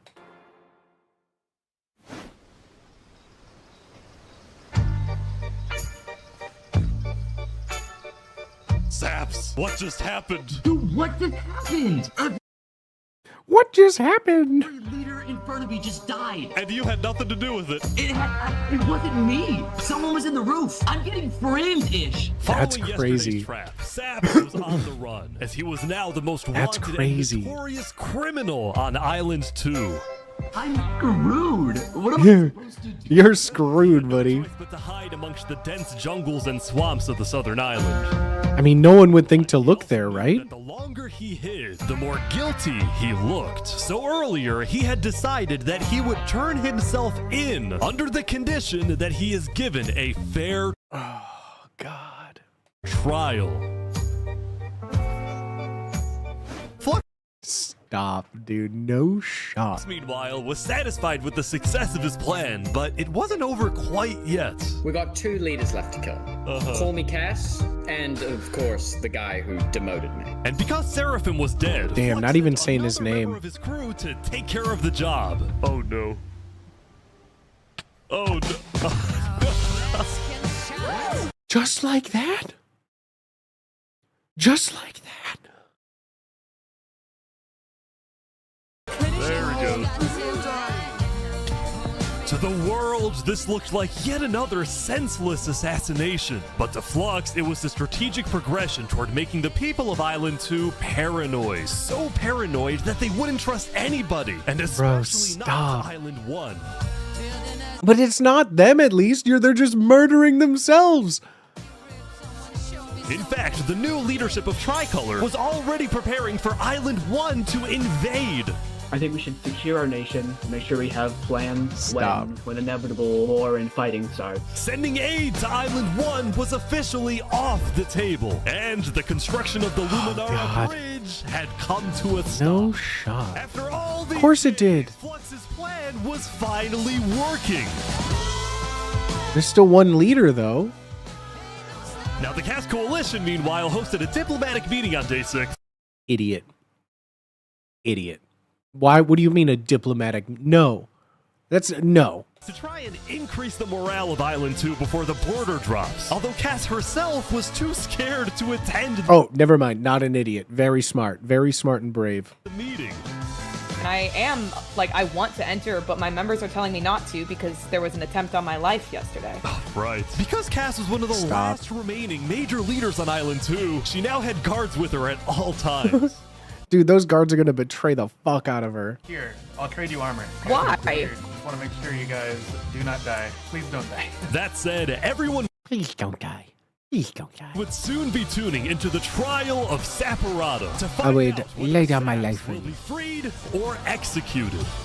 Bro, they're just going to straight up murder him. Who would get to host the trial? But the Commonwealth ended up winning. We've made this beautiful venue to show the world that the Commonwealth is still the strongest. Jesus Christ. In a day? But first...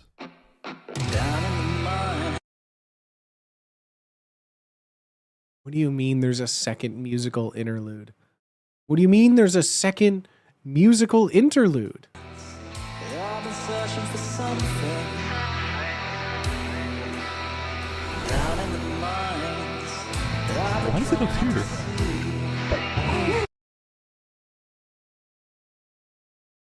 Have they been getting the warden upstairs? Why would they do that? Why would they do that? Why would they do that? Why would they do that? They're moving the warden up. No. No, they're not. Wait, can you come down? They're bringing it to the surface.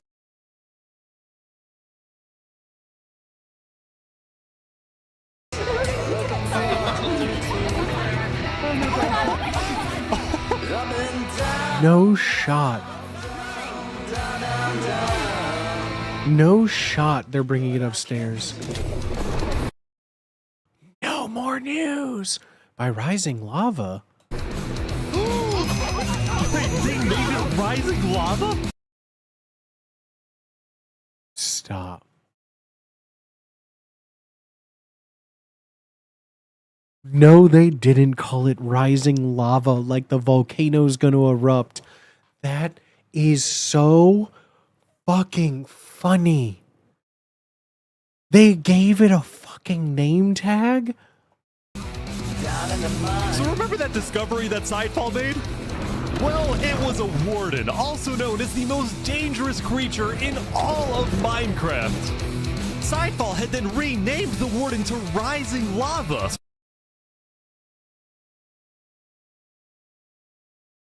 That's so fucking funny. So that when he was accidentally killed by it, the entirety of Island 1 went into a panic. The lava is not rising, but this is just as dangerous.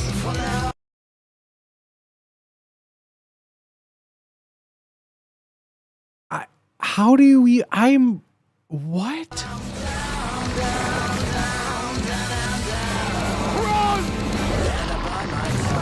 No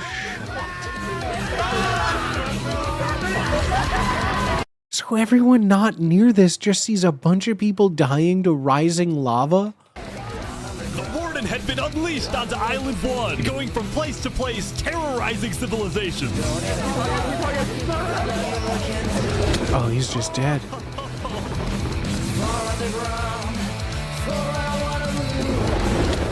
Oh my god. No shot.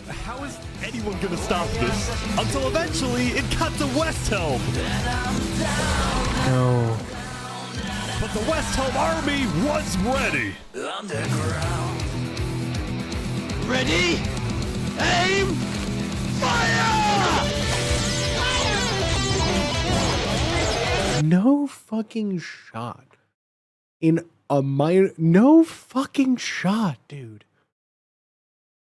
What in the world is this?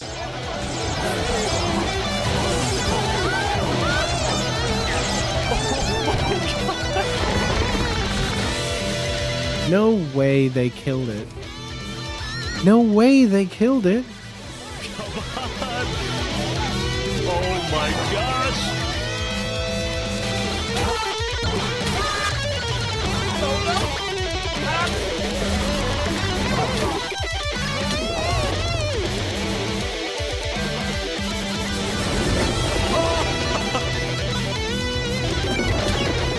Welcome to West Helm.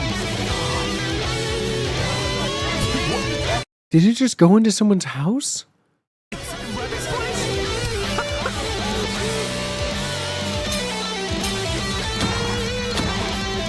No way. No way, dude. Okay, that was kind of crazy. That was kind of crazy.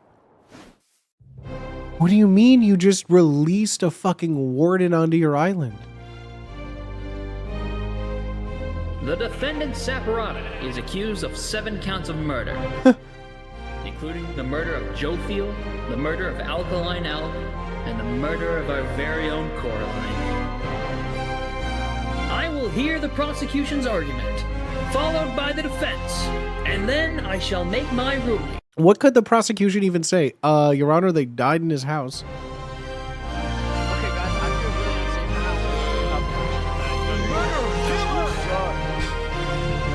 You suck. I like to like I just like to imagine, like, you never see in any of, like, you know, the story, like the Jesus going before, like, the Romans. They're just like, you suck. Whoa. Go ahead. Your Honor, Saps constructed a meeting hall which contained the deadly trap, pointed at everybody but himself. As a prelude for the meeting, he had his accomplice, Seraphim, assassinate his leader before running to the trigger, ready to pull the trap. He then fled the scene after the trap went off, just long enough after faking his surprise. He is not only a cold-blooded murderer, but a terrorist. You are a terrorist, sir. You are a terrorist. Prosecution then called a survivor of the trap, Zekor, to the stand. We know after investigating that only one seat had no trap. Can you identify who was sitting in that seat? It was Saparata. And who built the meeting hall with that seat? It was Saps. You killed our leaders.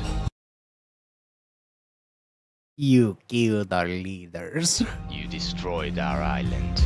May your death today satisfy us all. Damn. It was time for for Saps to give the most important speech of his life. He just dies. He, like, guys, I think Saps is having an asthma attack in real life. He's just All I ever wanted for this island was peace and cooperation between the nations. The loss at the meeting yesterday was extremely devastating and came out of nowhere. But I can tell you right now, I'm innocent. It wasn't me.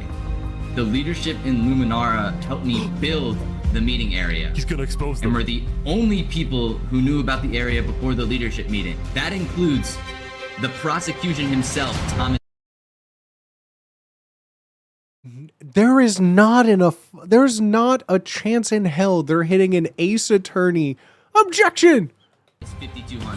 What? Gotoga, Hive Rotation, Snowbird 334, and their ringleader, Fluxion. Hold on. When I left to gather the leaders for the meeting, they must have snuck into the roof of the meeting to make the trap. The people who I thought can trust the most used me for their malicious intent and killed the leaders and blamed it on me. Saps had figured out he was betrayed and framed by his friend Flux, but he would end up making a critical mistake. They're all like, yeah, we know, we just want to kill you anyways. I find it rather interesting that Three Below, the leader of Luminara, is one of the only people who survived the trap. I find that rather interesting. What about it? The trap too! Well, Saps falsely assumed that 3 Below Zero, the beloved leader of Luminara, was also behind the murders. And with that mistake, Saps turned everyone against Everyone disliked that. Everyone disliked that. First time seeing this video, I'm having a great time. I hope you are too. Thanks for being here. Saps, is that all you have to say? I guess. All right, I'm ready to make my decision. Judge Time Bomb, find Sephiroth. Judge Time Bomb of the Time Bomb family dynasty of judges. We go all the way back to Judge Time Bomb the first. Guilty on all counts. Oh. Saps is to be taken to the top of the gauntlet and executed immediately. No. No. No. That was it? That was the trial? There was no evidence presented? There was nothing?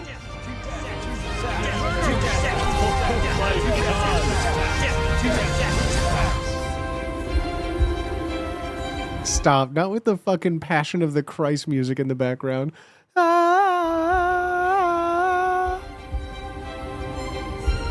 Lisan al-Gaib. You are Muad'Dib.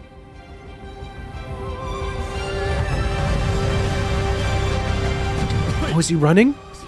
Is he running for it? Yes, Saps, run! Yes, yes, Saps, you can do it! You can make it!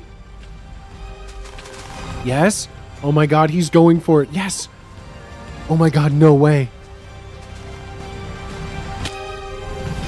fall damage. Is there going to be a dolphin?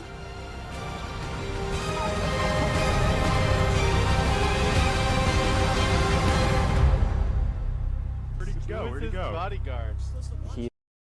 He's gotten away twice. He's gotten away twice. Escaped, man. Did he actually get away? You gotta be kidding me. No!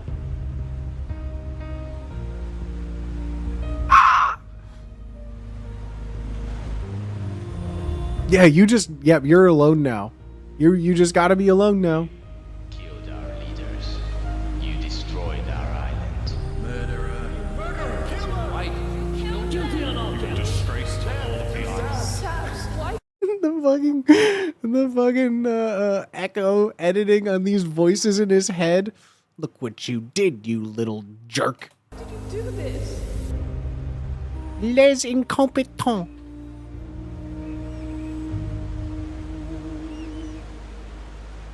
Is he gonna like switch sides too? It's gonna open. He's like, I'm exiled. Damn. Damn.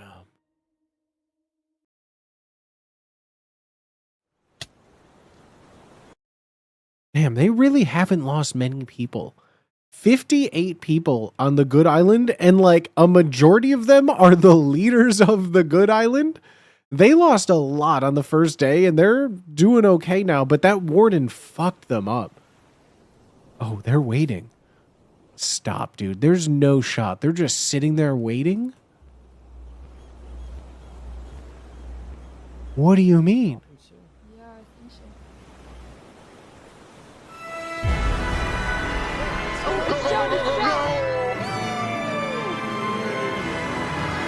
It was day 7, which means the border had officially dropped. At first, people were kind of in awe.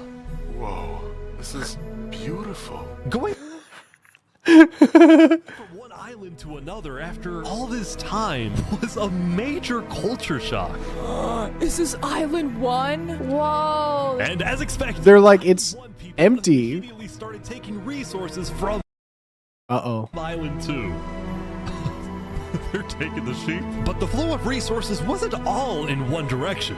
Probably gonna take some gravel back to Island 2. We don't have a lot of it. Still, as people from the two islands started meeting for the first time, they were surprisingly friendly to each other. Like these two who made a tunnel connecting the islands from underground. Stop.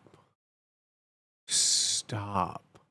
What do you mean they made a tunnel to just kiss? This is amazing! We've linked Island 1 and Island 2. Surely that's going to come into play later. Longest time, Island 2 feared an invasion by Island 1. But on day 7, that fear completely disappeared. It became very clear that Island 1 had no interest in war. Instead, they were just happy that they could finally enjoy Island. They could finally play Minecraft after a living week. After a living week, they can finally play the game that they signed up for. They're like, finally, I haven't seen a fucking sheep in a week. Do for themselves. The water isn't boiling. The water is... We can finally take a bath. That said, at the beginning of day 7, so funny. Made a big decision. Uh-oh. He had decided to move out of the volcano and relocate his entire mafia to Island 2. No way. They're the first to truly defect? This is much more organized than Island 1. After yesterday's netherite meeting, which got a little heated, Lingolini had legitimate fears that Infernus might seek revenge against him. So, hoping to live a more peaceful life, Lingolini went far away and settled in the castle. That's crazy. So you're the leader of a mafia, I've heard? Yes, we are, but we might do some rebranding over here. Are you? We don't want to do that mafia thing no more. We were going to be plumbers. Violent? We weren't violent much, but we have done some political talk that has not been taken well, which is the reason why we're here. Sensing potential danger, Cass decided it was best for Lingolini to set up his home outside the Cass Coalition. That said, the Cass Coalition was now bigger than ever before. On day 7, Cass hosted a funeral for the deceased Wood Daddy, and over 100 Only in death do members of the Cass Kingdom get a name. people across both islands showed up. We are gathered here today. Wait, there's a wood mommy? Wait, no. He left behind a wood widow? The cherished memory of Wood Daddy, a beacon of kindness in our community. Wait, wood mommy is widowed? No! While Cass's influence grew, the Commonwealth was in shambles. Of course it was. Saps' trial yesterday was a disaster for the Commonwealth. Island 2 had entrusted the Commonwealth to run the trial of Saps. So when Saps escaped his execution, Honestly, why didn't they have him in some sort of jail cell? people lost all faith. Like, you put him in like a falling floor into some just like obsidian. Like, what's he gonna do? Which at one point was the most powerful Just throw him in a jail. On day 7, most of the Commonwealth leaders resigned, leaving just one. Bro, it's just like real life, a national embarrassment, and they just quit? Sitzkrieg as the sole ruler of the Commonwealth. We're actively searching for saps right now. We Oh, will are you? restore honor to the Commonwealth. One of Sitzkrieg's biggest goals was to find and kill Saps, but his other big goal was to Bro, he should just live underwater forever. which by this point had shrunk by a lot. So he sent out a lot of public invites, especially to the people of Island 1, and it actually did work until one of the people who moved in this guy was Knight Arcturus, the lead builder of Westhelm, who had to flee I didn't know the Colosseum was going to be used for moiter. from Westhelm because Spood had found out about his secret plans for revolution. Yeah, the Commonwealth is letting us hide out here. As long as Spoo doesn't find us, we should be okay. Speaking of fugitives, the world's biggest fugitive, Saps, was back to hiding in the jungle. Of course he is. Miraculously escaping from his trial. Brother, just live underground. Just live underground now. Thinks I'm a murderer. I just don't know what to do anymore. Saps knew that Sitzgrig and the Commonwealth soon planned to scout the entire southern islands to hunt him down. So on day 7, Saps decided that his best bet was to leave his home island and flee to Island 1. Of course he does. But it wouldn't be so easy. Stop. Because the border had just dropped, people were constantly going back and forth between the two islands, which means traveling by sea could be dangerous. So Saps decided on another method of travel. He went to the place where he was least expected.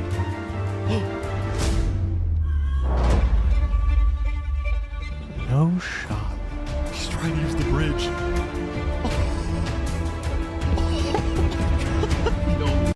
If you don't know when you sneak, you can't see someone's name tag around. No way.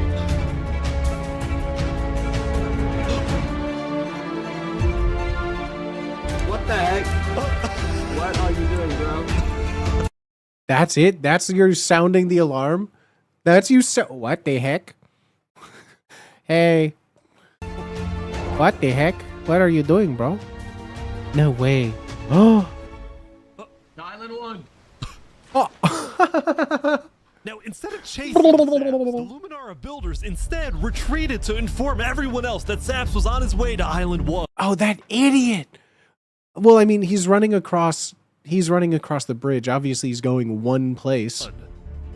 Saps, meanwhile, quickly sailed the rest of the way to the other island, although what happened next was unexpected. Someone finds him and they're like, they just shoot him. They don't even know who he is. Oh, there he is. Hey, buddy. Whoa. You just scared the crap out of me. Am I allowed to touch this water? Yeah, right. Yeah, you know, it's good here. On the south side of the island, it's safe. It turns out earlier, Saps had reached out to a bunch of people on Island 1, offering them 2 stacks of diamonds if they give him a safe place to hide. Oh, you don't trust someone like this? And out of all people to accept his offer, it was Turntap, the leader of the Covenant, the most feared and militaristic civilization on Island 1. How was the trip? I ran across the giant bridge that Luminara is building, and like all of Luminara was there. When Saps and Turntap finally arrived at the Covenant, Turntap immediately distributed Saps' diamonds to the Covenant army. But then, in a surprising move, he sent them out on a secret mission. God. What do you mean a secret mission? What do you mean he sent them out on a secret mission? Turntap had sent the Covenant Hit Squad to Island 2, but not to accomplish a goal for the Covenant per se, but actually upon the request of Infernus. No, our Mario! They really are Bowser! He betrayed us, humiliated us. He ruined our sacred land. Yesterday, Lingolini had opened up the volcano for netherite mining, and as such, people from all across Island 1 had started mining in the volcano. And even though Lingolini had now moved out of the volcano, Sinica felt that since people were already mining, she had no choice but to let them stay. She was not happy about what Mamma mia, indeed. Lingolini had done, and Sinica wanted revenge. Oh! They're killing the entire mafia. Oh. Oh my god. Now, the reason the Covenant was willing to do Sinica's bidding wasn't just because she'd let them mine for netherite before anyone else, but because as a civilization that values honor and loyalty, the Covenant didn't appreciate how Lingolini so publicly betrayed Infernus. They found him. What is he doing down here with Mr. Pikachu? Wait, why are they just... What are they doing down here? What do you think they're doing down here? Oh my god, do you think he set a trap? Hey, you ever thought about diplomacy? We could have had Island 1 at peace and world peace, and we still can, really. Oh, here they go. But over my grave, he will not be a part of it. Oh, they've got him. They've got him. Mamma mia. No. Yes! Yes, go out like a hero, dude. Wow.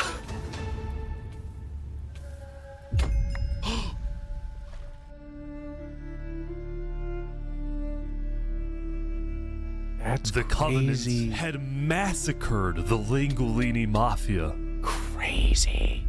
Before anyone could retaliate, the Blue Cross announced they would schedule a hearing, calling on the Covenant to explain what they had done. You see, we got the paid.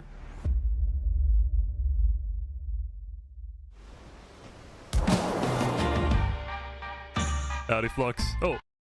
God, this Brutus Judas. Oh, you got some fancy armor now. Yeah, got it from Island 1. Wait, really?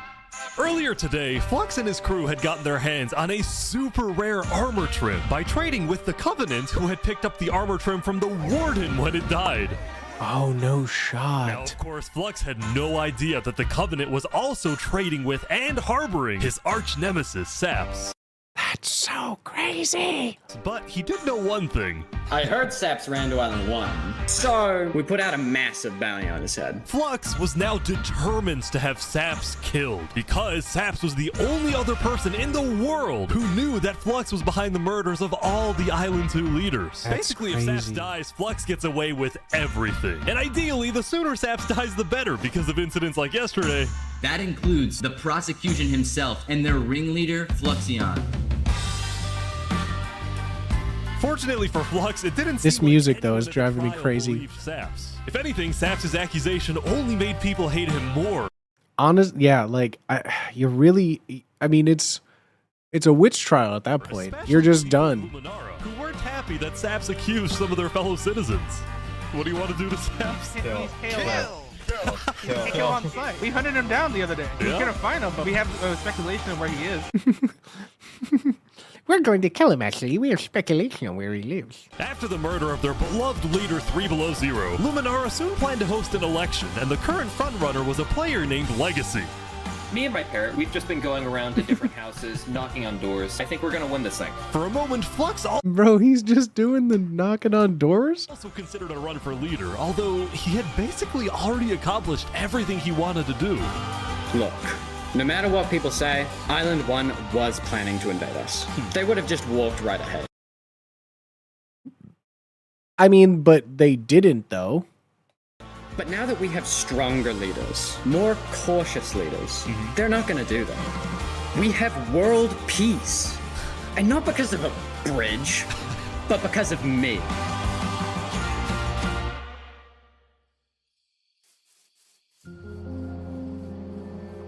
Since the beginning, Flux's philosophy was simple. You can never show kindness to your enemy if your enemy wishes to destroy you. If you build a bridge, they'll use it to invade you. If you offer them aid, they'll use it to kill you.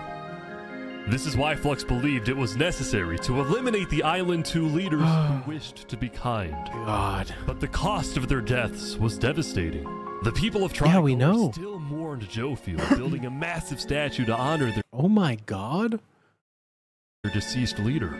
We've just been trying to focus on restabilizing our nation. Obviously, the passing of Jofiel hit us pretty hard.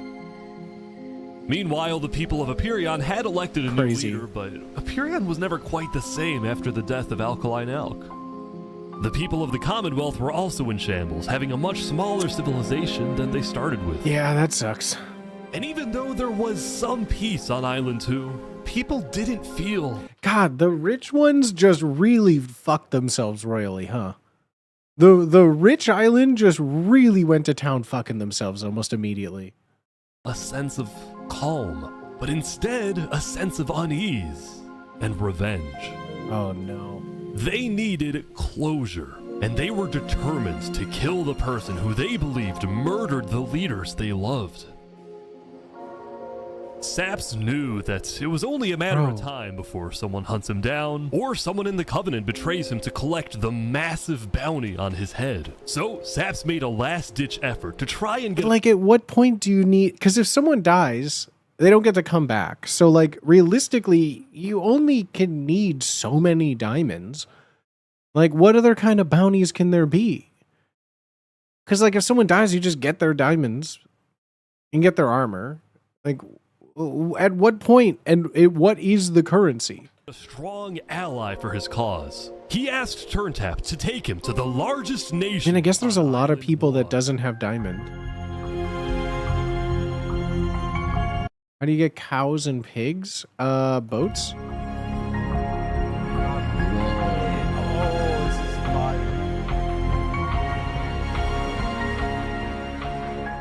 But on their way to the West Helm Capitol building, they ran into a citizen of Apurion from Island 2 who recognized Saps. Oh no. Oh, hey. Is there a problem here? Neutral ground? Neutral ground. Uh-oh. Pulls out a fucking blicky dog? Okay. We will walk by in peace. Good call. Saps and his crew then entered the capital. Can I speak to... Hello! Bro, why is there just someone on administrative duties? Why is someone playing Minecraft sitting behind a fucking desk? Oh, hello, I'm here for information. The glorious leader of West Helm, please. Yeah, I'll go grab him. Hello. The Covenant leaders brought me. Can we have a meeting? I'm not gonna lie, Saps. You coming to me asking for a meeting after what happened last time, even if it wasn't to do with you. Listen, I just want to talk. What about what? At least explain. He's like, yeah, after what happened last time about how you supposedly booby-trapped your house and now you're here surrounded by a giant army, like, yeah, clearly it's not a trap. Because I'm innocent. Saps, I'm sorry. No. He won't even treat him? He won't even treat him? Where's the honor? Oh, the Covenant isn't gonna... If they're about honor, there's no honor in refusing to break bread? Ultimately, Shpood rejected Saps' request for a meeting because Shpood didn't exactly trust him and had no real reason to help him. So instead, Saps tried another civilization, the Alcaracina Pirates. Oh, we haven't seen them in a bit. Oh, I'm so excited to see the Alcaracin. Alcaracin.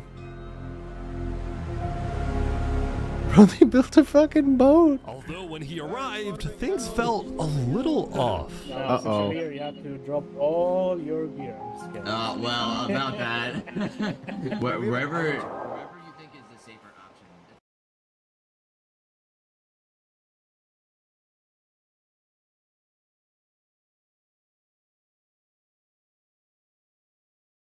I'm sorry, what? At the end of the day, I don't want any of you guys to get killed for something that I'm being framed for. No. But then, suddenly... No. Need to leave? Where's he going? Turntap had realized that the pirates were planning to kill Saps to collect the How did he find it out? Massive bounty on his head. So he told Saps to run. What's going on? 1 sec. You gotta go back to Covenant like immediately. We probably shouldn't have come out here. Now, on their way back to the Covenant, no. Turntap suddenly started acting suspicious himself. Oh no. Are we safe? Is everything fine? What's going on? We need to go back to Covenant right now. You need to tell me what's going on or I'm not coming with you. Dude, either like you can handle this on your own or like just... Oh no. Here, I'll explain to you in a sec. Just come on. Listen, it's hard to trust people right now, so I'm putting a lot of faith into you. This is so suspicious. As Saps ran, he pondered This is so suspicious. He puts his life in the hands of Turntap, who may be wanting to kill him and collect the bounty for himself. But why would he do that? He runs away. Now. God.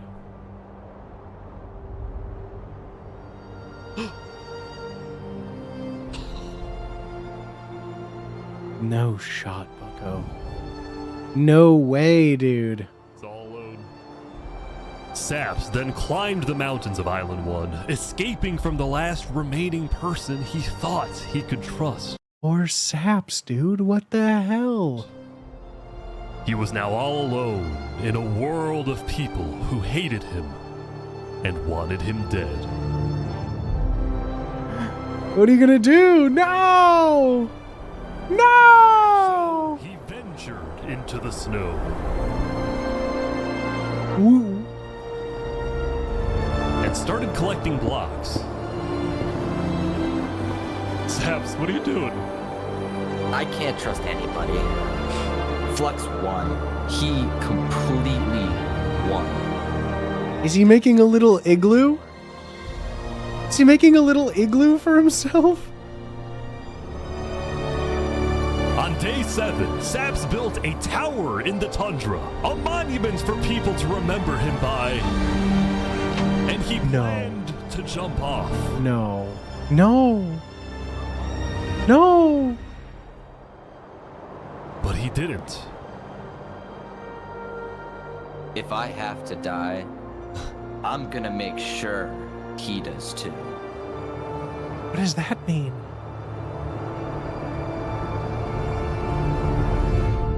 What does that mean? Hey, not many deaths yet. Still not many deaths yet.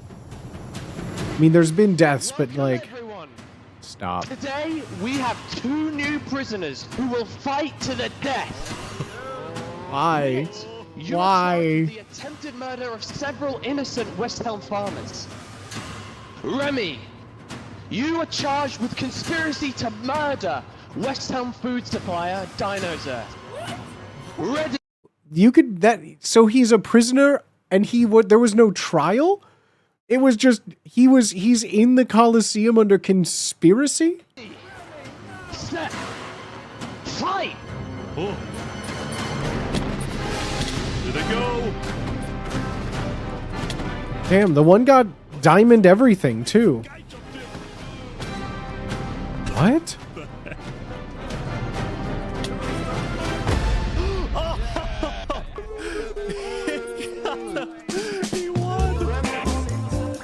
Remy the Rat had won his duel in the Coliseum, and all of his This is it's trial by combat, but like what I mean to say is he didn't what?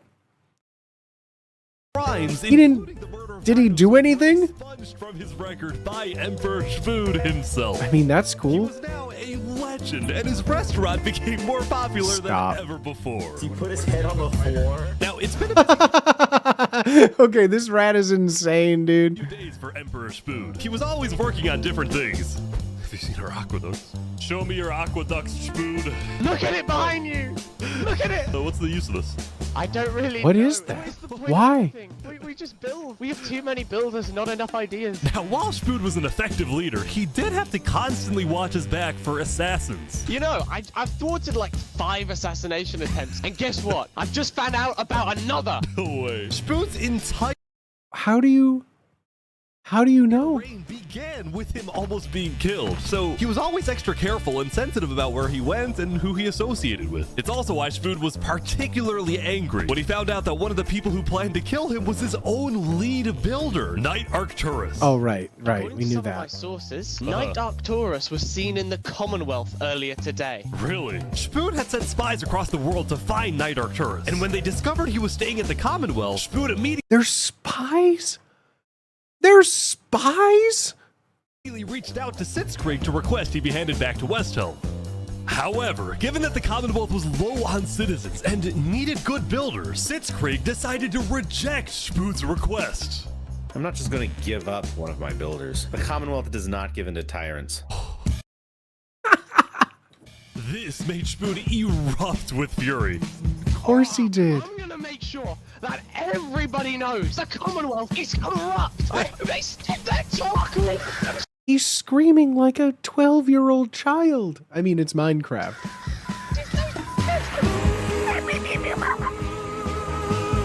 And so Shfood went around telling everyone about how much he hates the Commonwealth. This whole situation became a massive drama, and it actually got to the point where the rest of Island 2 was getting annoyed with the Commonwealth.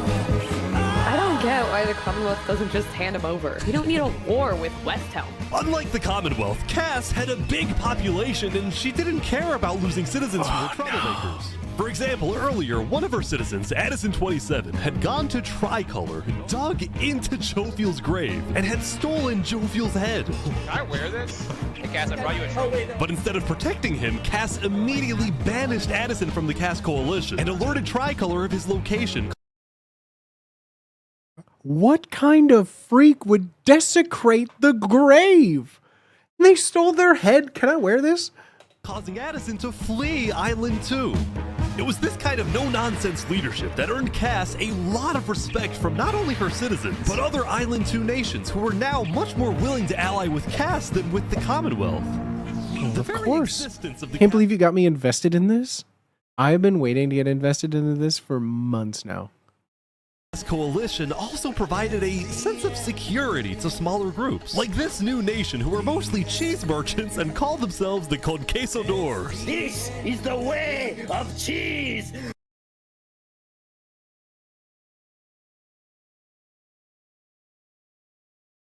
Banana queso! Since the border dropped yesterday, the economies of most Island 2 nations were prospering, with heavy amounts of trade and tourism between islands. Meanwhile, in Barbie Land... Oh, God. Wait, is Oppenheimer gonna still blow up Barbie Land? I have news. What? I'm marrying Oppenheimer.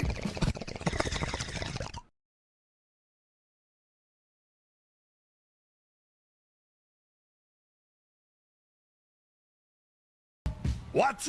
On day 8, the player Oppenheimer had marched into Barbie Land, but instead of destroying it with a nuke, what a twist! He liked it so much that he proposed to their leader. Ish, consider this your invitation to the Barbenheimer wedding. Thank you. In Luminara, meanwhile, the citizens were inventing new technologies. This is the power switch. It's 16 furnaces working together simultaneously, and it has a bunch of hopper minecarts on the inside distributing everything. As much as Luminara was finally starting to live up to its name as the light of Island 2, little did its citizens know among them was quietly living the world's most deadly group of terrorists. The deadliest group of terrorists.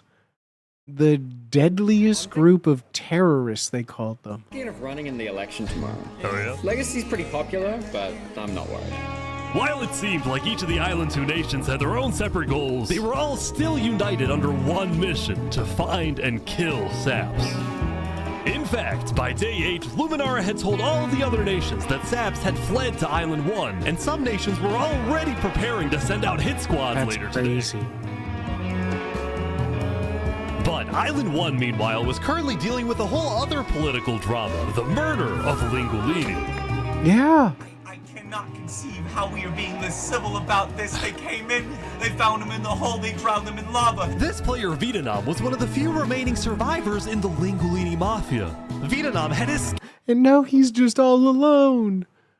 Mamma mia. Escaped the Covenant's attack and wanted to get revenge against the Covenant, but was finding it surprisingly difficult to gather support. See, while the Blue Cross condemned the Covenant, nobody was brave enough to declare war on them. People feared the Covenant and its army, which is why Seneca secretly asked them to do the deed instead of doing it herself.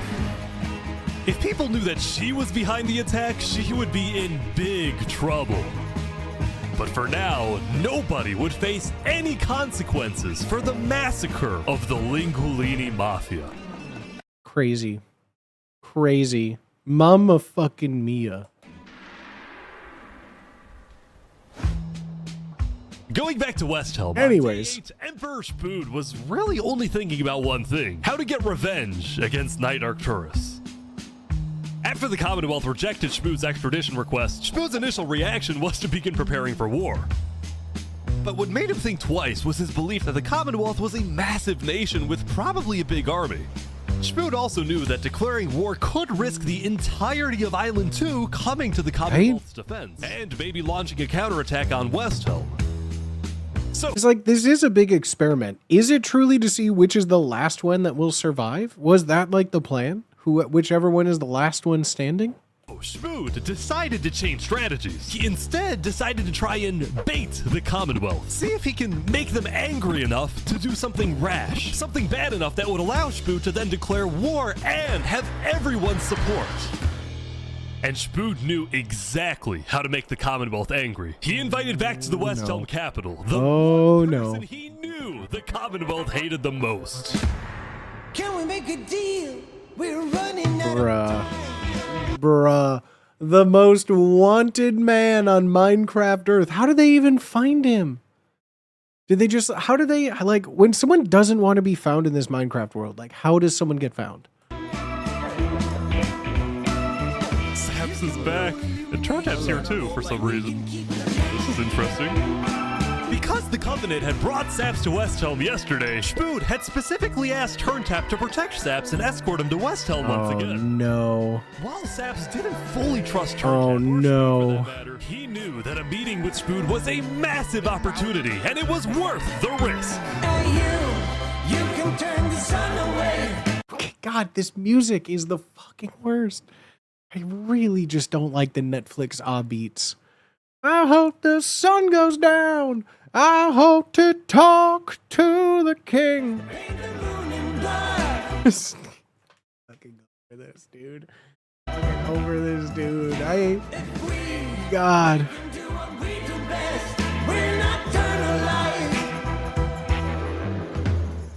Saps, you are the person that, to my knowledge, murdered all those people on Island 1. Island 2, sorry. It was not me. There is a person on Island 2 that is behind all of the assassinations and the corruption. His name is Flexion. Emperor Spood was having trouble believing Saps, but he went along with it for now. All right, we're going to hold off here for a moment because we have an ad that's about to play. So we'll be back in just a moment. Get up, get a little snack, stretch, get some more water. I have to run a 3-minute ad that gives us an hour of ad-free content. We have about like a little under an hour left of this too, so we're doing pretty good on time. I hope you guys are feeling well.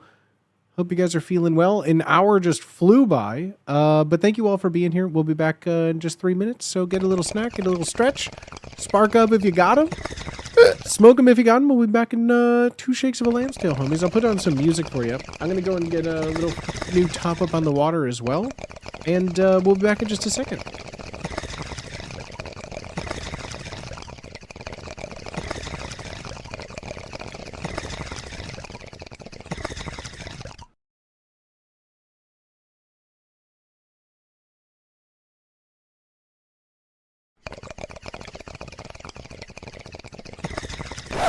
Ad break.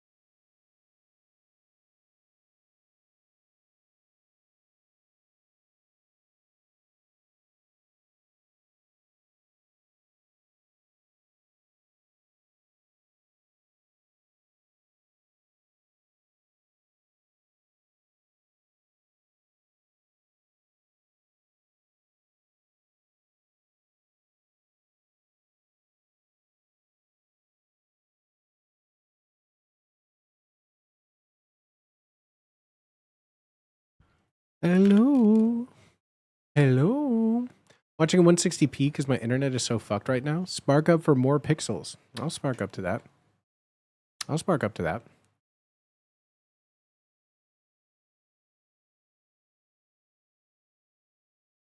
Ooh, yeah. Chat, how are you guys feeling about this still? Are you just as invested as I am? Are you just as into it as me? Because I'm hooked. I'm hooked. I can't stop. I'm even getting to the point where like I haven't even been talking because I'm just like, oh wow. I have never been into like any kind of like Minecraft Let's Plays or anything like that ever. And at this point, I'm not even seeing Minecraft characters, you know? I'm just seeing the matrix of a story here. Second monitor, no clue what's happening, but I'm here for it. Well, that's great. Thank you for being here. I wish I didn't pay for my whole seat because I'm only using the edge. Dude, this whole thing is absolutely crazy.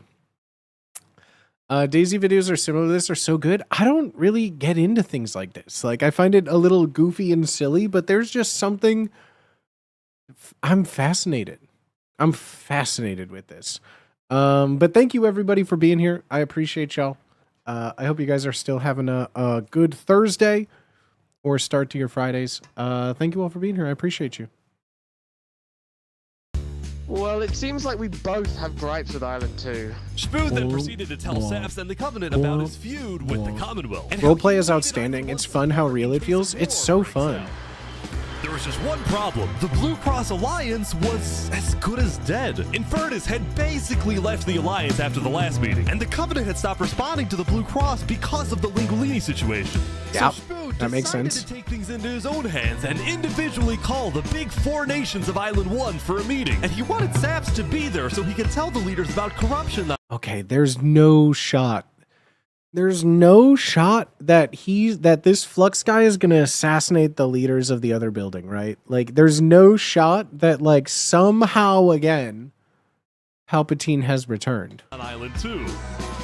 Now, because of Saps' reputation, Seneca and Benji were hesitant. But as long as the meeting was in a wide open area without a roof, they decided they would go. Oh, so you turned the sun away. This, God, this Mall Imagine Dragons knockoff. This stomp clap, hey ho. To begin the meeting, Spoon first had Saps tell his story. I've been put on trial and sentenced to death for a crime I did not commit. Spoon's goal with this meeting was to convince all the leaders that Island 2 was a threat to Island. Yes. Well, one of my right-hand men was murdered in cold blood by someone in association with the Commonwealth. It's one of the many injustices I've heard about on Island 2, and I want justice. Then Turntap of the Covenant made his own statement. A few days ago, Covenant was approached by Luminara to speak of a potential trade agreement. Legacy AN approached me in regards to Fluxion, the guy who Saps is claiming killed everyone, which I do believe. Whoa. Apparently, back when the Covenant traded armor trims with Flux, they had also done the same deal with Legacy. And Legacy had voiced concerns to Turntap about Flux's run for leader, including how Flux was demoted from second in command, and rumors that he's paying people diamonds to vote for him. That's crazy. What do you mean? Stories a little more credibility, which was no shot. Everyone on board with West Helm's military proposal, which was, if any nation from Island 2 attacks Island 1, then the entirety of Island 1 must strike back. Dude, this is crazy. I'm so in. Agreement to this? Please say aye. Aye. Aye. Aye. This is for us a problem. Benji was hesitant to join any military alliance because Elysium was the nation of peace, and he knew that his people were opposed to any changes that threatened their peaceful lifestyle. Council might not agree. Do you believe if Saps was at the council meeting, would he potentially have the chance to convince him after telling his story? I think he might. As long as Saps agrees, it's up to you. He's gonna get betrayed, isn't he? Oh, he's gonna get betrayed, isn't he? I mean, yeah.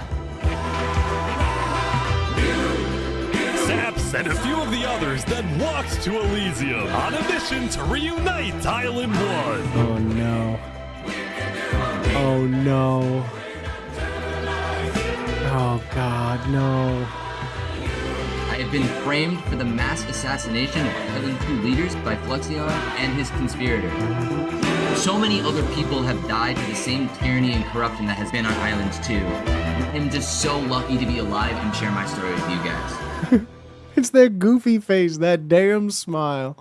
But as Sap spoke, the people of Elysium still had some doubts. Against the corruption in Island 2, which is... But who? What does that mean? That's vague. What does that Are we mean? going What is the to? corruption? Elysium wasn't convinced that potential corruption on another island was enough of a reason for Elysium to get involved. But then, suddenly... Uh-oh. Days ago. Oh no.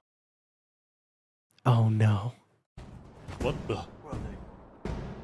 What is this? About 15 members of the West Helm Army had inexplicably walked right through Elysium. They quickly left, but it certainly didn't help the tensions. You could not have picked a worse time to do like a forced march through enemy lands. Nonetheless, the proceedings continued. They're being rushed here to pressure us. We're going to be deciding whether No Elysium way. citizens would go to war. I think Elysium citizens need to have a say in that. Yeah.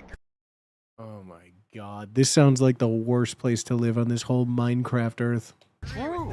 After even more deliberation and after even more Absolutely not. Excuse me, you have to say something important. The troop of people that came by, they are apparently the military from West Helm. We have reasonable suspicions to believe they are going to launch an invasion of Island 2 in the next, like, 5 minutes. I do not... Thank you very much, Einstein 2004113. No. What are you talking? Emperor Spood had grown impatient. Oh no. After Spider informed him that progress was stalling, Spood had decided to send a squadron of the West Helm Army into the Commonwealth's territory to find and arrest Knight Arcturus. Oh boy. Oh no. Dude, they're just causing a whole bunch of drama. Oh no.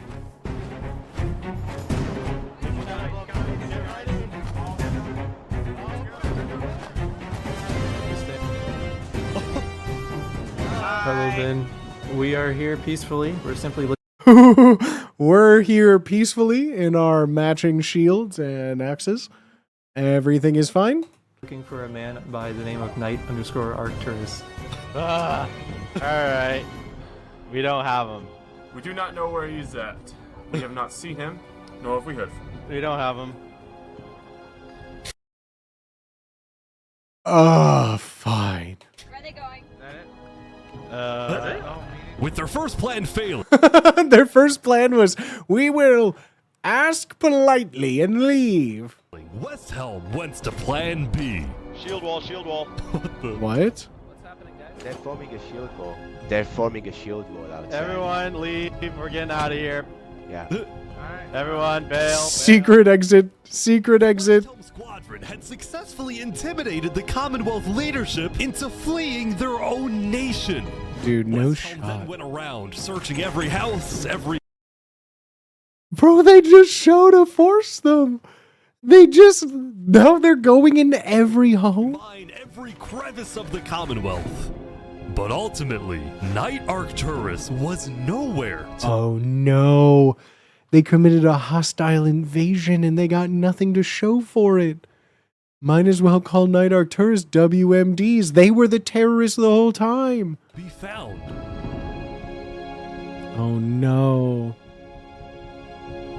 Oh no. Oh Meanwhile, no. at the Cast Coalition. Just a little oopsie. What's going on here? Hey. Can I run something by you real quick? What the fuck is this?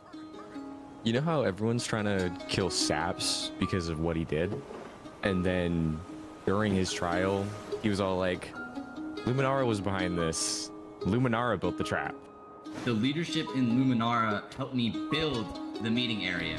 That includes the prosecution himself, Thomas 5200, and their Hey, remember that innocuous thing at the trial? leader, Fluxion. So, I was sailing past Saps' place a few days ago. God, this dude is digging. For what? Oh. You see that? You see that guy? Yeah. Yeah. Isn't that Flux?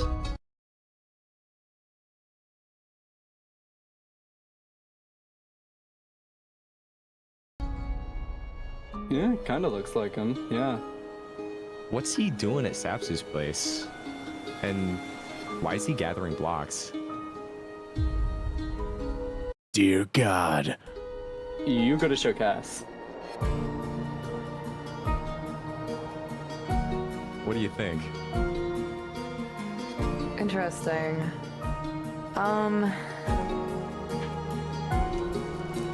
You've got the wrong man. Go show this to Tricolor. And probably also Perion. I'm on it. I'm on it. He dies. The dramatic sigh. A citizen of the Cass Coalition had been reviewing his old video footage when he happened to notice Flux digging for sand, a prevalent material in Saps' roof.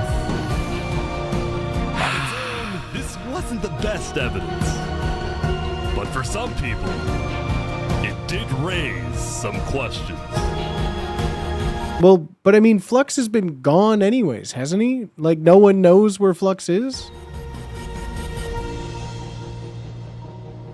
Like, he's not just, like, around anymore, is he? Like, he left and built his literal, like, angry, what is the Justice League villain thing under the sea? Flux is running for leader. Oh, that's so true. No, that's so true. He came out of hiding. That's right. Spent the day getting brought into meetings with the most important people on Island 1, and... Yeah, what a turnaround from never commit suicide. Never commit suicide. In one sense, he was incredibly lucky to finally have some support. But he also questioned how real this support is, and who he can really trust. See, Saps knew that the Covenant generally did not like the people of Island 2. The Covenant believed that Island 1 was the supreme island with better culture, customs, and traditions. Racism. The Covenant is racist. They were also known to be ruthless, having massacred the entire Lingolini Mafia. Damn. It's why Saps was suspicious. Damn, that seems so long ago. Offered to continue protecting him, especially after he ran away. Fair. But Saps knew he needed powerful allies as world tensions were ramping up. When Spoon invaded the Commonwealth yesterday, he got a lot of criticism, mostly from his own neighbors, who were blindsided by the move. Spoon could have dragged all my people into war. Elysium is a nation of peace. Like that. Yeah, but you can't just be a nation of peace on a server like this. You know, you're gonna die. Any hope for a Big Four alliance was basically dead, especially since the other nations were now dealing with problems of their own.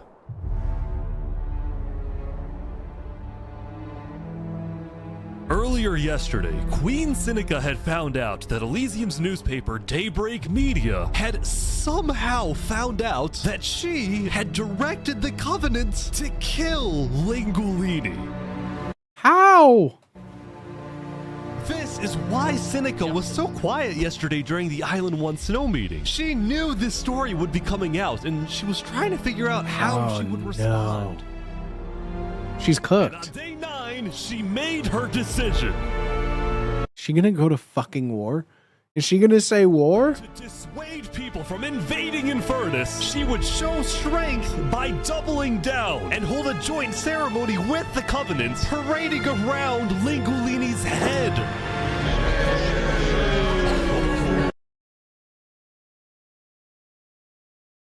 That's fucked up. Okay, that's fucked up. Mamma mia! Mamma mia! Look at me! Mamma mia!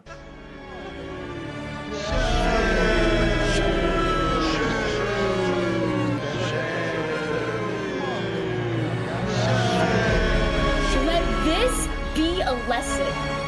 Shame to those who disrespect our volcano.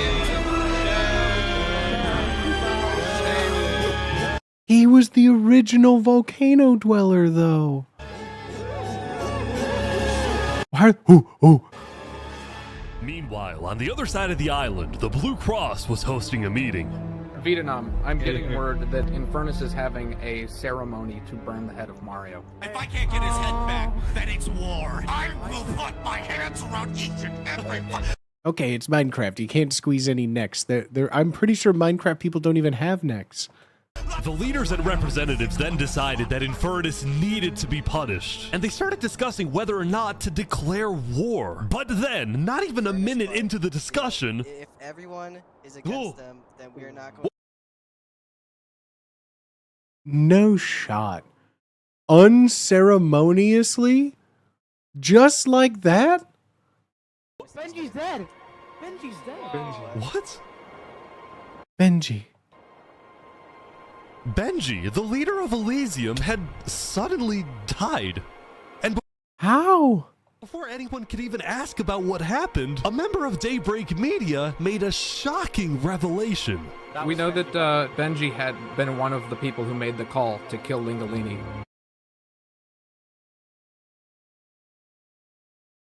What? Apparently, Benji had admitted to Daybreak Media that he, alongside Infernus, had approved the killing of Lingolini.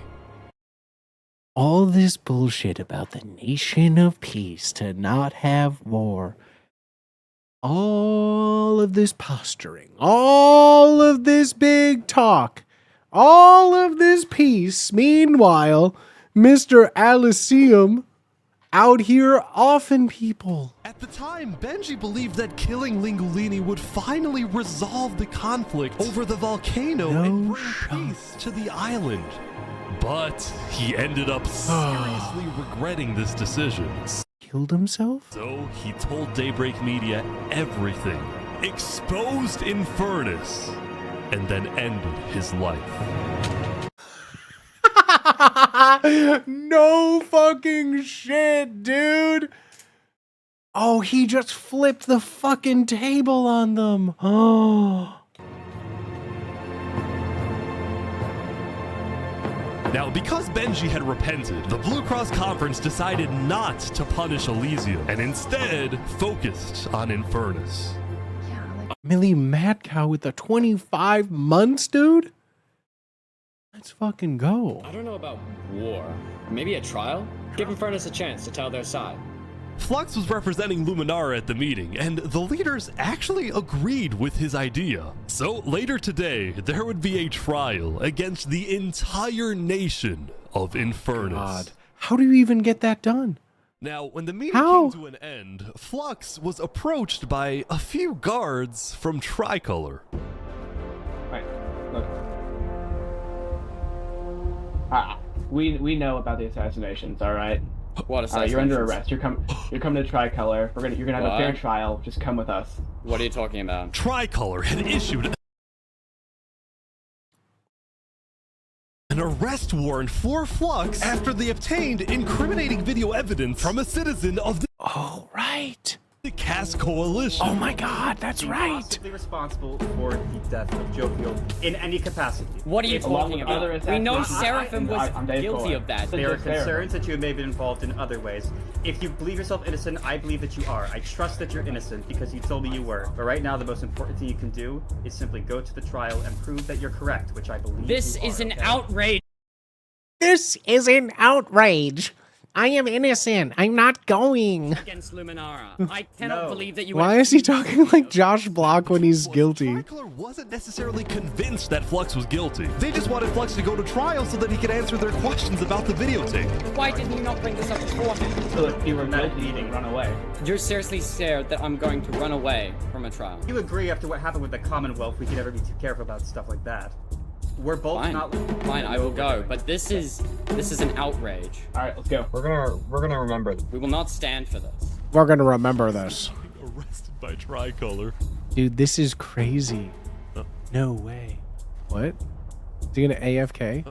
Is he gonna log out? Stopping every few seconds. We'll stop. Don't worry about it. The group then passed through Elysium. He'll stop. Don't worry about me. Oh, this dude is gonna fucking type. He's typing.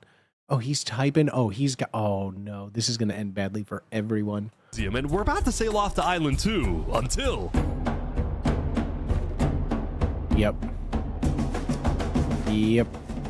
Yeah, there's a hit squad waiting.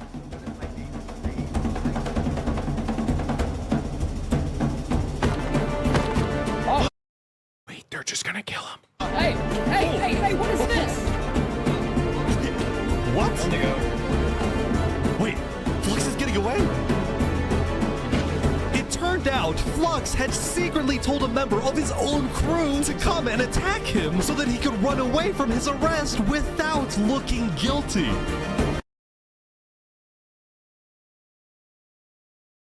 This dude is playing 5D chess, and I don't.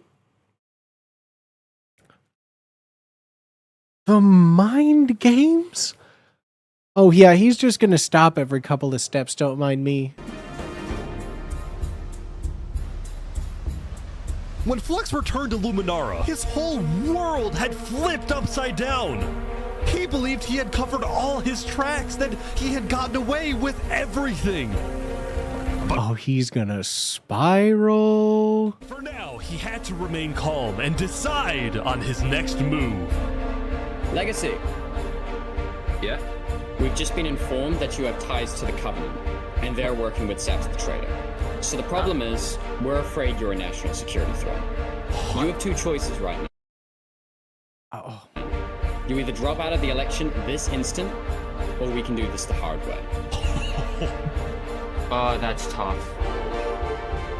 Oh, that's tough. Alright.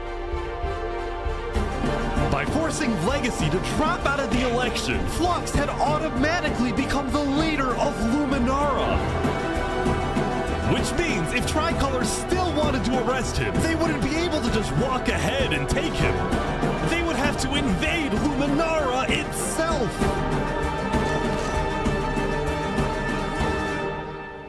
Dude, this Island 2, these people are the worst. Island 2 is the fucking worst.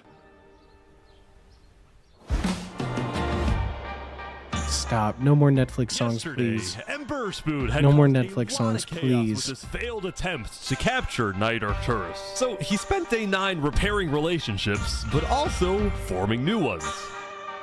For example, earlier, Spoon had received a message from a player named Addison27 who wanted to sell Joe Fuel's head in exchange for netherite. Bro, this is the guy that dug up the leader's fucking head. Spoon accepted the deal, gave Addison a place to meet him at, but then he gave Addison's location straight to Tricolor. Yeah, of course. Uh-oh. Uh-oh. Show us the head. Yeah, there it is. Oh, no. Give it right now. I got it. Now, this actually led to an alliance between Westhelm and Tricolor, the first ever multi-island alliance, and a strategic move by Spoon to befriend the neighbors of the Commonwealth. No shot. Later, Spoon also visited the Covenant after he heard about some civil unrest going on. So they all just left, just like that? Apparently, about half of the Covenant's entire population had decided to leave the Covenant. What? This is because they believed Turntap was betraying the Covenant's values by constantly trading and associating with Island 2. And what made a lot of them really angry was the fact that Turntap was making them protect Saps.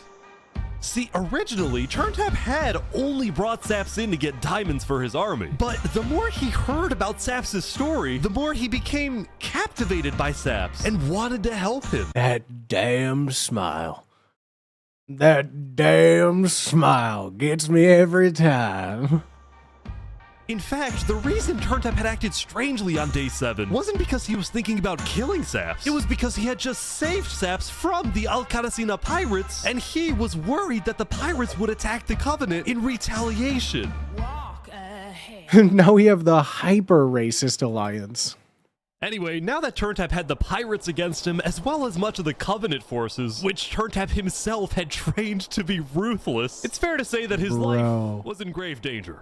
Yeah. Before he and Spoon could figure out a solution, the Covenant suddenly had a surprise visitor. Come here, you're under arrest.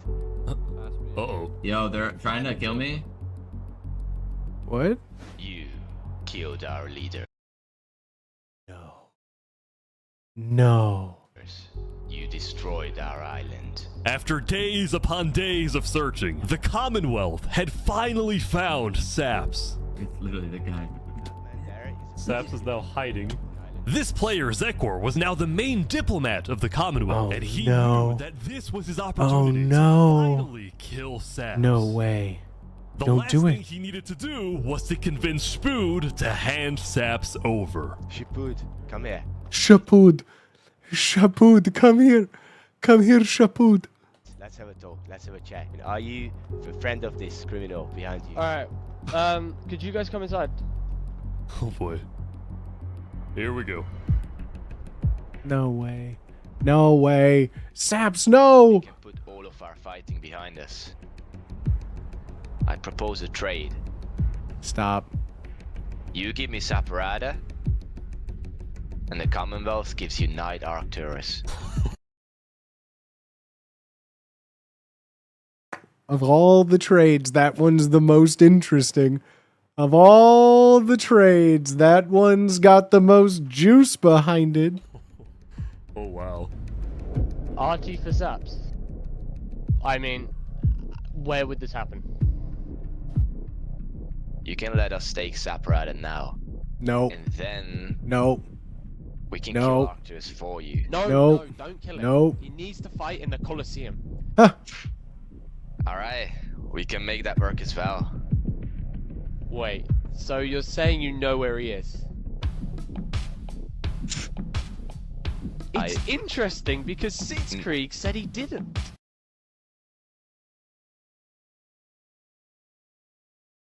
Uh-oh. Okay. We don't have him. Okay. Do not know where he's at. Look, he comes back every now and then. We'll find him. Really? Is that so? Why would I lie? You have every reason to lie.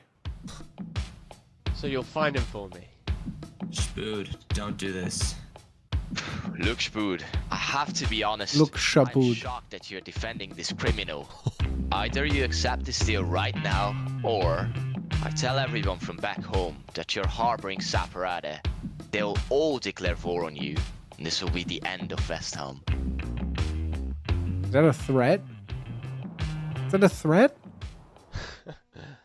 So, just to make the terms of this deal very clear, because I want to be accurate, you expect me to give up an innocent man in exchange for a terrorist?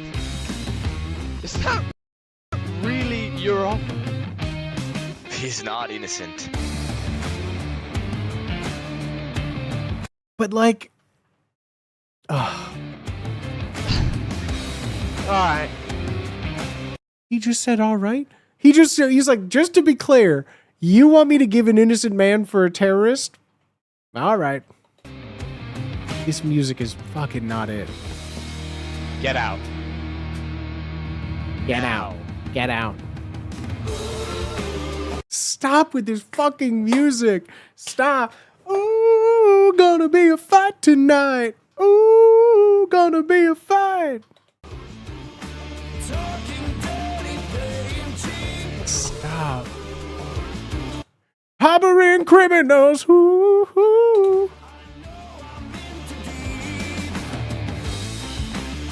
Hell yeah.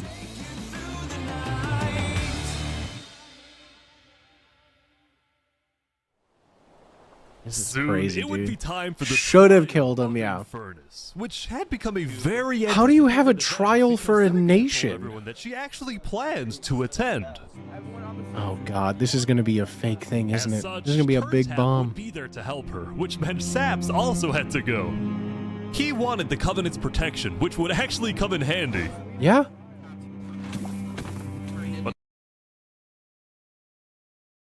What?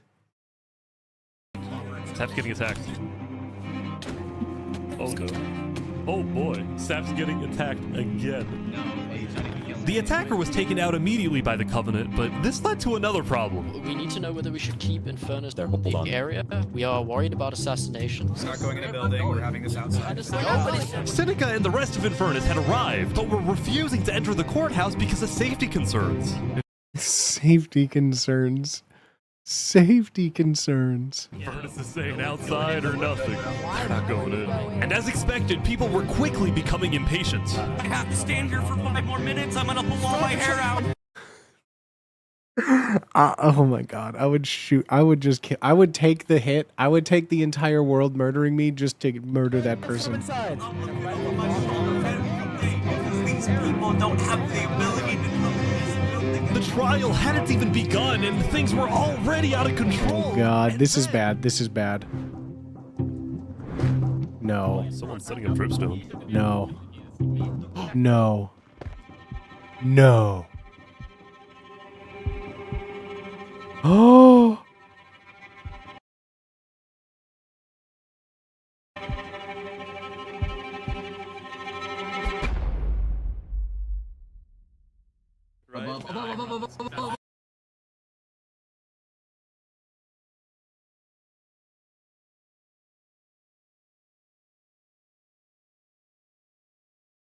Oh!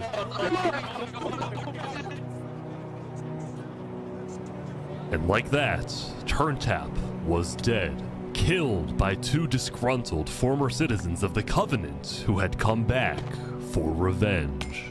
Run, they're trying to kill us. Burn us back to the castle. Queen Seneca directed her people and all the remaining Covenant forces, who were now leaderless, to retreat to the Infernus Castle. No shot. Both Infernus and the Covenant were eventually found guilty of murdering the Lingolini Mafia. But now that Seneca had adopted the entire Covenant army with all of its netherite weaponry, it would be impossible to try and arrest anyone. So Meanwhile, was abandoned at the courthouse, so he ran all the way to West Helm. of course he did. Of course he did. Dealing with a new political crisis. It appeared that Spood had finally made the Commonwealth mad because, according to a spy, it looked like the Commonwealth was preparing to go to war. Oh no. Oh no. And on top of this, Spood had received a message from Sitzkrieg inviting him to the Commonwealth for a meeting. Now, of course, Spood suspected this was a God, trap. he is gonna. There's no way you're not suspicious for that, though. His second-in-command, Spider, had an idea. Let me go instead. Let them kill me, and if they do, we'll have the right to obliterate them. Basically, if Spider goes to this meeting and actually gets killed, then in the eyes of the world, this will give West Helm permission to finally wipe the Commonwealth off the map. That's so true. You're a hero, Spider. You're a hero, 5 Pida. Wow, Spider's so brave. Guys, say how brave Spider is. Something to happen. What do you think's gonna happen to Spider?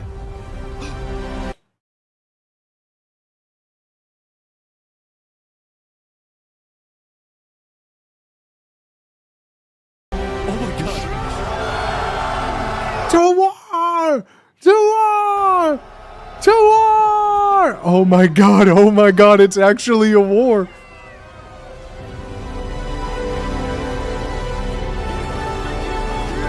Stop. No way. Is it a trap? Please let it be a trap. Oh no. Where is everyone? No the way. Commonwealth had been completely abandoned. No shot. See, after Zekr's meeting with Spood, Sitzkrieg had tried to rally all of Island 2 against West Helm, but not a single nation joined him. No way. Days, the Commonwealth had faced chaos, infighting, global humiliation, and now Sitzkrieg was utterly defeated. So, as a final jab against Westhelm, Sitzkrieg decided to kill Spider before dissolving the Commonwealth once and for all. No way. Sitzkrieg and his remaining citizens then decided to pack up and relocate to the one place in the world that Westhelm wouldn't be able to infiltrate. No shot. No shot. Come on in, guys. Welcome to Infernus. Hello, everybody. Welcome to Infernus. Thank you, Seneca. There are so many people. Oh my God. Infernus is massive.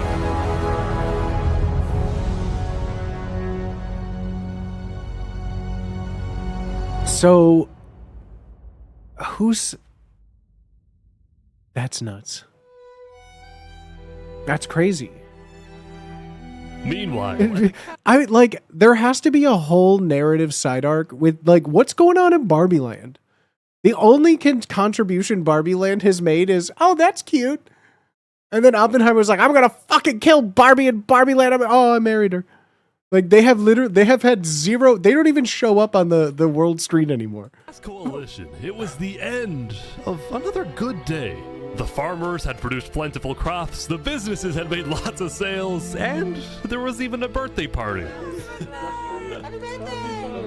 But while her people were happy, Cass knew very well that the outside world was quickly growing out of control. As leader, it was Cass's duty to keep track of all the world conflicts. Why? By day 9, they were simply overwhelming. Yeah. I'm just gonna kill myself. This is too much. I didn't sign up for this. Watched from afar as the Commonwealth fell apart. She watched as world leaders died left and right. She watched Infernus avoid justice by blocking themselves off, with Netherite at their defense, as well as the volcano's sheer height. Yet despite all the turmoil, Cass spent most of the day trying to solve what was now the world's biggest mystery. Captions being completely off. Yeah, the captions have just been... Had really murdered all the Island 2 leaders. The auto captions are always not good. See, earlier at the Blue... I haven't even been paying attention to the closed captioning. I'm sorry. Covenant was propagated. Hold on, wait. Sorry. Well, just the flash of just like a grown man playing really threw me for a loop. Anti-Island Jew propaganda, which is ridiculous. Anti-Island Jew propaganda? What the hell are these captions now? What the fuck are these captions now? Island 1 never had beef with you guys. It was That's crazy. They can see that Island 1 is gearing up to invade us. Then at least they'll know I tried to warn them when Island 1 comes and kills us all. But the Covenant was going to invade us, right? Honestly? No. Probably not. I think they were just trying to scare you guys. Flux had fully believed that Island 1 was going to invade and even yelled at the other leaders for doing nothing, which made Cass think, what if that's the reason he killed them? Yes. Besides, what would be Saps's motive? Yes. There wasn't even a motive alleged in his trial, yet he was still found guilty. In fact, thinking back, the trial itself was suspiciously short, and the judge made a decision very quickly. Well, on day 9, one of Cass's citizens was scouting the Commonwealth and figured out why.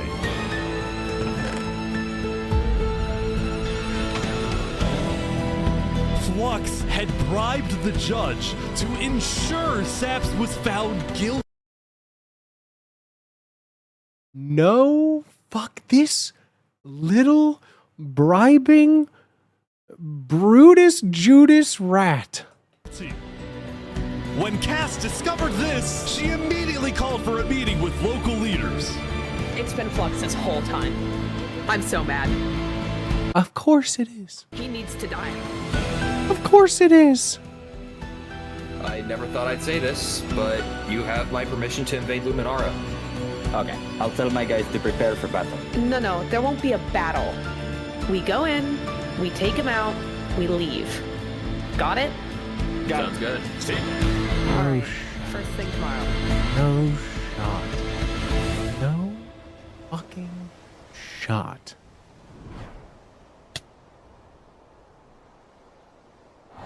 Almost 300 total have died. Welcome, everyone. Welcome. We gather here today. Oh, is this gonna be? It's gonna be a grand send-off. Because, well, we never got the opportunity to properly mourn our previous leader. Three Below. What's going on? Whoa, what do you mean? Oh, this is some shady shit. More than just a Luminara. This is some shady shit, my guy. You planned to kill him. Oh, this dude is just evil. He was a friend, and I'm very much excited that we can continue his legacy and complete the bridge which he would have wanted. What?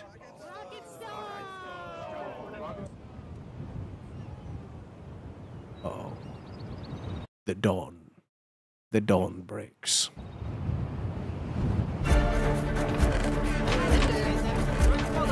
Shit, here they go. Alright, let's go, let's go. Oh god, here it goes. The Cast Coalition set off on their mission to kill Flux once and for all. Oh god, here it goes. Hyperion to rally their people. We've found the person responsible for the multiple leader assassinations, including the assassination of your own president. Are we ready to fight for Luminara and for justice? Yes. Yes. The plan was simple. Hyperion would invade Luminara from the south, while the Cast Coalition approaches from the sea so that Flux can't escape. The classic pincer technique. No shot, bucko. No shot, bucko. No shot. Oh, they're here. They're here. Flux is running. Flux is running. Oh my god, are they gonna get him? They're after him. Surrender, Flux! I don't want to do this! Are they gonna cut him off? Surrender. I'm not moving. I'm not moving. Flux, look, you are under the arrest, killing Jag, Alki, members of Tricolor, and leader of This is an outrage. He only has one line. He only has one line. This is not an outrage. Just kill him. Damn, Cass is spitting. Flux had stopped and surrendered, but there was a bit of confusion. He's entitled to a fair trial. Wait, I thought it was He's our president. Going in, Cass had been under the impression that the people of Luminara wanted Flux to be overthrown, when in reality, most Luminarans knew nothing about his crimes. Don't speaking to a mass murderer right now. Don't let him get through the crowds, guys. Where's Legacy? Luminarans, do you want this man alive? Yeah, entitled to a fair trial. Yeah? Take it to the chorus. Yeah? Oh, come on. All of a sudden, Cass wasn't sure about what to do. Until... Oh, he's running. He's running. Oh, he's on site. It's on site now. Oh, no.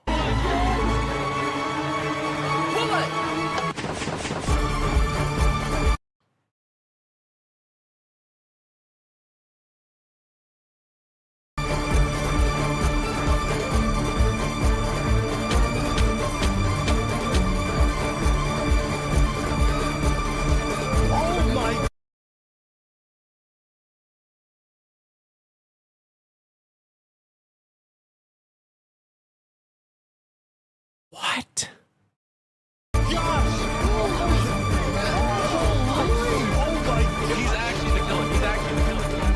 Flux had killed 5 people using a secret trap he had built the day before.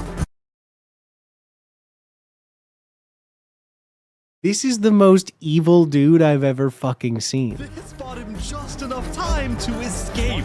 You block up behind. That said, Flux knew there'd be a lot of people after him, so when he dug to the surface, he ran straight to the ocean and fled Island 2.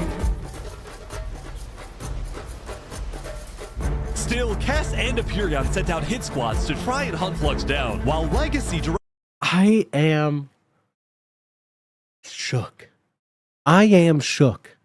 ...directed the citizens of Luminara to evacuate. I gotta move all of these people over to the Conquistador HQ because no one is safe in Luminara at the moment. Holy. Like that, Legacy had taken over as leader of Luminara. Cass and Aperion were down 5 citizens, and Flux had gotten away with everything once again. He still has his underwater base and everything too. No.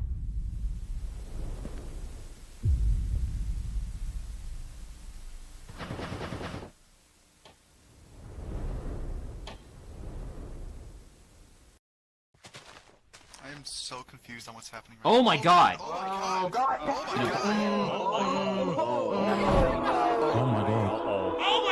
Oh my god. Oh my god. Oh my god.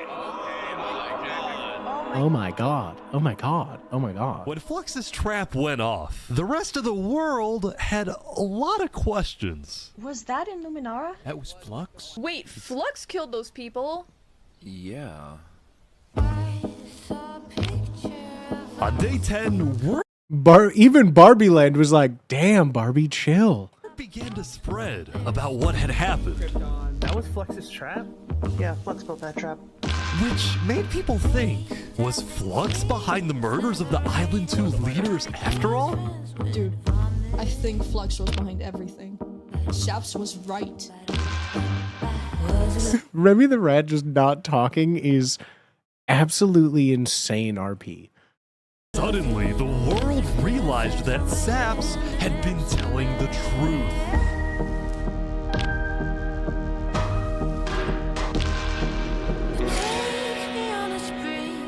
No shot. Saps, how do you feel?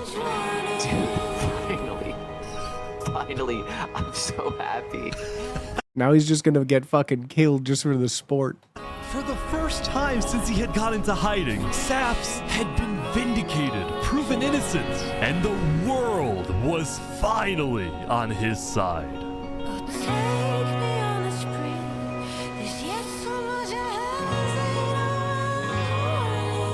The fuck is this music?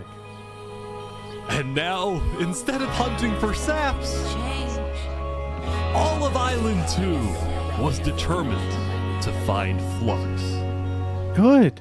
Bro, this is what happens when people want trials. We should have. Is Flux gonna have like one final mastermind? Like, did he just build like a server lag and just the whole server crashes? Just started killing him. I don't know why anyone stopped in the first place. I would have been the bad guy if I killed him right then and there with everyone yelling, trial, trial.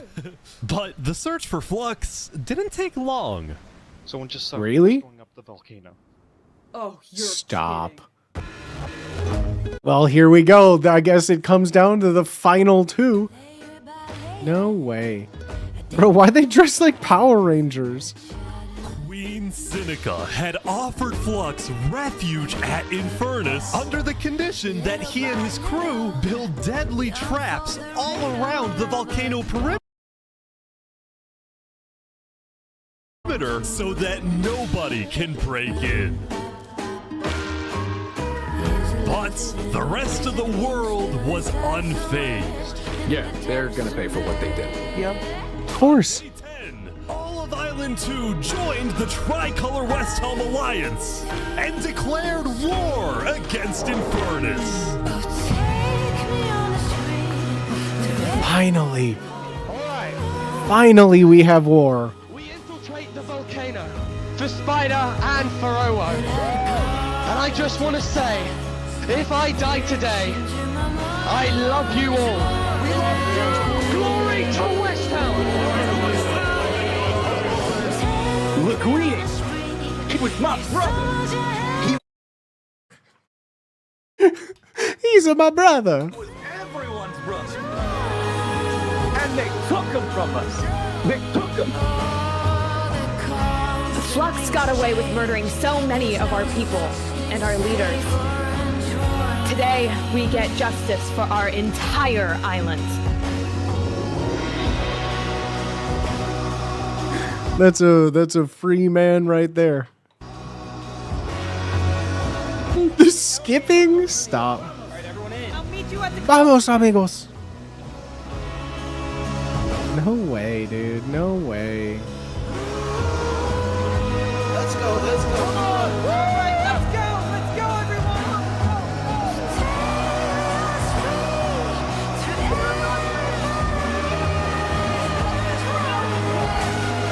It's so unserious just seeing them all fucking bop up and down, though. Wow. This is crazy.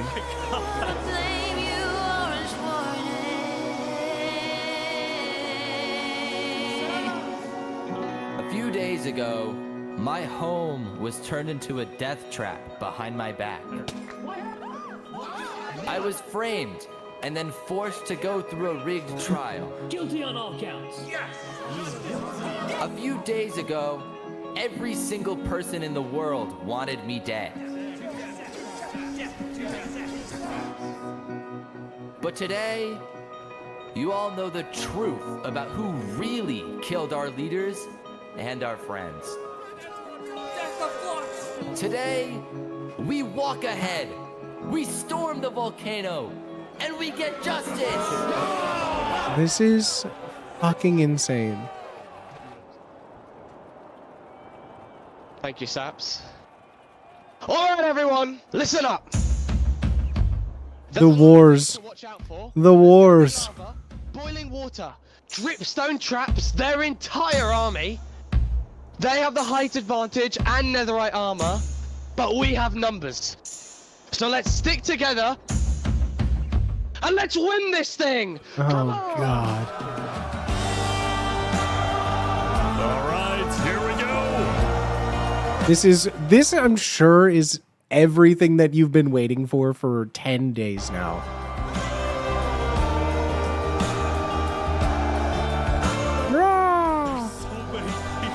Bro, even he can't keep up with all this.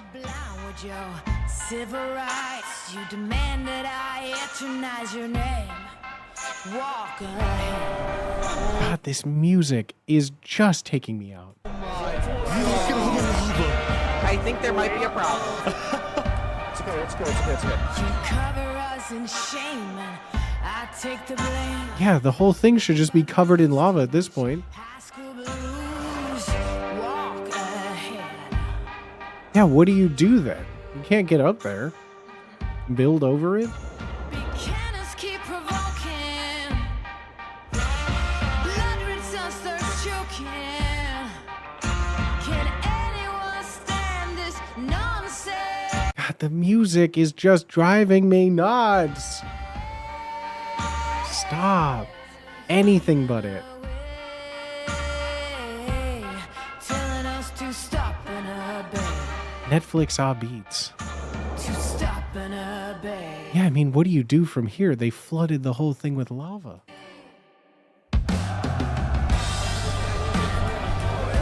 They're pouring water on the lava, but the water still burns.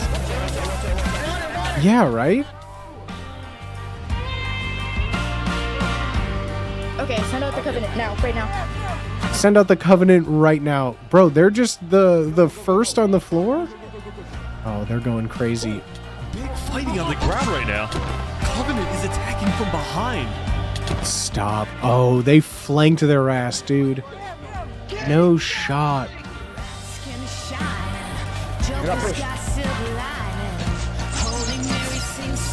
Oh, they're fucked. Oh, they're fucked. Bro, they have the high ground, y'all.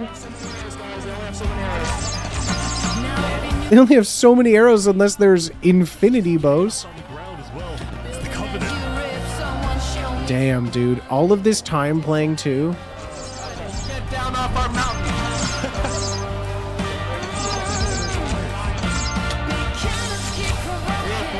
They got it, they got it. Oh, they're up. Okay, they got past the first layer? No way.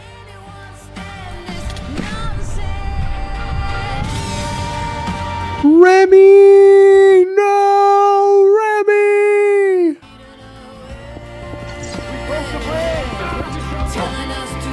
Billy? The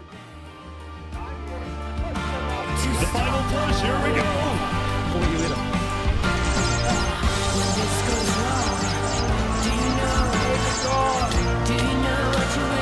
God. So much death. So much death. Oh, they have to. Oh, no way. Oh my gosh.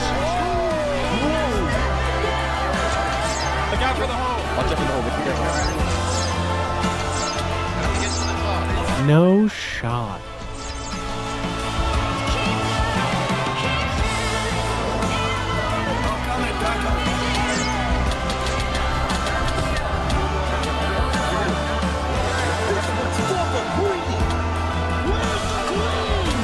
This is nuts, dude.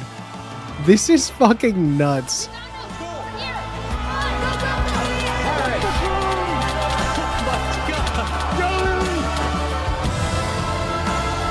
Oh no.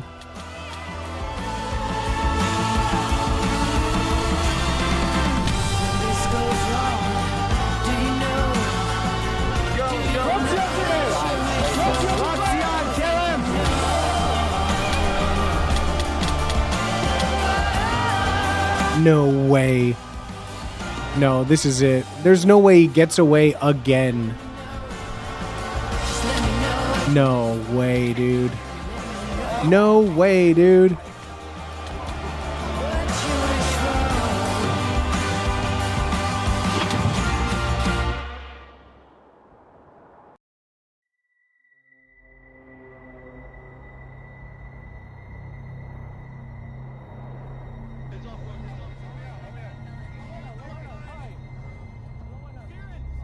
He does not have some kind of base buried under this lava, does he?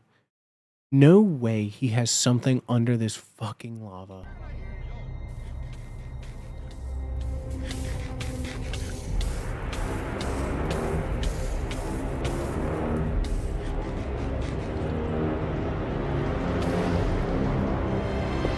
No. Surely not.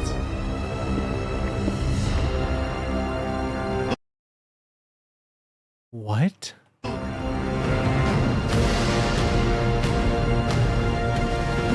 of course he has a total. Of course. Where was he? I saw him! I saw him! We're gonna kill him! Run away! There's no way. There's no way. He's missing? Hold on.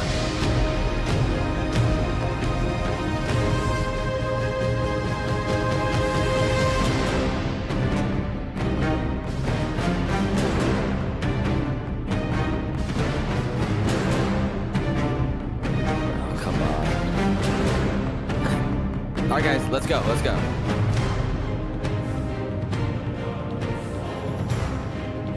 What?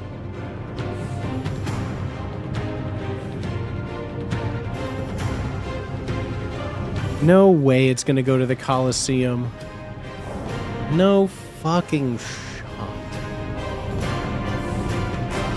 Did Spood die? No way.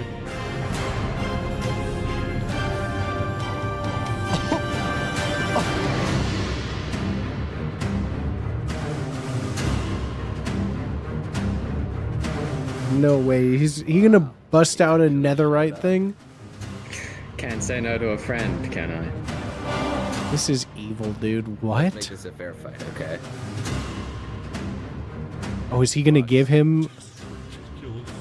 Look at all these people dying right now because of you. You know, Saps,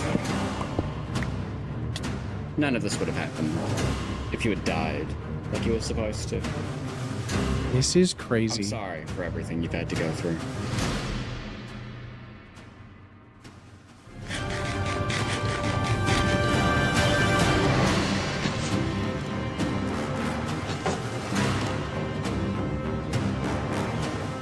This is fucking ridiculous, dude. No shot. No fucking shot. Oh my god, it's good versus evil. It's good versus evil. I mean, the axe has to win, right? Oh, they both have an axe. I mean, Flux seems like he's kicking ass. Oh, they're both eating? What? You can't Estus Flask in a duel.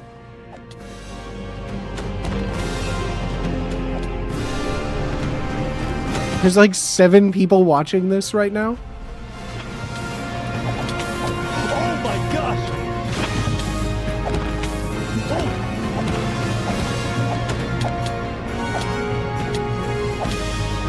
He hit him with a lava bucket.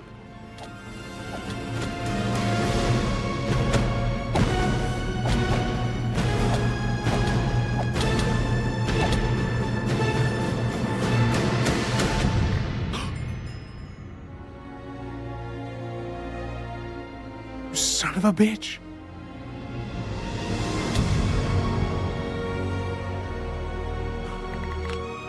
No shot.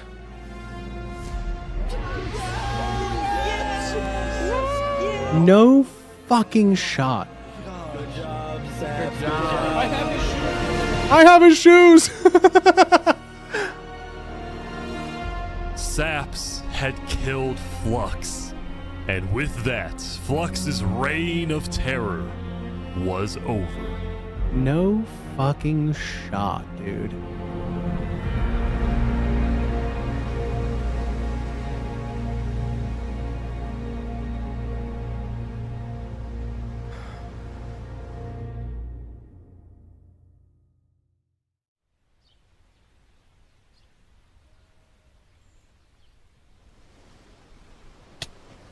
Jesus. Today, we gather. Cass is still alive? In the Battle of Infernus. Since then, I think we haven't felt the same. I know I. Yeah, everyone is dead now. The Island 2 West Helm Alliance had defeated the Infernus forces. But winning had come at a high cost. Yeah. Wood Mommy died with Wood Daddy. No. People across oh my God. Took time they built to a mourn their fucking dead. cemetery. They built a cemetery? Reflect upon the battle, and then, eventually, decide how to move on.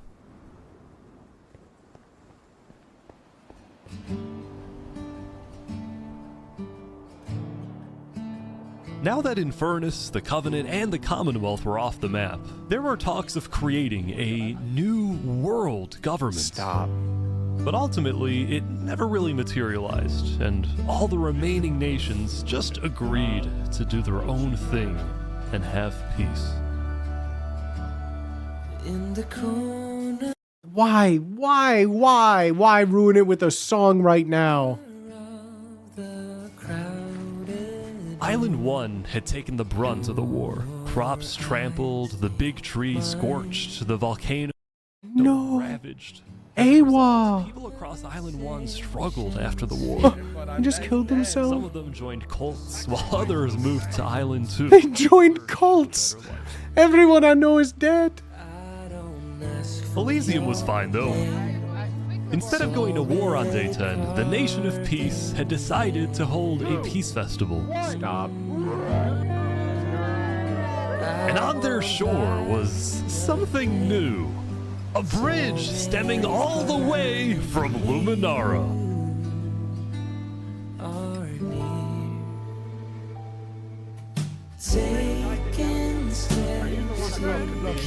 And so everybody lived on in peace, including Saps, who at long last had returned to Island 2. Am I strong enough? Those brings back memories.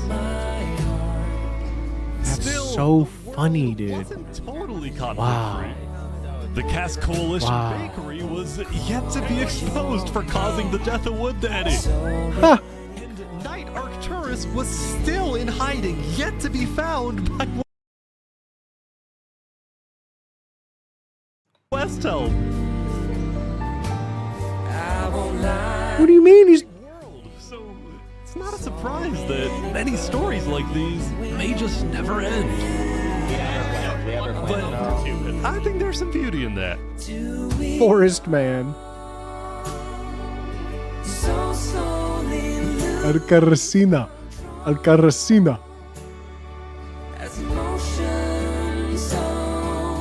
My name makes no sense. We will catch that traitor. But tonight you can rest. You've made your emperor very proud. Stop. Stop. Jury, you have heard all of the evidence. If you find Thomas 5200 guilty of aiding Fluxion with his reign of terror, jump now. Oh shit. Damn, Thomas 5200. Mercy in the end, senor. Oh shit. Dude, no shot. They have a murder machine? When we first met, I ran away screaming from you because I thought you were gonna blow up my nation and kill all my citizens. But after we talked a little bit for like 5 minutes, I realized you could blow up my nation and kill all my citizens. But that doesn't mean you will. Barbie, do you take Oppenheimer to be your one and only candidate? I do. Oppenheimer, same thing. I do. Now, at this time, Barbie and Oppenheimer have requested that instead of rings, they will both exchange something slightly different. If you would please turn your attention to the nuclear bomb that's behind us. 3, 2, What?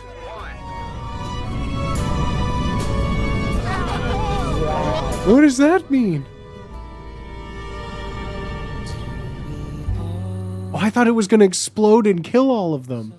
I thought that they were just going to go on a big suicide pact with a bomb. Stop. Stop. Falling into the unknown. Or do we all guard our small fragile hearts as we softly Crazy. Crazy. What the fuck?